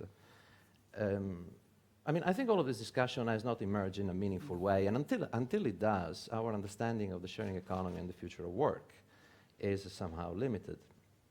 Going back to Mr. Juncker and Madame Thyssen, I think there's a way to make that happen, and the public sector has a great power, which is called procurement.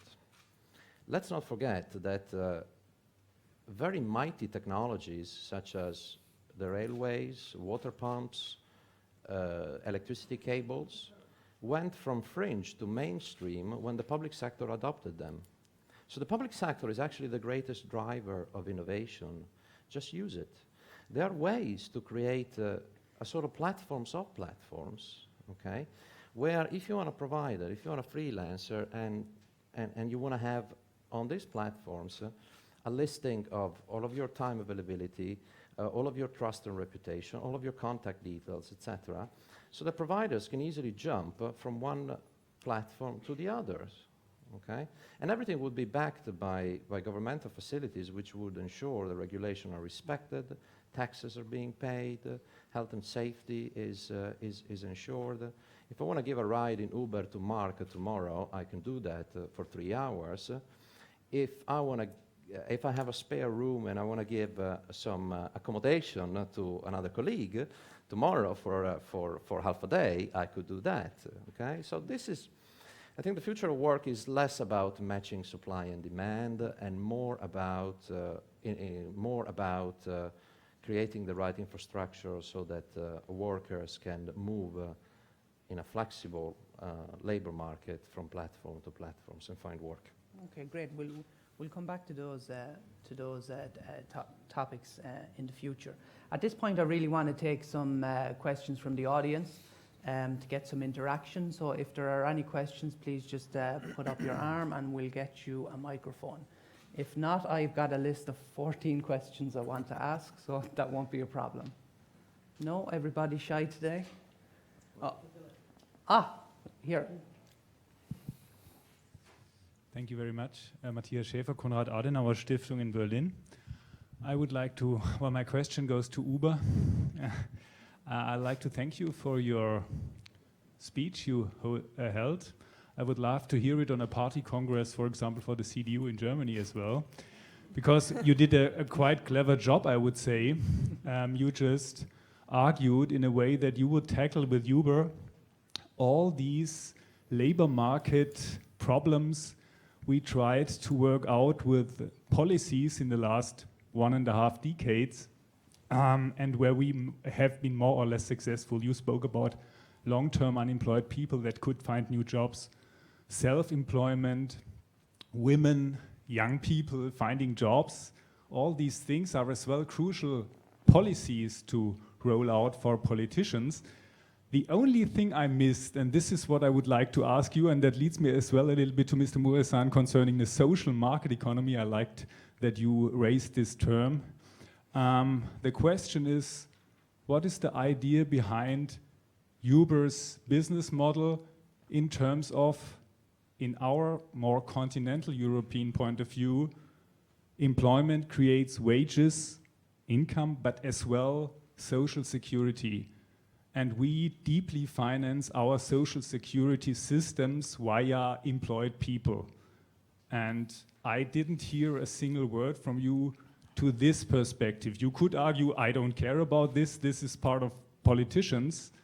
Nevertheless, that would then lead the question, how would politics reflect on that? Or you would say, we at Uber, we have an idea of how to, with all our business and employment perspectives, we as well see a need that people get not only an income nowadays, but have a perspective for pension system, for healthcare, and all these things that are still drastically financed via labor income and employment, not self-employment. Thank you. Thank you. There's a lot in that question, so I think we'll take it. I think I'll give it to Mark, to Siegfried, and to Marco. Mark, if you want to. So thanks for the question and thanks for the invitation. Definitely love to come to what is certainly the most difficult market in the European Union for these new business models, these new ideas.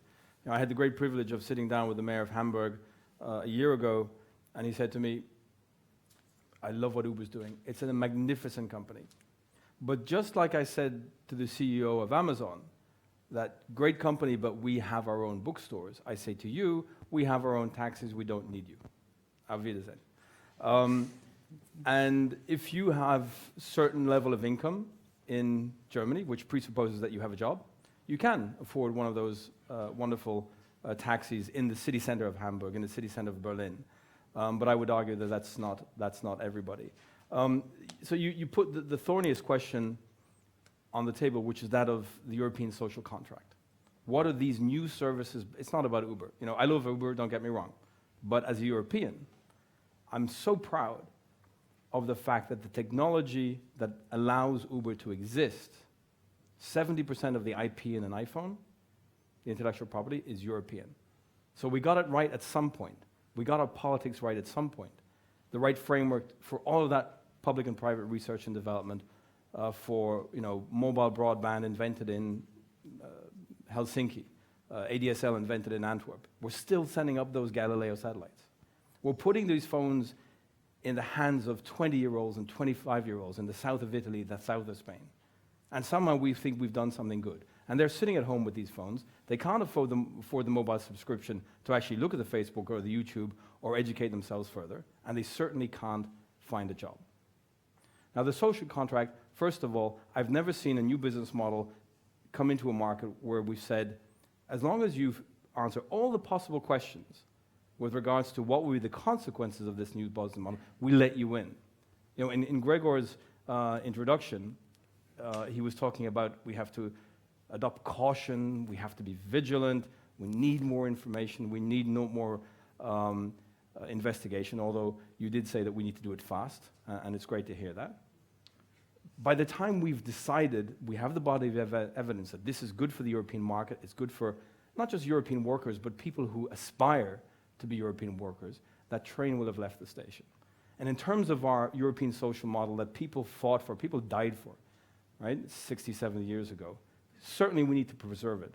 But I would argue that in the current context, we don't have the luxury of a model that worked 20 years ago, of social protection that somehow we enjoy, and social protection models in some countries which were more equipped for people going down the mines in the 19th century than people working 6 hours additionally on an Uber platform. There's an enormous mismatch. And I would just say the last thing I would say in closing is, it's not like Uber or Airbnb have suddenly invented the concept of being self-employed. I used to be self-employed. Here is indépendant in Belgium. I was responsible for my taxes. I was responsible for making my social security contribution. I was responsible for making my pension contribution. Most taxi drivers in the continent are self-employed. There's something like 15 million workers in France who are indépendants, auto-entrepreneurs, self-employed. So it's not like we've invented this. So stop, and I don't mean this to you, sir, of course, but to those political parties, those politicians, those commentators who say, it's about taxation, make everyone pay the taxes. It's about social security. There is a model, there's always an answer. But if we reflect too much, if we need too much caution, too much vigilance, too much investigation, it's just another technological opportunity that's left the station, and we'll be in a worse situation than we are today. Sigrid, would you like to comment? Yeah, just briefly, and also touching upon your question. Of course, I mean, we're here at center-right think tank. That's why we like flexible labor markets. We believe they are a source of growth. But indeed, you know, if I could imagine Uber giving a keynote at the party congress of the center-right, it's so hard to imagine them being embraced by the center-left, you know, I mean, by trade unionists and so on. There you would have a hard life. But what I'm trying to say, you know, flexible labor markets, flexible forms of employment, it's something which we believe is part of the structural reforms which the EU economy clearly needs. The social market economy, which is our economic model, to me it means that it helps every individual, every company unleash their potential, but it also takes care of those, you know, who would risk to be left aside. And two things do I want to say here.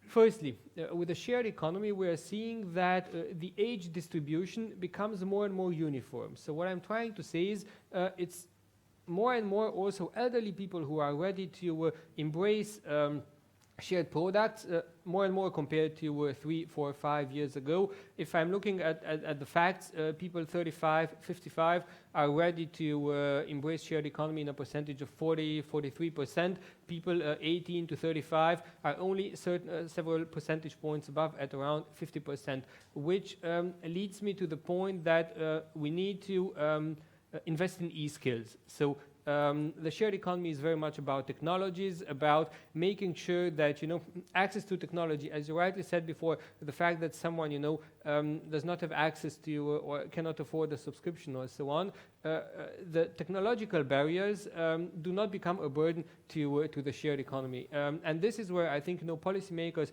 have a role in making sure that e-skills are higher on the agenda, on the education agenda in Europe, especially in lifelong learning and especially for elderly people. And then secondly, regulation, the part that we make sure that this new component to the economic, to the European economy, it does not leave anyone beside, and it protects those whom it needs to protect. I believe it needs certain regulation, but more than regulation, I think it needs a sense of uniformity, especially in a single market like Europe. I mean, we're very much praising the single market which we're having here, free movement, but for a company like Uber to unleash their potential in Europe, to me as a client, as a customer, it's of essence that I can use it in Brussels, but I can also use it in Paris if I travel to Paris tomorrow and in Berlin in 2 days and so on. But of course, I'm not asking for a complete deregulation. I mean, there are sectors where we clearly can do more. There are cities in Europe where the number of taxi licenses is limited. There, of course, we could do more, but I would not want to see individuals selling medicines online without having any license or so on. So I'm not advocating here for complete deregulation, but for client-based, bottom-up, and for more uniformity within the single market here in Europe. Great. Marco, I think you wanted to respond as well? Yeah, the question that was flagged from the audience, I think too much of the welfare system these days is delivered through employers, specifically pensions and healthcare, whereas they should be tied up to the individual and made portable so they can be transported from across platforms. So what we really need is to decouple the benefits and protection from the employment contract.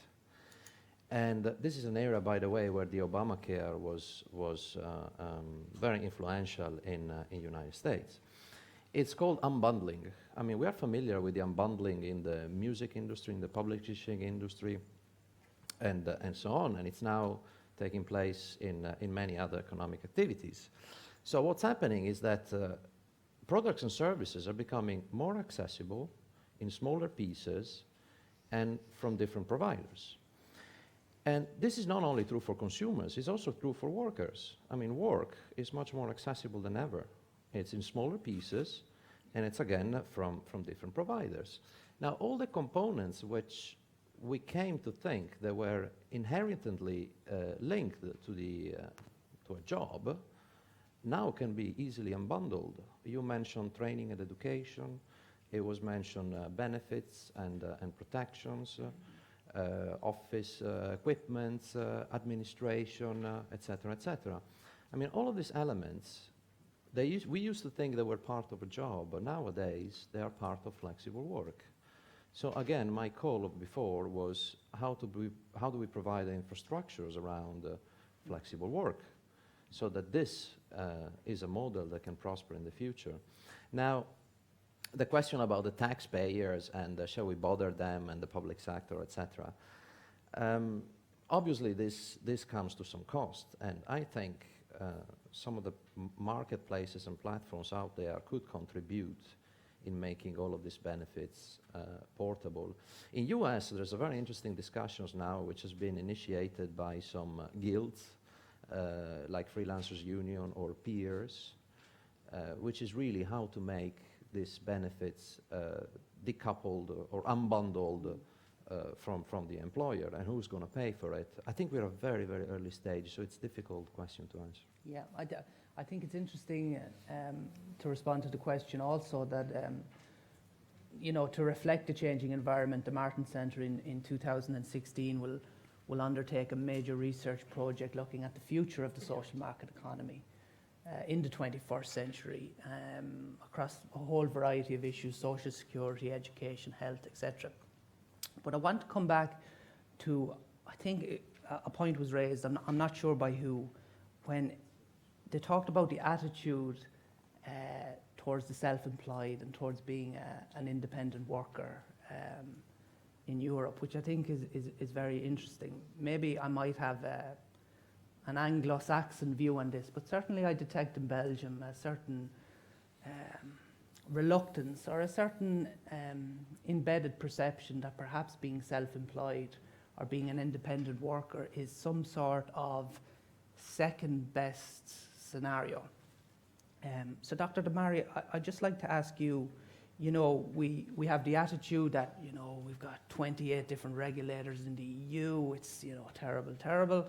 But do you think there's also a cultural dimension? It was raised in a panel this morning, and it's the dimension about how we view personal bankruptcy, how we view our education model, how we view our attitude towards innovation and entrepreneurship.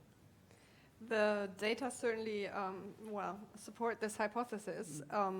When we look at data for the US and European economies, we can clearly see that, for example, a fear of failure of becoming an entrepreneur is far more widespread in European countries than it is in the US. In the US, it's about 30% of Americans that perceive positive opportunities of entrepreneurship, of becoming self-employed, that do not actually go forward and become an entrepreneur because they are scared of failing. Whereas in European countries, it's over 50% of people who actually think, this might have some benefits, it might have a positive outcome, but I'm still not going to do it. So there's a big gap there with respect to that. And also, this point is supported by the media perception as well. Data show that in the US, an entrepreneur is perceived to be, a lot more has a lot more positive connotation really than in European countries, supported by how they are portrayed in the media and how often actually entrepreneurship plays a role there. So entrepreneurial culture is definitely a big part of why Europe is lagging behind the US when it comes to founding companies, starting businesses.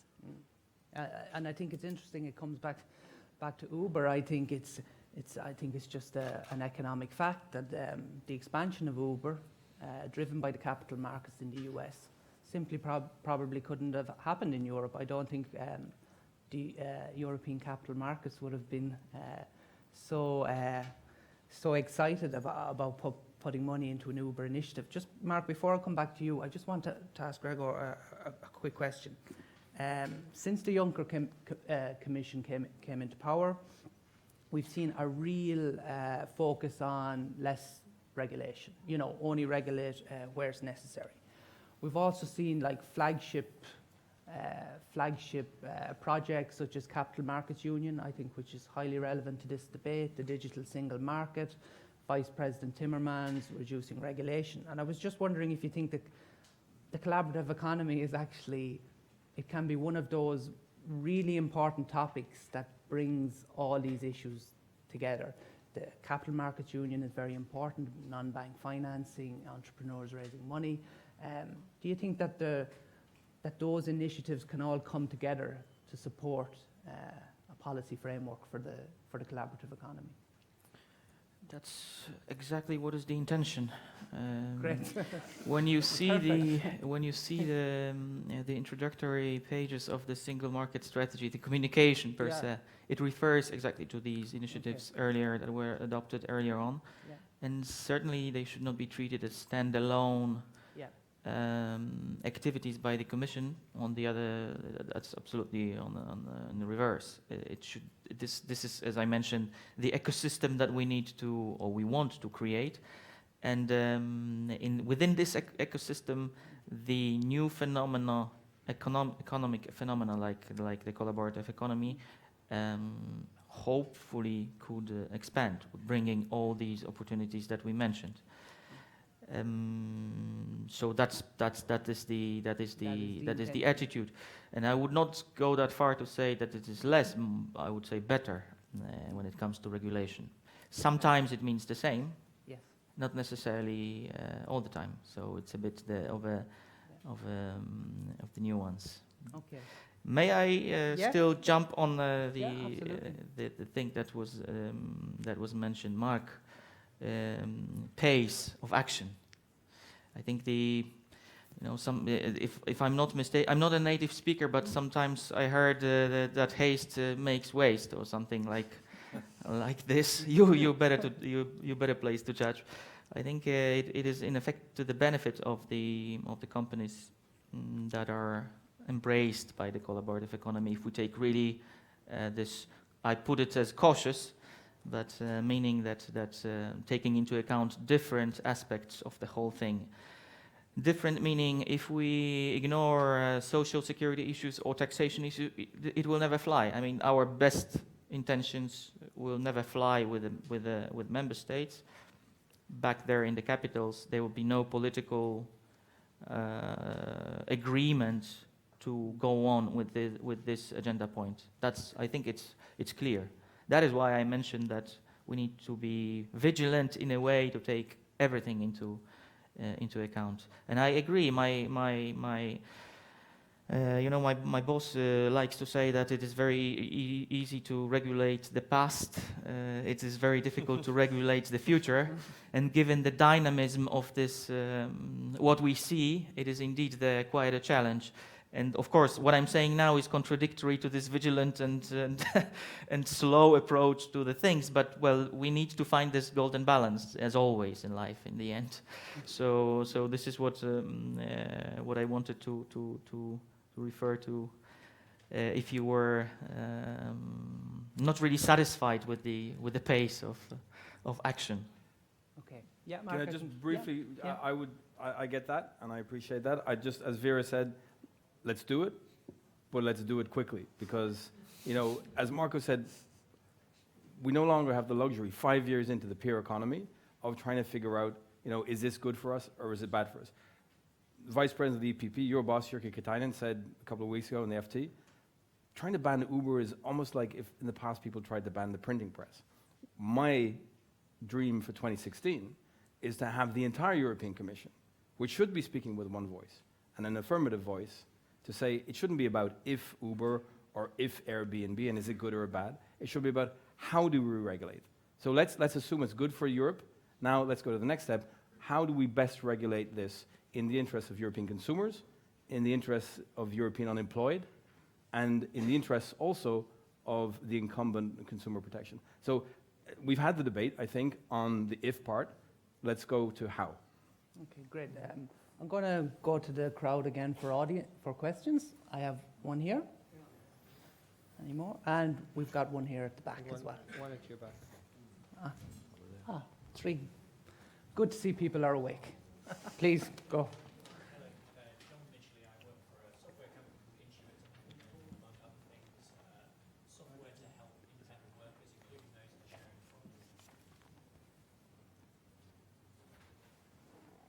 Software, but apparently I can't operate a microphone.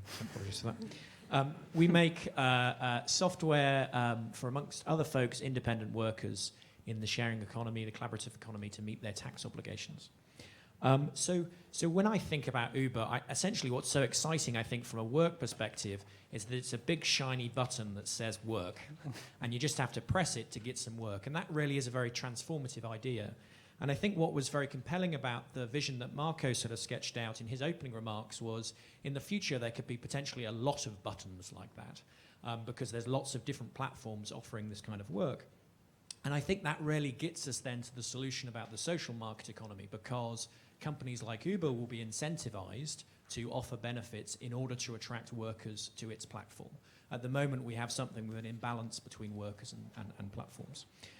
So the question, I think, comes to how do we accelerate to a world where there are lots of different kinds of platforms offering different kinds of services that offer those buttons to workers. So my question is there one simple policy lever out there that can get us to that future state, or is it that there's multiple little things that we need to do better across Europe? Okay, thank you. I'll take the second question here. Yep.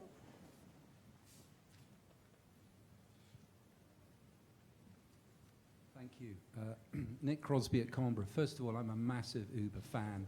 Having experienced it recently in Leeds, I can't understand why anyone would want to oppose that, except if you are an incumbent and you have a nice monopoly income. So that's where I'm starting from. But but I also think the panel has raised some very interesting questions about making work flexible and how we should think intelligently about that. But in terms of how the collaborative economy is being accepted, I wondered if Mr. McGann had any data showing which markets and which societies in Europe are adopting this faster than others. And that then to us here is the test, because if the balance tips in that favor, we'll get it. And if it doesn't, I'm afraid we're going to be locked out again to another great wave of technological opportunity. Yeah. Great, thank you. I'm going to take one final question because we're into the last 10 minutes. So if we just get a mic. Thank you. Dimitris Valatzis, independent economic consultant. My question was mostly covered by the gentleman, so I'll keep it very brief. It's quite stunning to hear Mr. McCann being so Brusselized that he's asking for new regulation. Hearing that from the head of a company is quite shocking. I put it to you that we don't need new regulation. We all know what's going on here. We all know this is rent-seeking monopolies protecting their income. We have competition law in the European Union. It's quite clear. If you read TFEU 101, it's pretty much fits like a glove to the description of Taxi Parisien or some other association.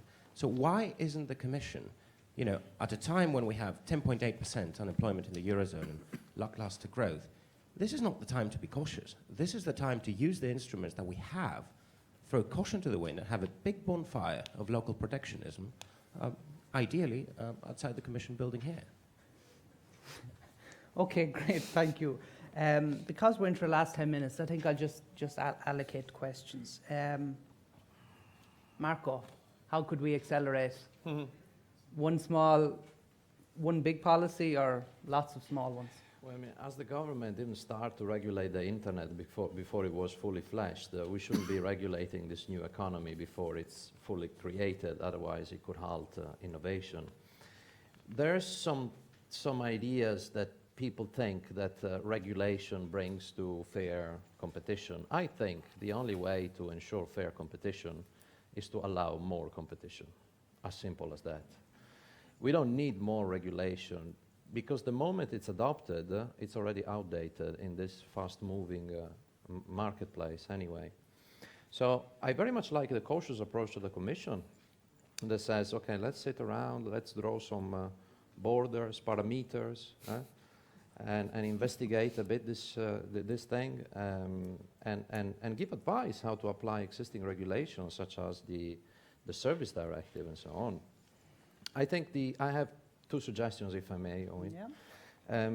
I think regulators need to understand that they need to make it easy for these things to start. So they need to relax their licensing regulations and requirements and increase the freedom of operate to the player. Because this is critical for experimentation and innovation. As a result of this freedom to operate, the big players should share their data. In real time, unmassaged, exactly how they get the same data from their users. And and they need to realize that sharing this data could create also some kind of accountability. Now, all the benefits of the Airbnbs and Ubers in the world, they need to be made much more explicit to the policymaker, and also understand that, for example, Airbnb could make the housing situation in San Francisco worse, or Uber could make the traffic in New York City worse. But anyway, okay, the regulators need to have these data in order to make informed decisions. Vera, if I could ask you maybe focus on competition, would that be the regulatory response, getting that up and running? And well, at the moment competition is really difficult because the sharing economy companies are constantly involved in legal battles. So I think something needs to be done. We can't just, rely on the instruments we have because, regulation in many markets is really outdated and needs to be checked in order to get things really running. And this is especially valid, as I said before, for the small players, not for Uber. You can probably handle the costs that are associated with this, but you would be in a much better place too if you could just know where you're going and which markets are relevant and which way where you can act in what way. So there really needs to be some action from our point of view. Okay. Mr. Rajewicki, you're the only representative of the Commission on the panel, so I have to put the question to you, why isn't the Commission acting faster? If you want to answer. As I can only repeat, we want to strike the golden balance. You've heard voices from here and there which were counterbalancing themselves, and I think we are in this safe position. No, more seriously, in fact, this is what we see. On one hand, it is exactly the quite interesting to see that company asks for more regulation, and I can perfectly understand why, given that the lack of this regulation, as the reality shows. Mark, you will correct me if I'm wrong, but the lack of this regulation now puts the ceiling to the company to grow, in fact. And I have not mentioned this in the context in the context of the single market, that what we see now and these local activities vis-à-vis sharing economy businesses, in fact, there is a risk that they will lead to that level of fragmentation of the market, that it will be then very difficult to get back and put this into to provide this level playing field and the platform which is common for big European platform which is common to the collaborative economy businesses to be built on. So it's a bit like. Of course, in action, there is a risk that we will miss the train. But on the other hand, don't go that too far. We have to judge to what extent, and how fast we need to do that. To what extent, in the meaning of, indeed, we don't want to stall the innovation. I mean, the more regulation, the more risk that the innovation and the ideas there, of which we are not aware yet, will not be put into motion. So it's a bit, again, this is where we are, between the rock and the hard place. But I can promise we do our best with your help. Great. Siegfried, if I could come to you for a kind of a final comment. Look, maybe just a brief word on regulation and a brief word on consumers, because we have spoken a lot, from employment perspective, but I haven't had a chance to, touch upon consumers. Regulation, of course, clearly, it needs to bring the shared economy fully to legality, be transparent, avoid tax evasion, because as a consumer, I'm more prone to use this service if I know it's fully legal, if it's in a transparent way, and especially in Europe, which is a space of free movement, of a single market, it needs to be accessible in a uniform way, from one corner to another. And what I also think we need to do is we need to stimulate innovation. For the time being, we're having the feeling that Uber has found the holy grail, but these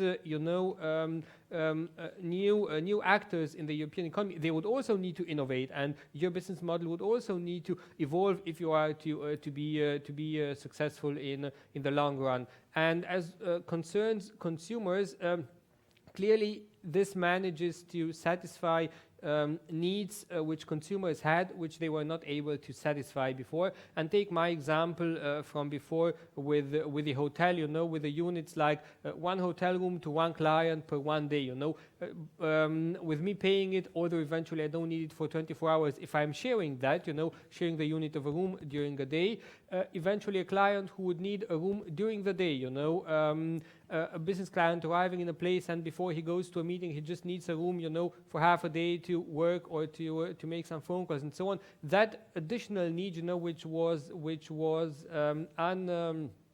unsatisfied until now, can be satisfied. And last one issue, can you manage, can you prevent a disruption? I clearly believe you can't. And even when it's not coming from shared collaborative economy, take WhatsApp, for example. How many SMSs did we send over the past 5 years, every year on a daily basis? I think around 20 billion SMSs per day, constantly over the last 5 years. 5 years ago, we didn't have WhatsApp. Now we're sending per day more than 30 billion WhatsApp messages, but our behavior in relation to SMSs has hardly changed. So what I'm trying to say is, no, you cannot prevent, you cannot stop disruption. And sometimes, if the incumbents have a competitive advantage, or if they disrupt their businesses by themselves, no, they would not be worse off at the end of the day, which is what everyone fears. Okay, great. Thank you, Siegfried. Mark, we started with you, so we'll finish. I think there was a question about which markets are adopting faster. How does Europe compare to Yeah. America, Asia? I'm going to be a bit greedy because there were 3 questions. The first and the third question, the answer is the same. And it was like, do we need new regulation or do we just need to improve existing regulation? And who's going to be, which person or institution in Europe can actually lead the way? I used to think it was politicians. You vote for somebody, they take leadership, and they do the right thing. It's a friend of mine was at a meeting of the center left in Berlin a couple of months ago, and he's the Minister of the Economy for one of the European member states. And the meeting was hosted by Sigmar Gabriel, and they talked about us.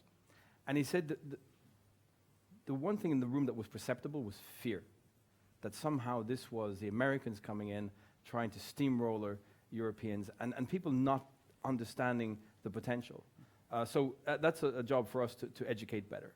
But one of the reasons why, and I say this as a European, why Uber isn't European or wasn't made in Europe, or Airbnb wasn't made in Europe. Because with the rules and the regulations that we have in place, those startups are stifled at birth.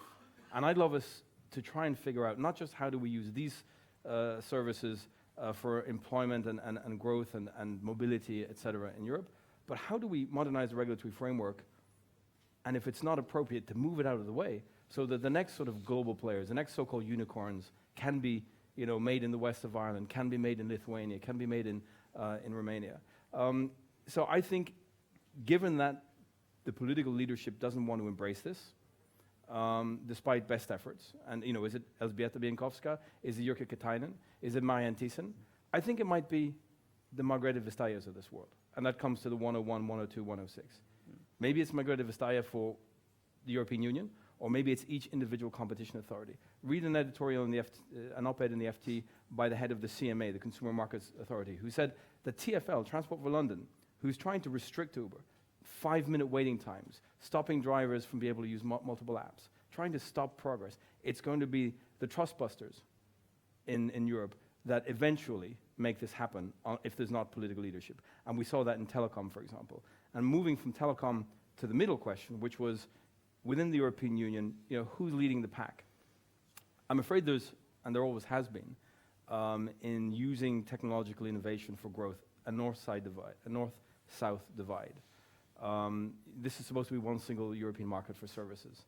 We are in 11 cities, including Leeds, in the UK, fully regulated, fully licensed, and it's tough regulation. We're doing 1 million trips a week just in the UK. Another member state, Spain, a lower court commercial judge said, taxi union, you're right, this could prevent you from competing.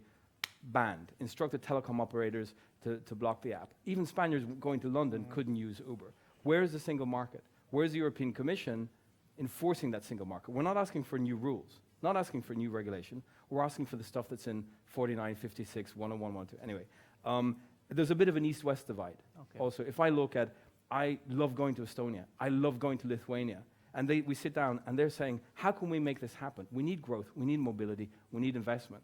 And it's a bit of a surreal scenario when we're sort of saying, well, this is what the ride-sharing regulation could like. And they look at us and say, you're awfully bureaucratic. We don't want all that red tape. So I do think that, somebody said that if we lose Schengen, we lose the European Union. But if we block innovation, if we refuse the single market to innovators and entrepreneurs, whether they were made in the USA or made in Bulgaria, then I would argue that that's the core of the European Union, and that's where we start to lose. Great, Mark. Thank you. I think that's a good way to finish. I had a little note worked out of some of the takeaways from the discussion here today, but I actually think there's one quote that kind of sums, I think, a lot of the things that we discussed today. Somebody once told me that the role of the moderator is never to come up with a new idea, but rather just to borrow other people's ideas and pretend that I'm very intelligent. So I'll borrow this quote, and I think it sums up essentially the tone of the debate today. And it said that the balance of the law should favour innovation, competition, customer service, and wealth creation. If existing legislation is not adequate to support that, it should be reformed to ensure that it is. With that, I just want to thank our speakers. I want to thank everybody for coming. The panel is finished. Thank you very much.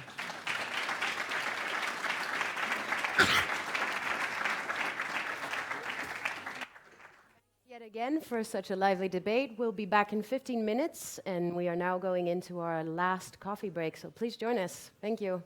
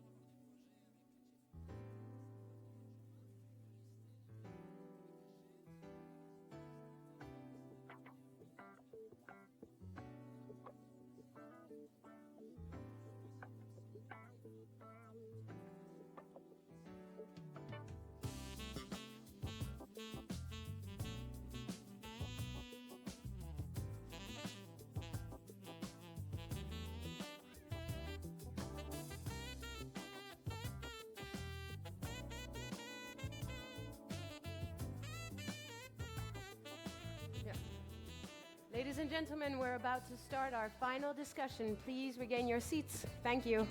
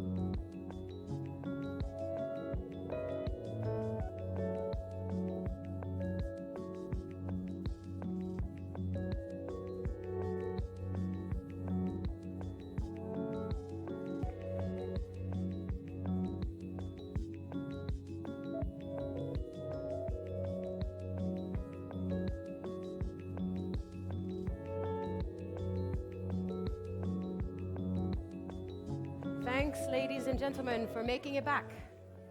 I first have a small announcement to make. We found a phone in the ladies' bathroom and we've brought it to the reception area, so please get it back if you know it's yours. It's right over there with my colleagues. Thank you.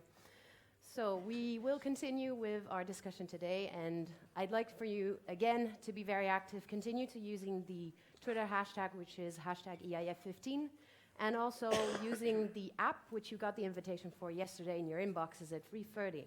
And this app will allow you to respond to polls, to surveys, to post pictures, and basically, if you're in the top 3, you will make it to the gala dinner tonight, so maybe check it out. Also, for those who are at home maybe, thanks for following us, having continually followed us today on the live streaming. It's still available and it's still on the homepage of the Martin Center website. And finally, I'd like to thank Rafa Sanudo, who sketched all day and will continue to do so in our last discussion. Again, to ensure the liveliness of our debates, we have totems all around the room. These totems are here to indicate to our speakers that they have 3 minutes tops to make their points come across to you, the audience, so that we can then open the debate. Voilà. And I'd like to present our moderator, Erica Whitegreen, Executive Director of Atomium Culture. Well, thank you very much. It's wonderful to be here to moderate the discussion on innovating Europe's business ecosystem, Industry 4.0, and the digital revolution with such a wonderful panel. Industry 4.0, the industry, the Internet of Things, or the Internet industry. There's a lot of buzzwords running around about this at the moment, which show that this is a very pressing issue and that is being debated in all different forms, and there's a lot of concerns that are coming up. For those that have been here all day, you know that the digital has been a big topic on discussion today, and I think it's very relevant to really look at what is the role and what can Europe do here. It's been said several times that in Industry 4.0 is for the taking in Europe. It's a 30 trillion euro industry, which is almost 50% of the global economy. This is what the estimates are. Vice President Ansip has mentioned significantly the potential for increasing the flexibility, the efficiency, the productivity, and the competitiveness, and help create new jobs. This, of course, is also one of the reasons why this is such a debated issue. Commissioner Oettinger underlined that the fourth industrial revolution will change all our industries and will change our economy and will change our lives. So these are some of the topics we will touch upon during this afternoon, the last debate this afternoon. And I would like to introduce the distinguished panel that is here to help me discuss these things. First of all, our kickoff speaker, Carlos Moedas, who's Commissioner for Research, Science and Innovation. We have MEP Michael Boni, who is also the founder of the Intergroup on the Digital Agenda for Europe. We have MEP Eva Pavnova, who's one of the youngest members of the European Parliament and whose recent work has been on the digital single market and in particular on digital security. From industry, we have Mr. Karim Lezina, who's the Vice President for International External Affairs at AT&T, and Thomas Spieler, Vice President for Public Policy at the Walt Disney Company. So I'd like to give the floor to Commissioner Moedas to introduce the topic and to set some of the key points that we'll be discussing later today. Thank you very much. I'm probably going to get up so people can see me. No, thank you very much. It's a very nice setting. I hope that I don't get dizzy of going around my head, but I'll try to do so. I was looking at the panel and I was looking at the 3 words or the 3 keywords that you have in terms of digital, ecosystem, and Industry 4.0. And I was thinking really what has been my last year as the Commissioner for Research, Science and Innovation was actually to get to the conclusion that I have a brother, which is the Digital Commissioner and the Vice President also for Digital, Mr. Ansip and Mr. Oettinger. And why? Because I think that the digital world and the digital revolution have had and will have a major impact in innovation and science. So everything that we used to have is actually about to change because we are in a digital world. And you ask me, but why and when and where? And I think that really if you think about innovation in science 200 years ago and today, you see that the way we do science, the way we innovate today is very different from then. And the three reasons that I found that are really striking about that is one, that in this digital era, what you have is actually the user on the driving seat of innovation. That will be the first characteristic of this new era. And I'll have a word about that. The second is that you can have very small players, people that create their own companies, and then they just become big very quickly. So something must be happening. And third, you are at a point with a digital revolution that you can actually have really groundbreaking innovations that actually create new markets, create transactions that before didn't exist. But let's start by the first one, which I think is probably one of the major changes in the last 50 years. We all were born with this idea, and those that studied economics, that Schumpeter would say that basically you would have the producer will have an R&D system, will have a marketing service, and would push innovation into the user. And the user would just get it, and get it over it, and get the new product. The digital world actually has changed that paradigm, because actually the user can tell very quickly to the producer what he really wants. And so it's not about the producer pushing, but it's actually a loop that actually comes back to the producer. And that is happening in science, and I know that Erika was telling me about what I think about the revolution in science and in innovation. In science, it's happening because you can do science without being a scientist, right? I mean, you have a boy with 16, 17 years old in the US called Jack Andraka that you never really got to university. He's probably now in university, and he was able to discover a technique to get a real diagnostic of pancreatic cancer. And they asked him, so, I mean, how did you get there? And he said, I mean, I'm in love with it. I'm passionate about it. And I've been watching YouTube since I was 6 years old about this subject. And so I got there. So, I mean, this is really something that it's very unique.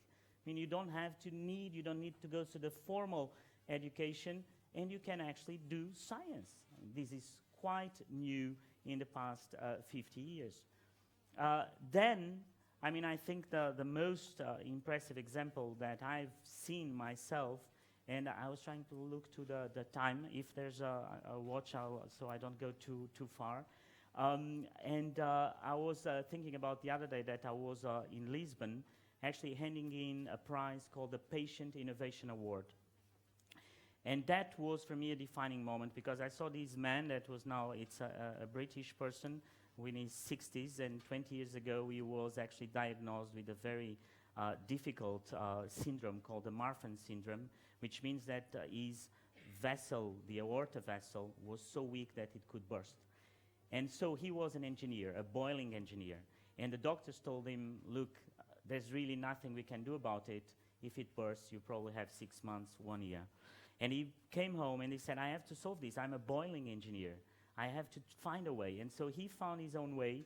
He created a protection for the aorta valve.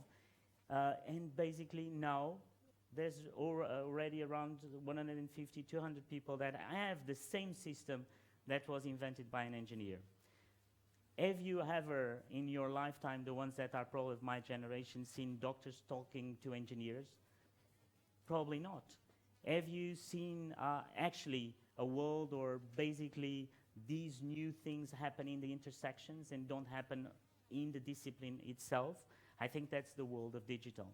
And when you think about that, it's very interesting. Yesterday I was watching a person, really documentary on a guy called Walter Isaacson that wrote a lot of biographies, and he was telling about Steve Jobs, and that when he was very young, he basically decided with the father to build a fence around his place. He's actually in its biography. And there was a part of the fence that nobody could see, and the father said, look, it has to be perfect. You have to paint it. It has to be really perfect. And he said, why? Nobody's going to see it. And the father said, but you will know about it. And so when they were doing Macintosh, the engineers were actually putting the chips inside, and Steve Jobs looked at it and said, look, but the chips are not aligned. The microchips are not aligned. This is ugly. Yeah, but nobody's going to see it. And he said, but you will know about it. You know, and so it's really about being really the attention to detail, but also the intersection in between the disciplines. Second, on the openness to really the new players. I think here there's really a big change with digital, because, you know, we always remember that when you were young, you would study to have a profession, then you'll set up your own business, and it would take you 20 years, 25 years to actually get your business off the ground, sell your business, and eventually make money. Today, with the digital, you actually can capture value from above. You can come and just get that value out of that industry without really knowing the industry. That's what Spotify did. I mean, Spotify was not really a company with music skills or people that knew a lot about the music industry. And so you see that it's very easy in the digital world to have a difference in between the value creation and the value capture, and you can capture that value. And when you really look at Europe, you see we have to do something about it. Because when you see cases like Tesla, for instance, Tesla is capturing value on the automobile industry, an industry that they had absolutely no knowledge about it. So why? Why is that? Why are they able to do it? And when you see that 2 or 3 weeks ago they were able to update the software through Wi-Fi, and you basically get a new car with new potential self-driving skills, then something is really changing, and we have to be sure that we actually can grasp that opportunity. And third, and just to finalize, I think that the third pillar of these changes is actually what Clayton Christensen calls the market creating innovations. And that's, and probably you've talked about it today, that's what you see with Uber and Airbnb. And you can take a vision or take a negative way on looking at it and thinking, no, you have to be fair, you have to be taxed, and you have to do everything to have in a fair environment. But these companies are creating really a very different environment. They are creating markets that were not there before.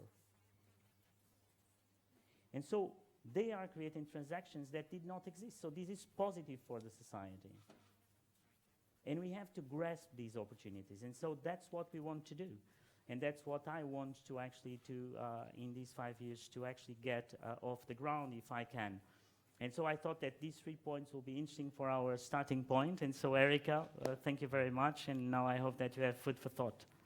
Well, thank you very much. I'd like to pick on the point that you mentioned about the disruptiveness of the digital and how it is changing the paradigms of every other relationship that is currently existing and how this is affecting. And I'd like to pass a question on to Mr. Boni about how this huge disruption, how is the work of the Parliament and what can the Parliament do to support the very practical implications that this disruption is having?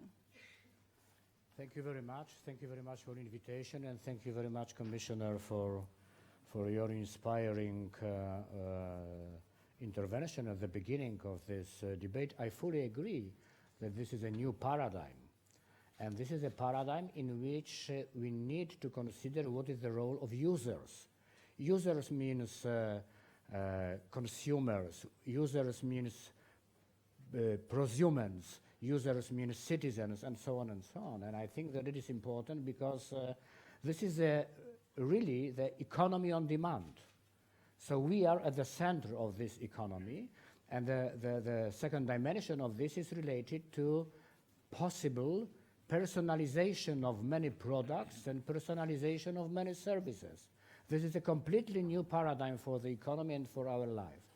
What do we need to make, and what do we need to do for better conditions for this new paradigm development and Industry 4.0 growth in Europe? Firstly, we need infrastructure.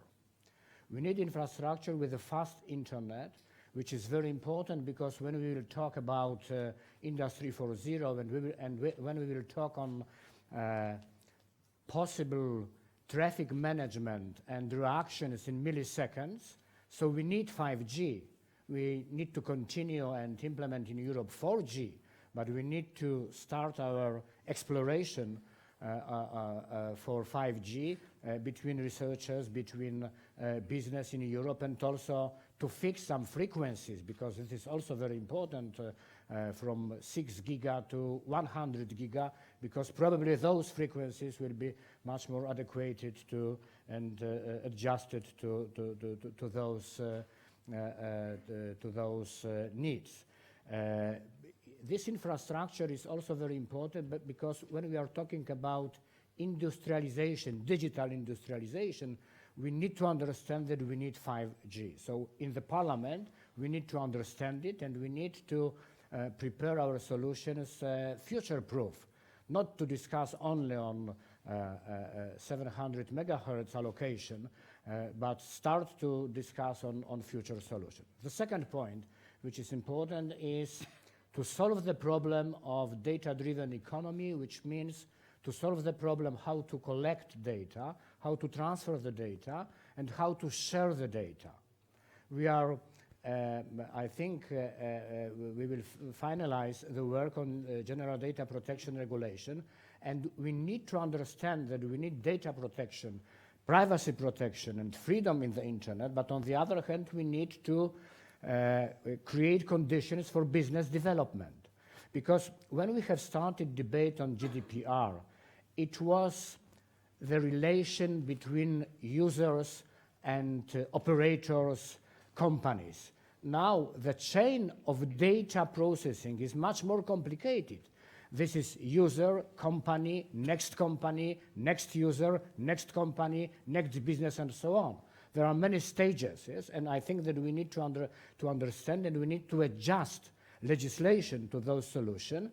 It means, of course, that we need to discuss how to better anonymize and use anonymization of the data for making research on the one hand, and on the other hand, to use data processing for better products and better services. And the last point is legislation. Well, I was think we could, because I see the yellow light is flashing, Okay. so we'll get back to, I would say, the last point, which we will talk about later. I mean, there's a lot of issues that are being raised, and I think that the complexity of actually setting up an Industry 4.0 setting is obviously very challenging, not at least, of course, there's some discussions that we are having here in Brussels, but at a national level, and the relation, the collaboration at a national level is quite a different thing. And we've been talking about this previously today, about the need to create a common approach in Europe if we want to be competitive at a global scale. And I wanted to ask in particular Eva Paunova about what your opinion is about this in working on these issues. Thank you. First of all, thank you very much for having me today. I have to say that I share, not to say almost everything, actually everything that has been said by the previous speakers. And if I can add to what they've said, it would be exactly in this way, because what we discuss here in Brussels, we probably are very much aware of the advantages, of the benefits, of the opportunities the digital single market has to create. But when you go back to member states, it looks a little bit different. Some member states have probably awakened from their digital snooze, but many are still snoozing. And I know the Commissioner has been very active in visiting and traveling across member states, but it would be fantastic if more MEPs, more people that work in the fields of policy can actually go back, speak to governments and parliaments and raise awareness what the digital single market has to offer. What is Industry 4.0? Because when I talk to citizens across Europe, very often they don't understand how can they transform their industry and what benefits they can get. Because if in Europe we are good in the things, there are other countries that are better in the internet, but it's probably one idea easier to make your things smart and to make Internet of Things in Europe successfully, just like they're done elsewhere. So one point would be awareness. But, you know, even if we have fast broadband and even people are aware, if they don't have the right skills, it would be very difficult for them to adapt in the revolution we are currently living.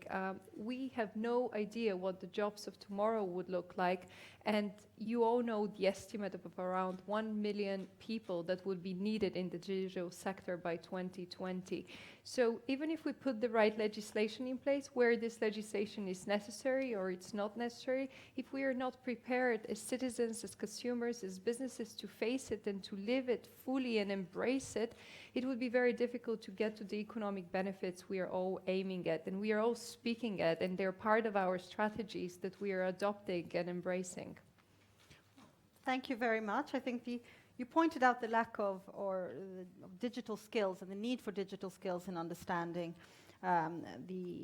where we're going and also being ready for this big change that is happening as we go.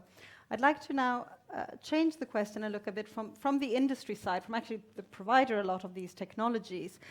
One of the statistics that obviously is brought up very often is that only 1.7% of European industries today make full use of all the advantages of what we would call Industry 4.0. So, Karim, what would you think would be the most important thing that can be done at an EU level to help spur this innovation? Okay, first let me thank somebody, because I think the Martin Center have done an impressive job. And I really want, I've been following them from day one for the first event in Madrid, where we got blocks every day thanks to an Iceland volcano, if people remember. But this is probably the most interesting I ever saw, and the quality is growing every year. So really, thank you, Mikulas, and thanks the whole team, because you're doing a spectacular job. And, to answer to your question, I think our three first speakers raised some good points. But with Thomas, we decided to be a little provocative. So we are going to be. I think we have an objective in front of us. Do we really want to have Europe as a leader? Okay?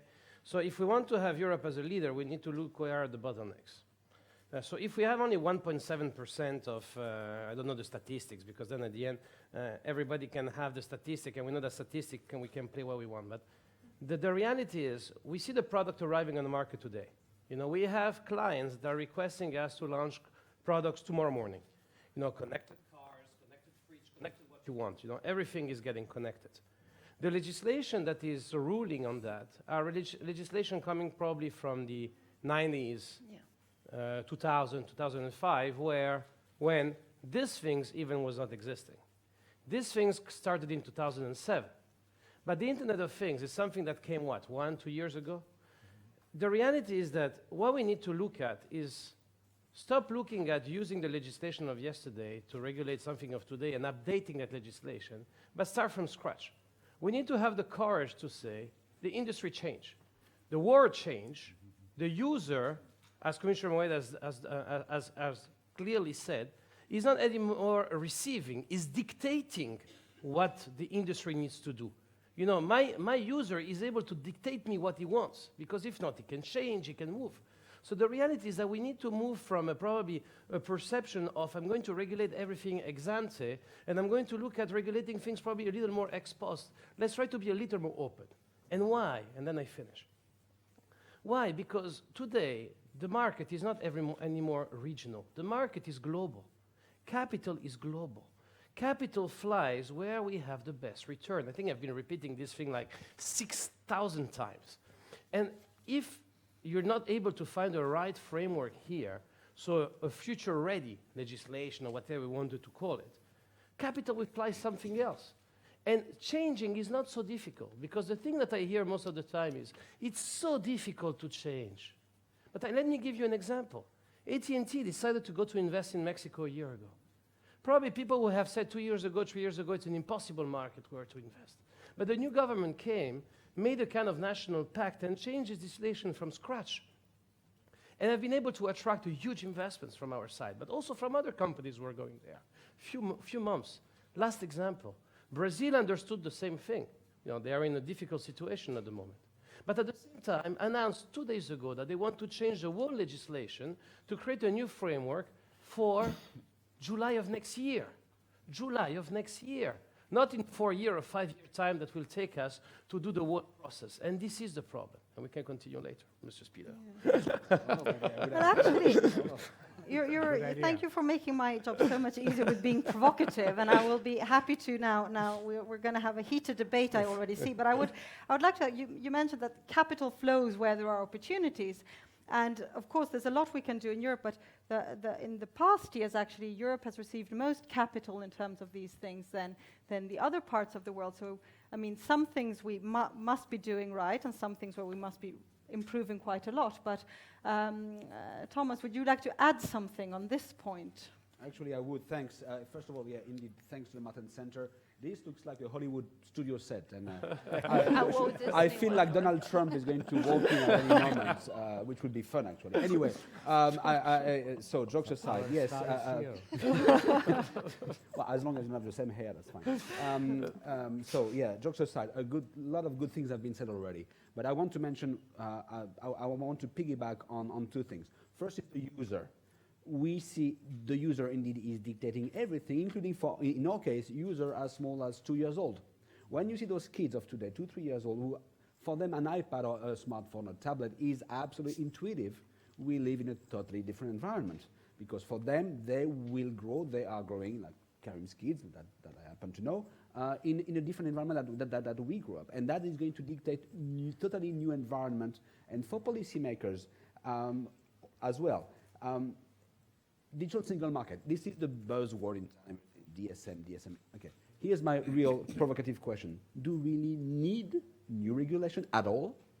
Do we need, I mean, this is a real question. Yep. Or it's just like, oh yeah, it's here commission, new project, let's do something. Well, hold on. It's not that simple. There are a number of things that are happening on the marketplace every day. New disruption, new competitors. We all try new business model every single day. Most of them fail. In some cases, we lose our shirts. That's fine. We have other shirts. We can try. But we don't need regulation for that. It's our risk, our gamble, our money, our employees as well, our shareholders. But we need a framework that enables us to take those risks. But what we really need is, and that has been already evoked, is skills. Because if people are not able to use those technologies, well, there's no point. Infrastructure. I mean, I need a guy like Karim, and his company more than him actually, to make sure that there is 5G, there is broadband deployment in Europe, because without that, there is no innovation.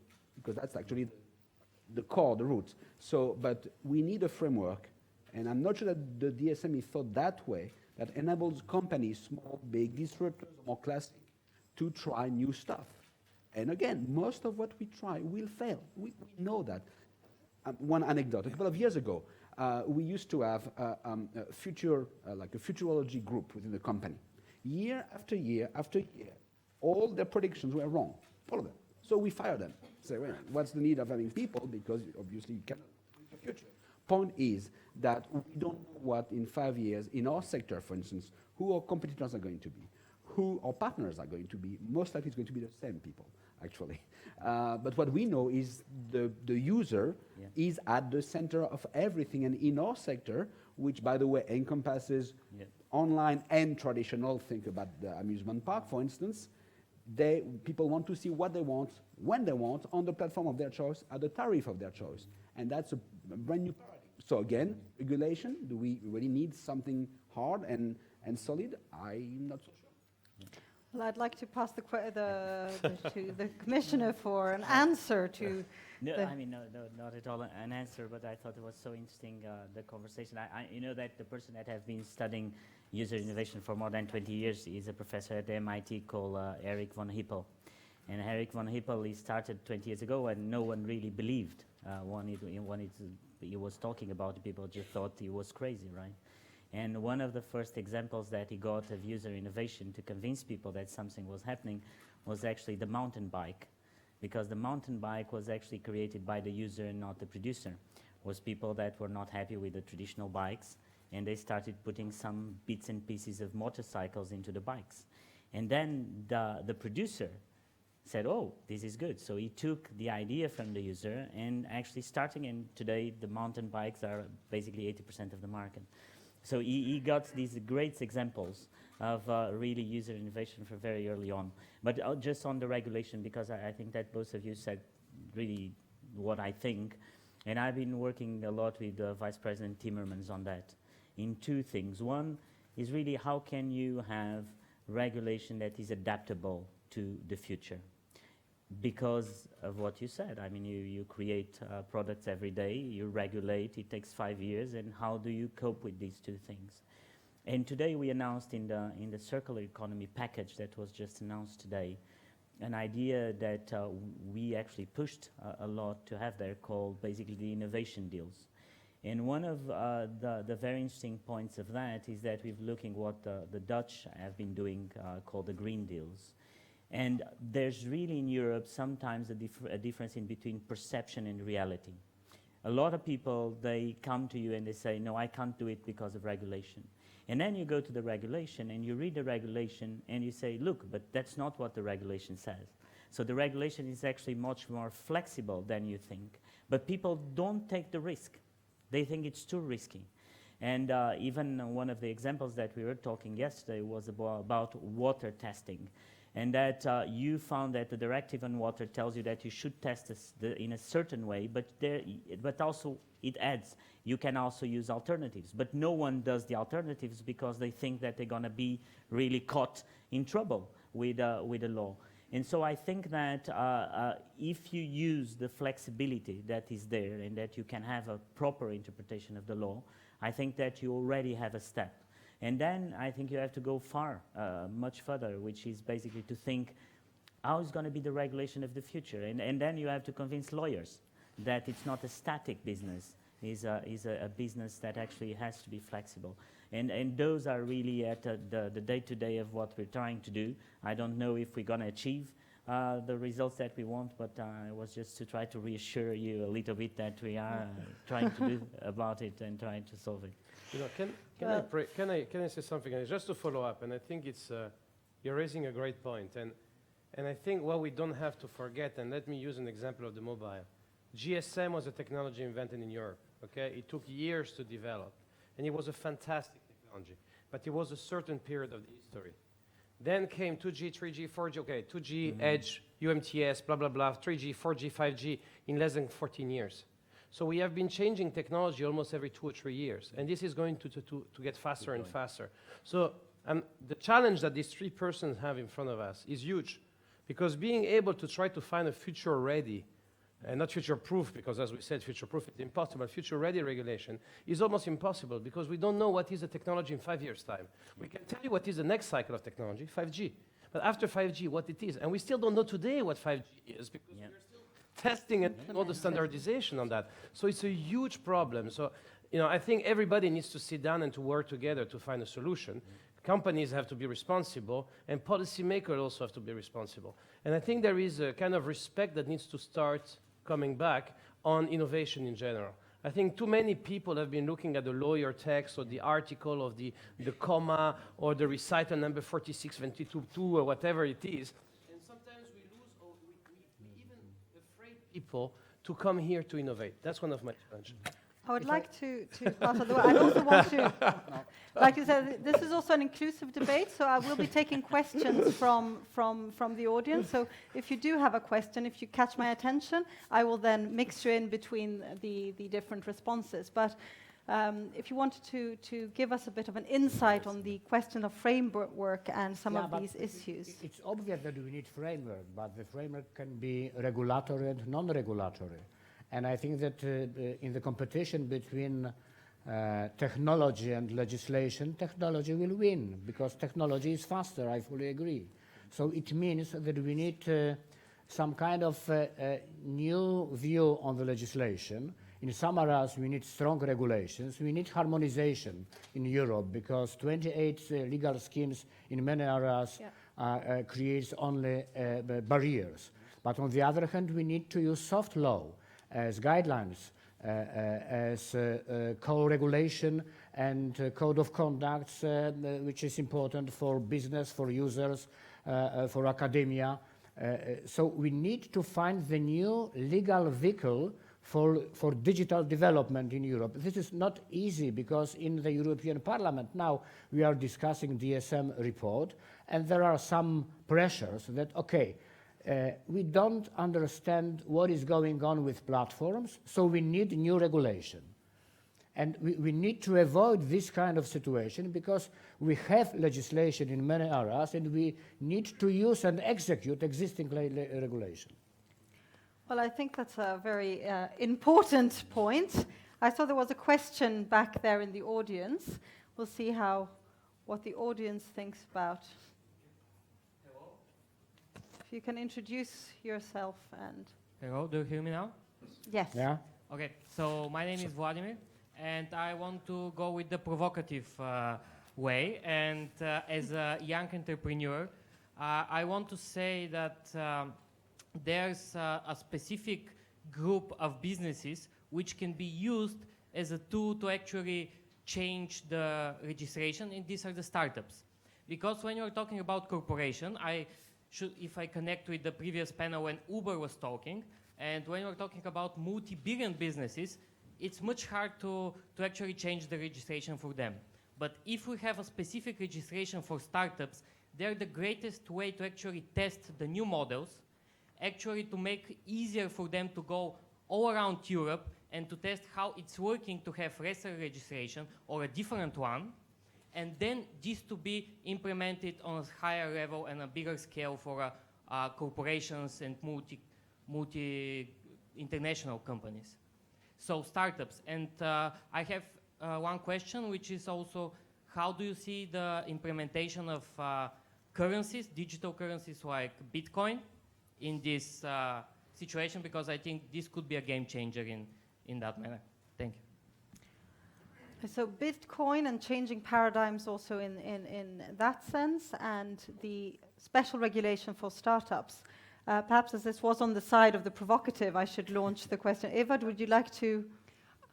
Yeah, sure. On startups specifically, because I work a lot on that point. Well, to begin with, in the European Parliament up until a couple of months ago, I don't think there was a single legislative document that we've amended and adopted that specified startups and entrepreneurs. We talked only up until this moment about SMEs, which is good, but we were not speaking about the new wave of people that are coming up and you know, challenging basically the way businesses operate and work. So with a couple of colleagues, including Michał, we are already introducing those sort of words into our legislation. I know that the Commission has come up with a proposal where there is a need of startup legislation, but most importantly, we can take examples of countries that already have startup legislation, such as Italy, and it's working very, very well actually in countries such as Italy. So why not multiply that? And I think certain countries do necessarily need that, because a lot of national governments, and that's going back to my initial point, they don't even know what a startup is. So in order for them to start thinking for European legislation and how they can support it, they should understand what a startup means and how can we support this new sector that's actually, you know, twisting Europe around, can twist probably further Europe around. I think that we need to understand that there is a difference between small business and startups. Startups require ecosystem, and cooperation between academia, between talented people, business, and I think that we need some kind of hubs in many places all over the Europe for accelerating the startups development. So this is one organizational, not legislation point. And the second, we need to have venture capitals, and we need to have money for making investment much more risky.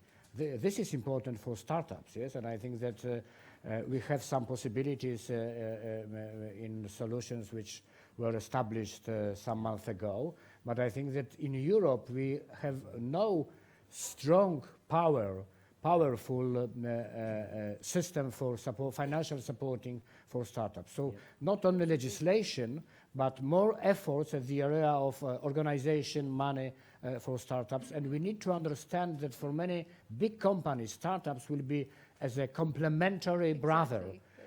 Because those companies probably will have many problems with innovation, and startups are the fresh breath for them. Well, we're talking about startups and we've talked about regulation in general, but I think there's a lot of questions that we wanted to see about the more also Industry 4.0 and where is this running in the overall concern when it comes to questions like data protection, which is something that's currently being debated very much, and that's obviously of very big concern to research, to startups, and to existing players. So perhaps, Karim, you'd like to... She likes giving me the difficult question. And look, the reality I'm punishing you for being... More than let me talk to you more about data protection, more about cross-border data flow. That I think is the main problem here. I think what people are looking for from startups to big multinationals and etc. is how data is going to move from one place to the other, from one jurisdiction to the other. So I think this is the biggest challenge for a company. I think the main word that we need to remember, I'm coming from an entrepreneurial family. One of the biggest problems my cousins who mainly were managing the company is the complexity of bureaucracy. It's the complexity of the taxation system. It's the complexity of doing things outside of your border. The same is on cross-border data flow. What we need to look at is a technology without looking at the national borders. I know it's difficult because we are responsible for our own... we are an MP in Italy or in Bulgaria. We're responsible from our country. But the problem is that we need to start looking at it in a different way. Internet has changed, obviously, the world, but also business is changing the world. Specifically for this. So we need to look at the model where people can start exchanging data, regulated. So you can find intelligent regulation to do it, but without blocking it or creating national border just to create trade problems. Because there are a lot of calls at the moment, specific at the European level, in some companies are using data to try to protect their market instead of looking at the opportunities that they give to us. We have to praise the Commission work and most of the member states on this because they've been able to try to resist the creation of trade barriers. But the reality is that we need to see how we can enhance this cross-border data flow. So I try to look at the positive and not the negative. I like to look at the opportunity and not the risk. If we're able to do that, I think we can move on. We find a solution all the time. The important is start to look at our partners in a positive way and not start to fear every potential little problem that could come. Because there will be every time a little problem. But this is where we have regulators. We don't have to solve everything with an ex-ante legislation. We have regulators to solve those problems. It's not what is a regulator utility if everything is solved at a strict regulation. So for me, the important is to try to look at data as the future. We need to exchange. If not, we're going to have a problem. I think you mentioned also before that if we want to really achieve the Industry 4.0, we need the investment from industry to come in, to be pumped into research, into the infrastructure, and into taking some of the difficult risks. So, of course, we've been talking about better regulation or no regulation to some extent. Data protection, how we deal.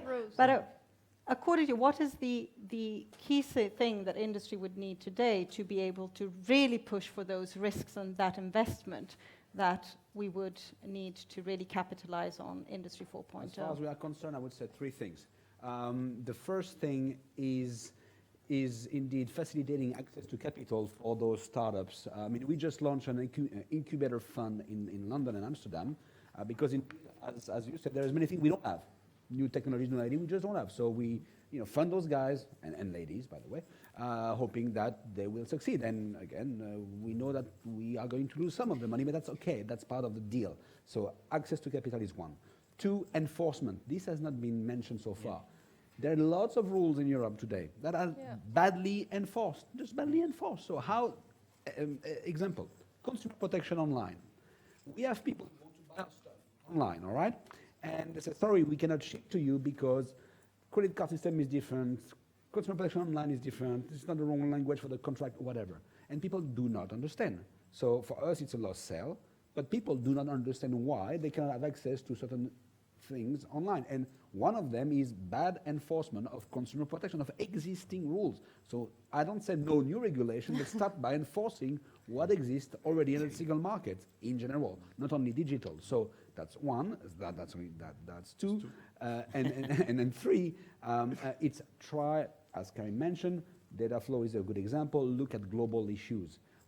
It's certain that those are global markets with ups and downs. Brazil 5 years ago was a darling of everybody. Now it's more difficult for them.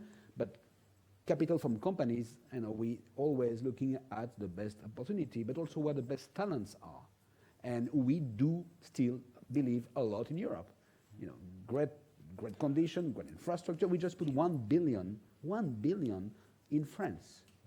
And who puts 1 billion cash in an operation in Europe today? Not that many companies. So we still believe that there is lots that we can do here, but we also believe that there is a lot that could change, and this future-proof, future-looking regulation is absolutely essential because it scares people. My boss is sitting in Los Angeles. When she opened a newspaper or look online on news, a lot of negative sounds from Europe, the crisis and security issue, migration. So our pleas show leadership, but show the right leadership.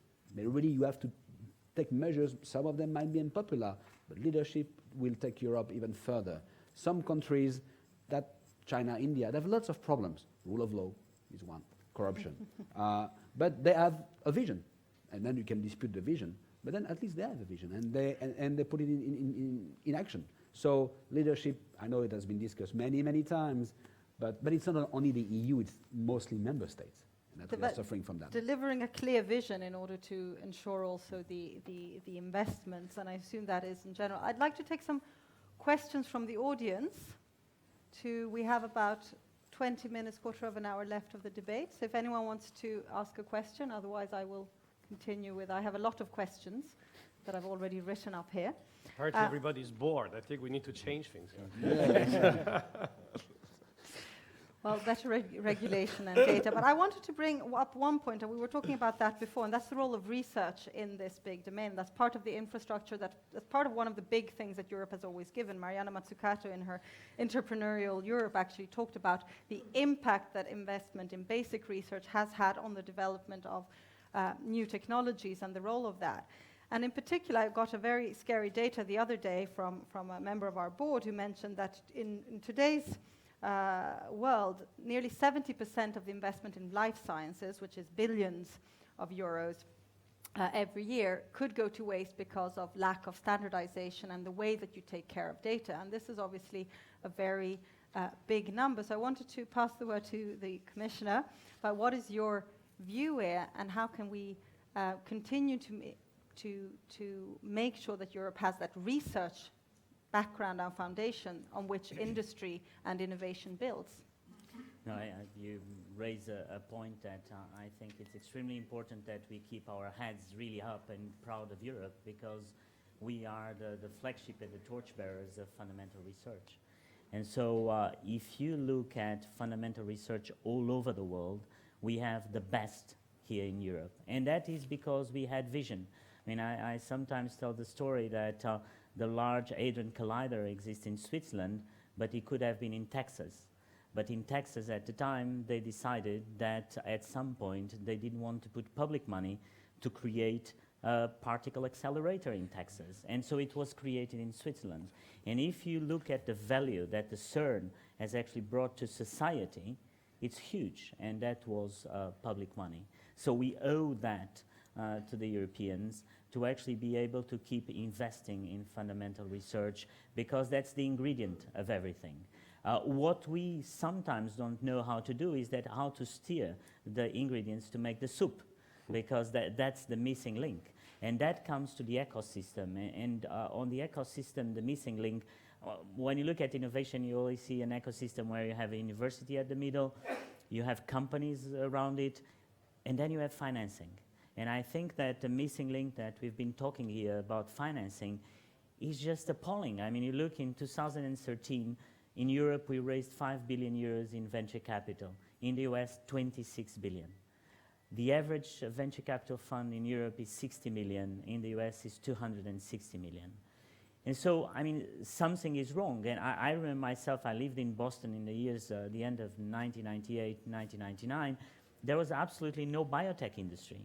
And suddenly, 10 years later, there was all the venture capitalists that invest in biotech are in Boston, all the industries there, and if you want to do biotech, you go to Boston. And I think that there's one of the ideas that we're launching, which is a fund of funds, basically part of the Capital Markets Union, is about getting more private investment into venture capital. Because, I mean, one of the things that is quite scary is that you look at the numbers for Europe in terms of venture capital since 2008, and the size of the public investment has been growing. So there's a lot of public money in venture capital, and we are not attracting the private money. Because why? Because a lot of the venture capitalists, even the ones that are in Europe, prefer to go and invest in the US. Yeah. And so we really have a problem there. So I think that that is the missing link on the ecosystem. But absolutely, I mean, without that strength that we have in terms of fundamental research, we would not get there. But it's very sad when you meet people that have great ideas, they do fundamental research, and then when they get to the idea, they just, whoops, they go away. And we can't let that happen, because that's really a part of our job. So perhaps a final round of last comments, but I wanted to ask a little, there's a question. Bernd.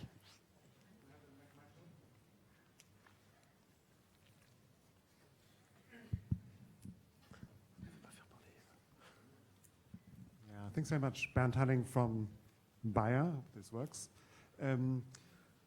We are all, I think, very happy to hear that we are all for innovation and we are all against nasty regulation which we cannot use. But we also know that if you really come to discussing legislation, often innovation as such is only a second or third thought. And I think Erika mentioned discussion on data protection. I think particularly the EPP has tried to defend it. I think the point of having a good balance between high data protection that we need, but also, I think, possibilities to do research and do business with the new data sets.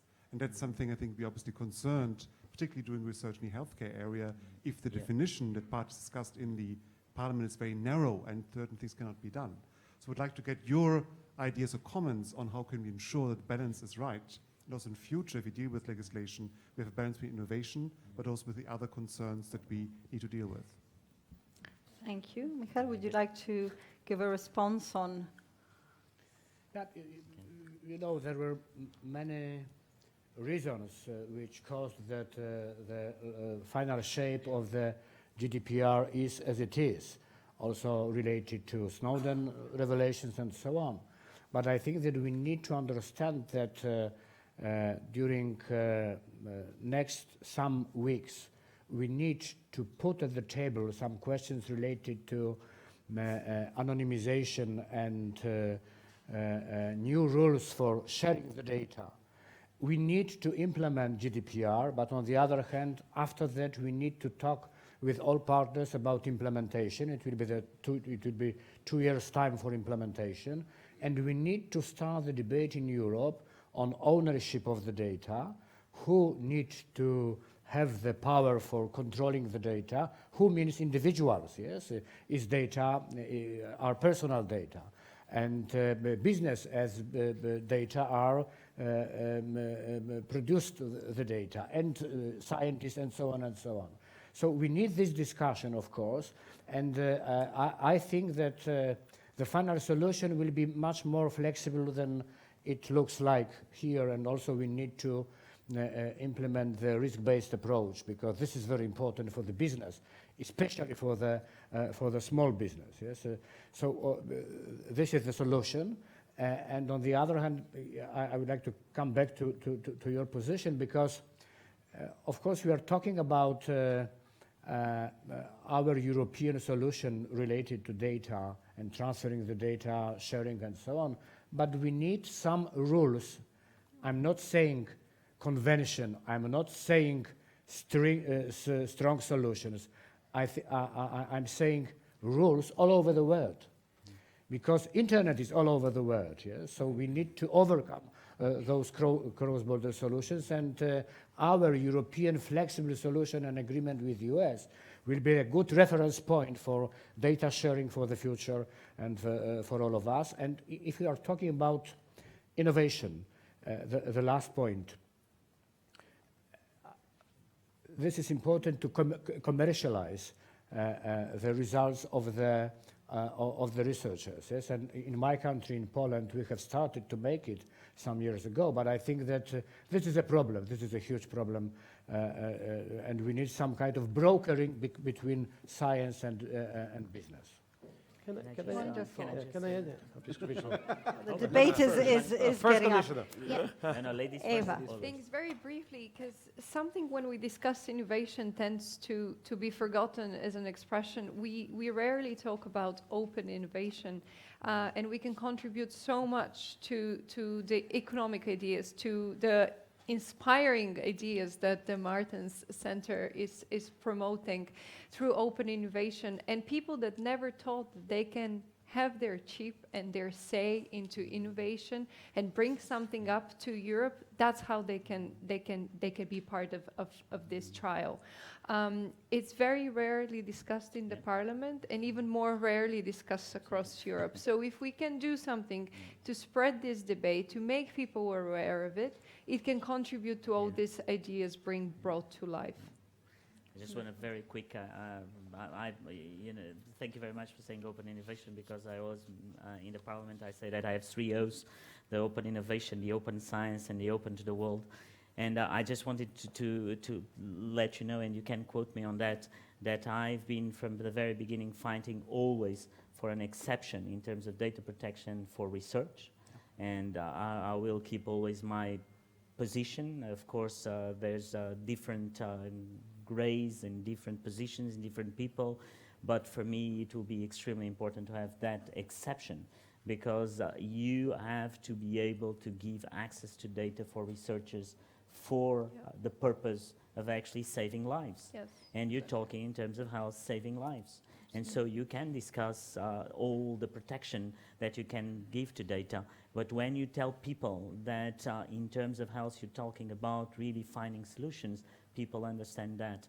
And so I am, and I always will be for a full, really exception in terms of the health sector.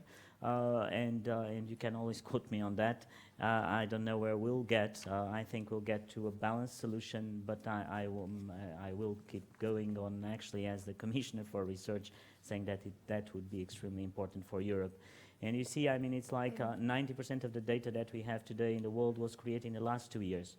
So trying to stop this process is like putting a finger in a river and trying to stop the river. The river will not stop anyway. So whatever we do, we can do legislation, we can do discussions in the Parliament, but this is unstoppable, and rightly so, and I'm very happy that it's unstoppable. You know, I think I would like to add one word also. It's responsibility, because I think our users or customers or citizens are more and more aware about how to control their data. And we're moving into a generation that has never knew that there was no computer before. When I was going to university, there was no computer. Okay, there was no email. But today it will be unimaginable. As Thomas was saying, my kid of 2 years old is better than my mother with my iPad. But the reality is that I think we need responsibility on 2 sides. We need responsibility for the companies to be transparent to what we do with the data of our users. And this is essential. You know, I think we have a corporate responsibility to play with that.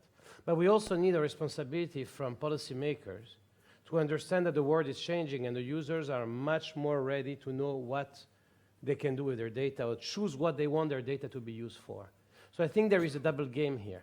We need to be careful, and this is where Michal is right. We need rules, and we need to implement those rules. So when a company does something wrong, they need to be implemented. The rules need to be implemented. But we need to be careful of not touching the rest of the industry who is acting in a transparent way and in a responsible way. Because if not, we are going to block the evolution of a market only because there are few companies that are playing the bad game. And this is not fair. So implement the rules, hit the bad guys, but at the same time, let the companies that are transparent and try to be as much as possible respecting everything to play the game. Because this will be good for innovation.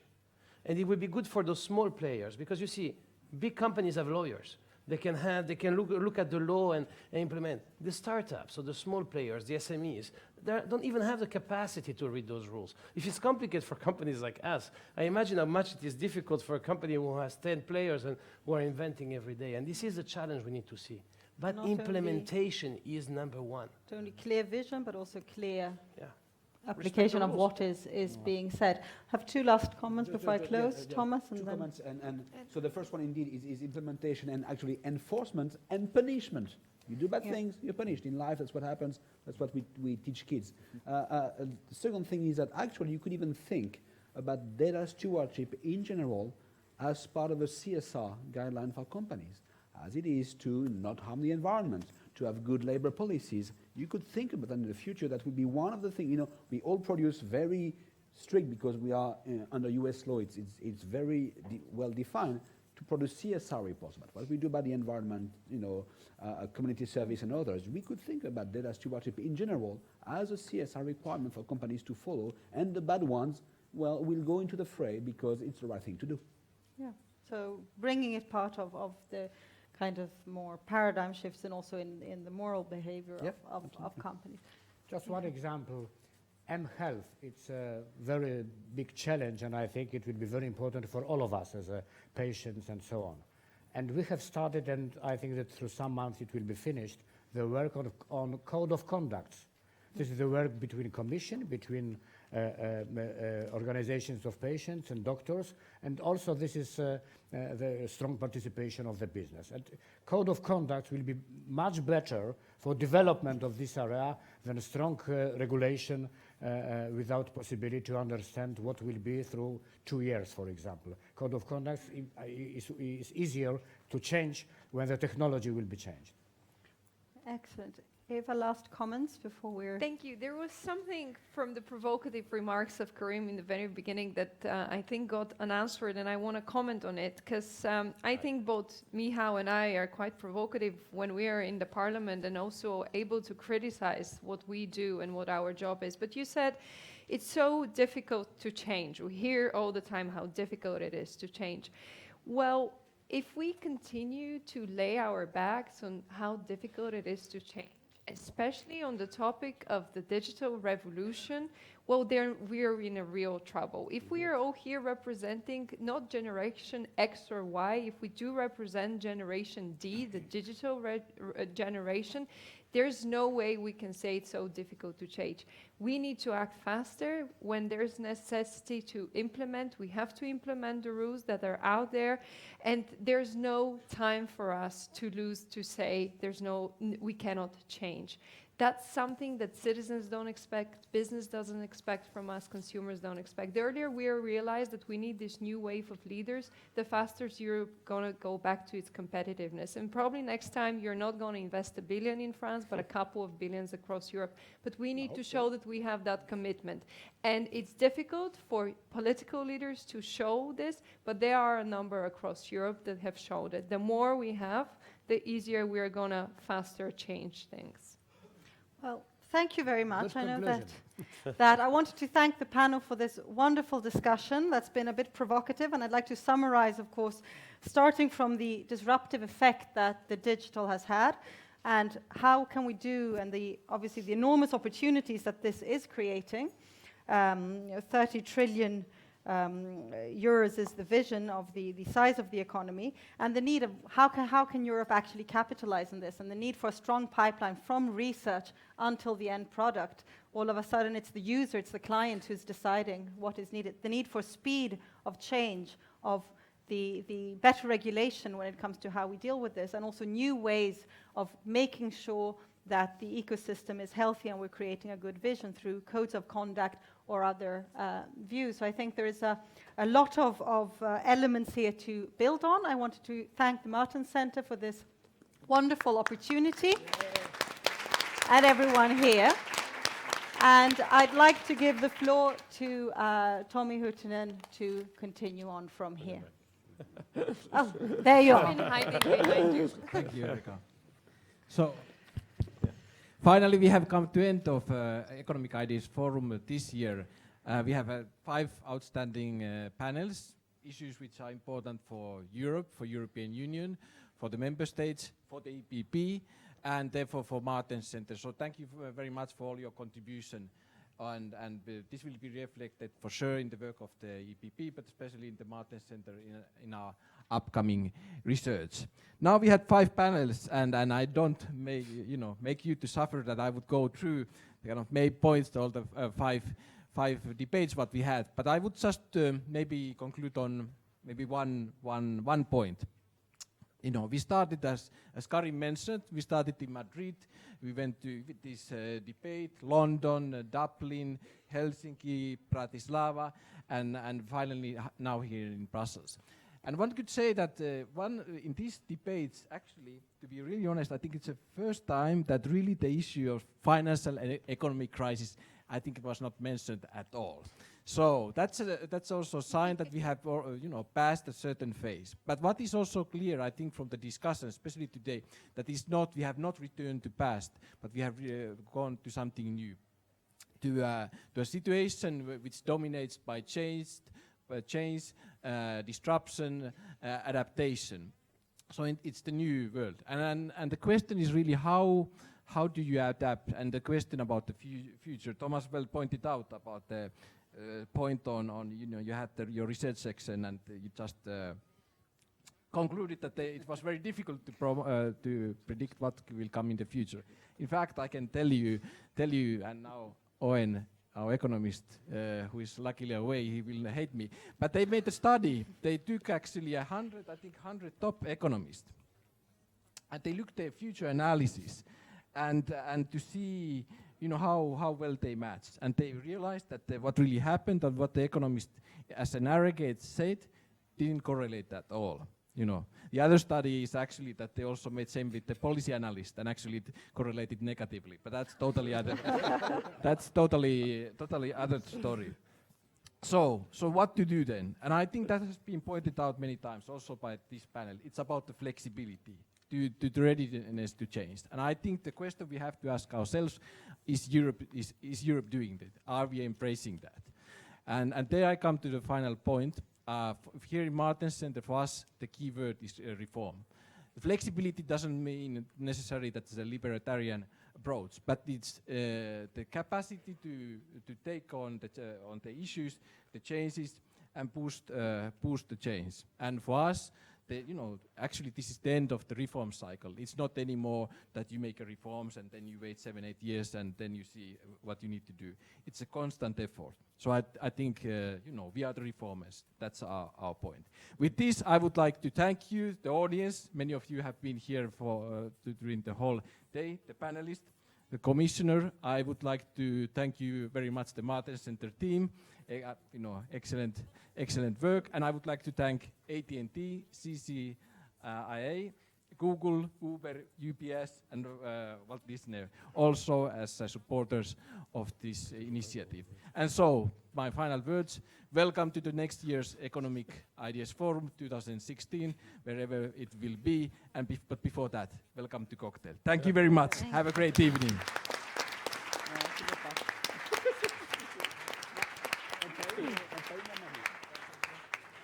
C'est bien.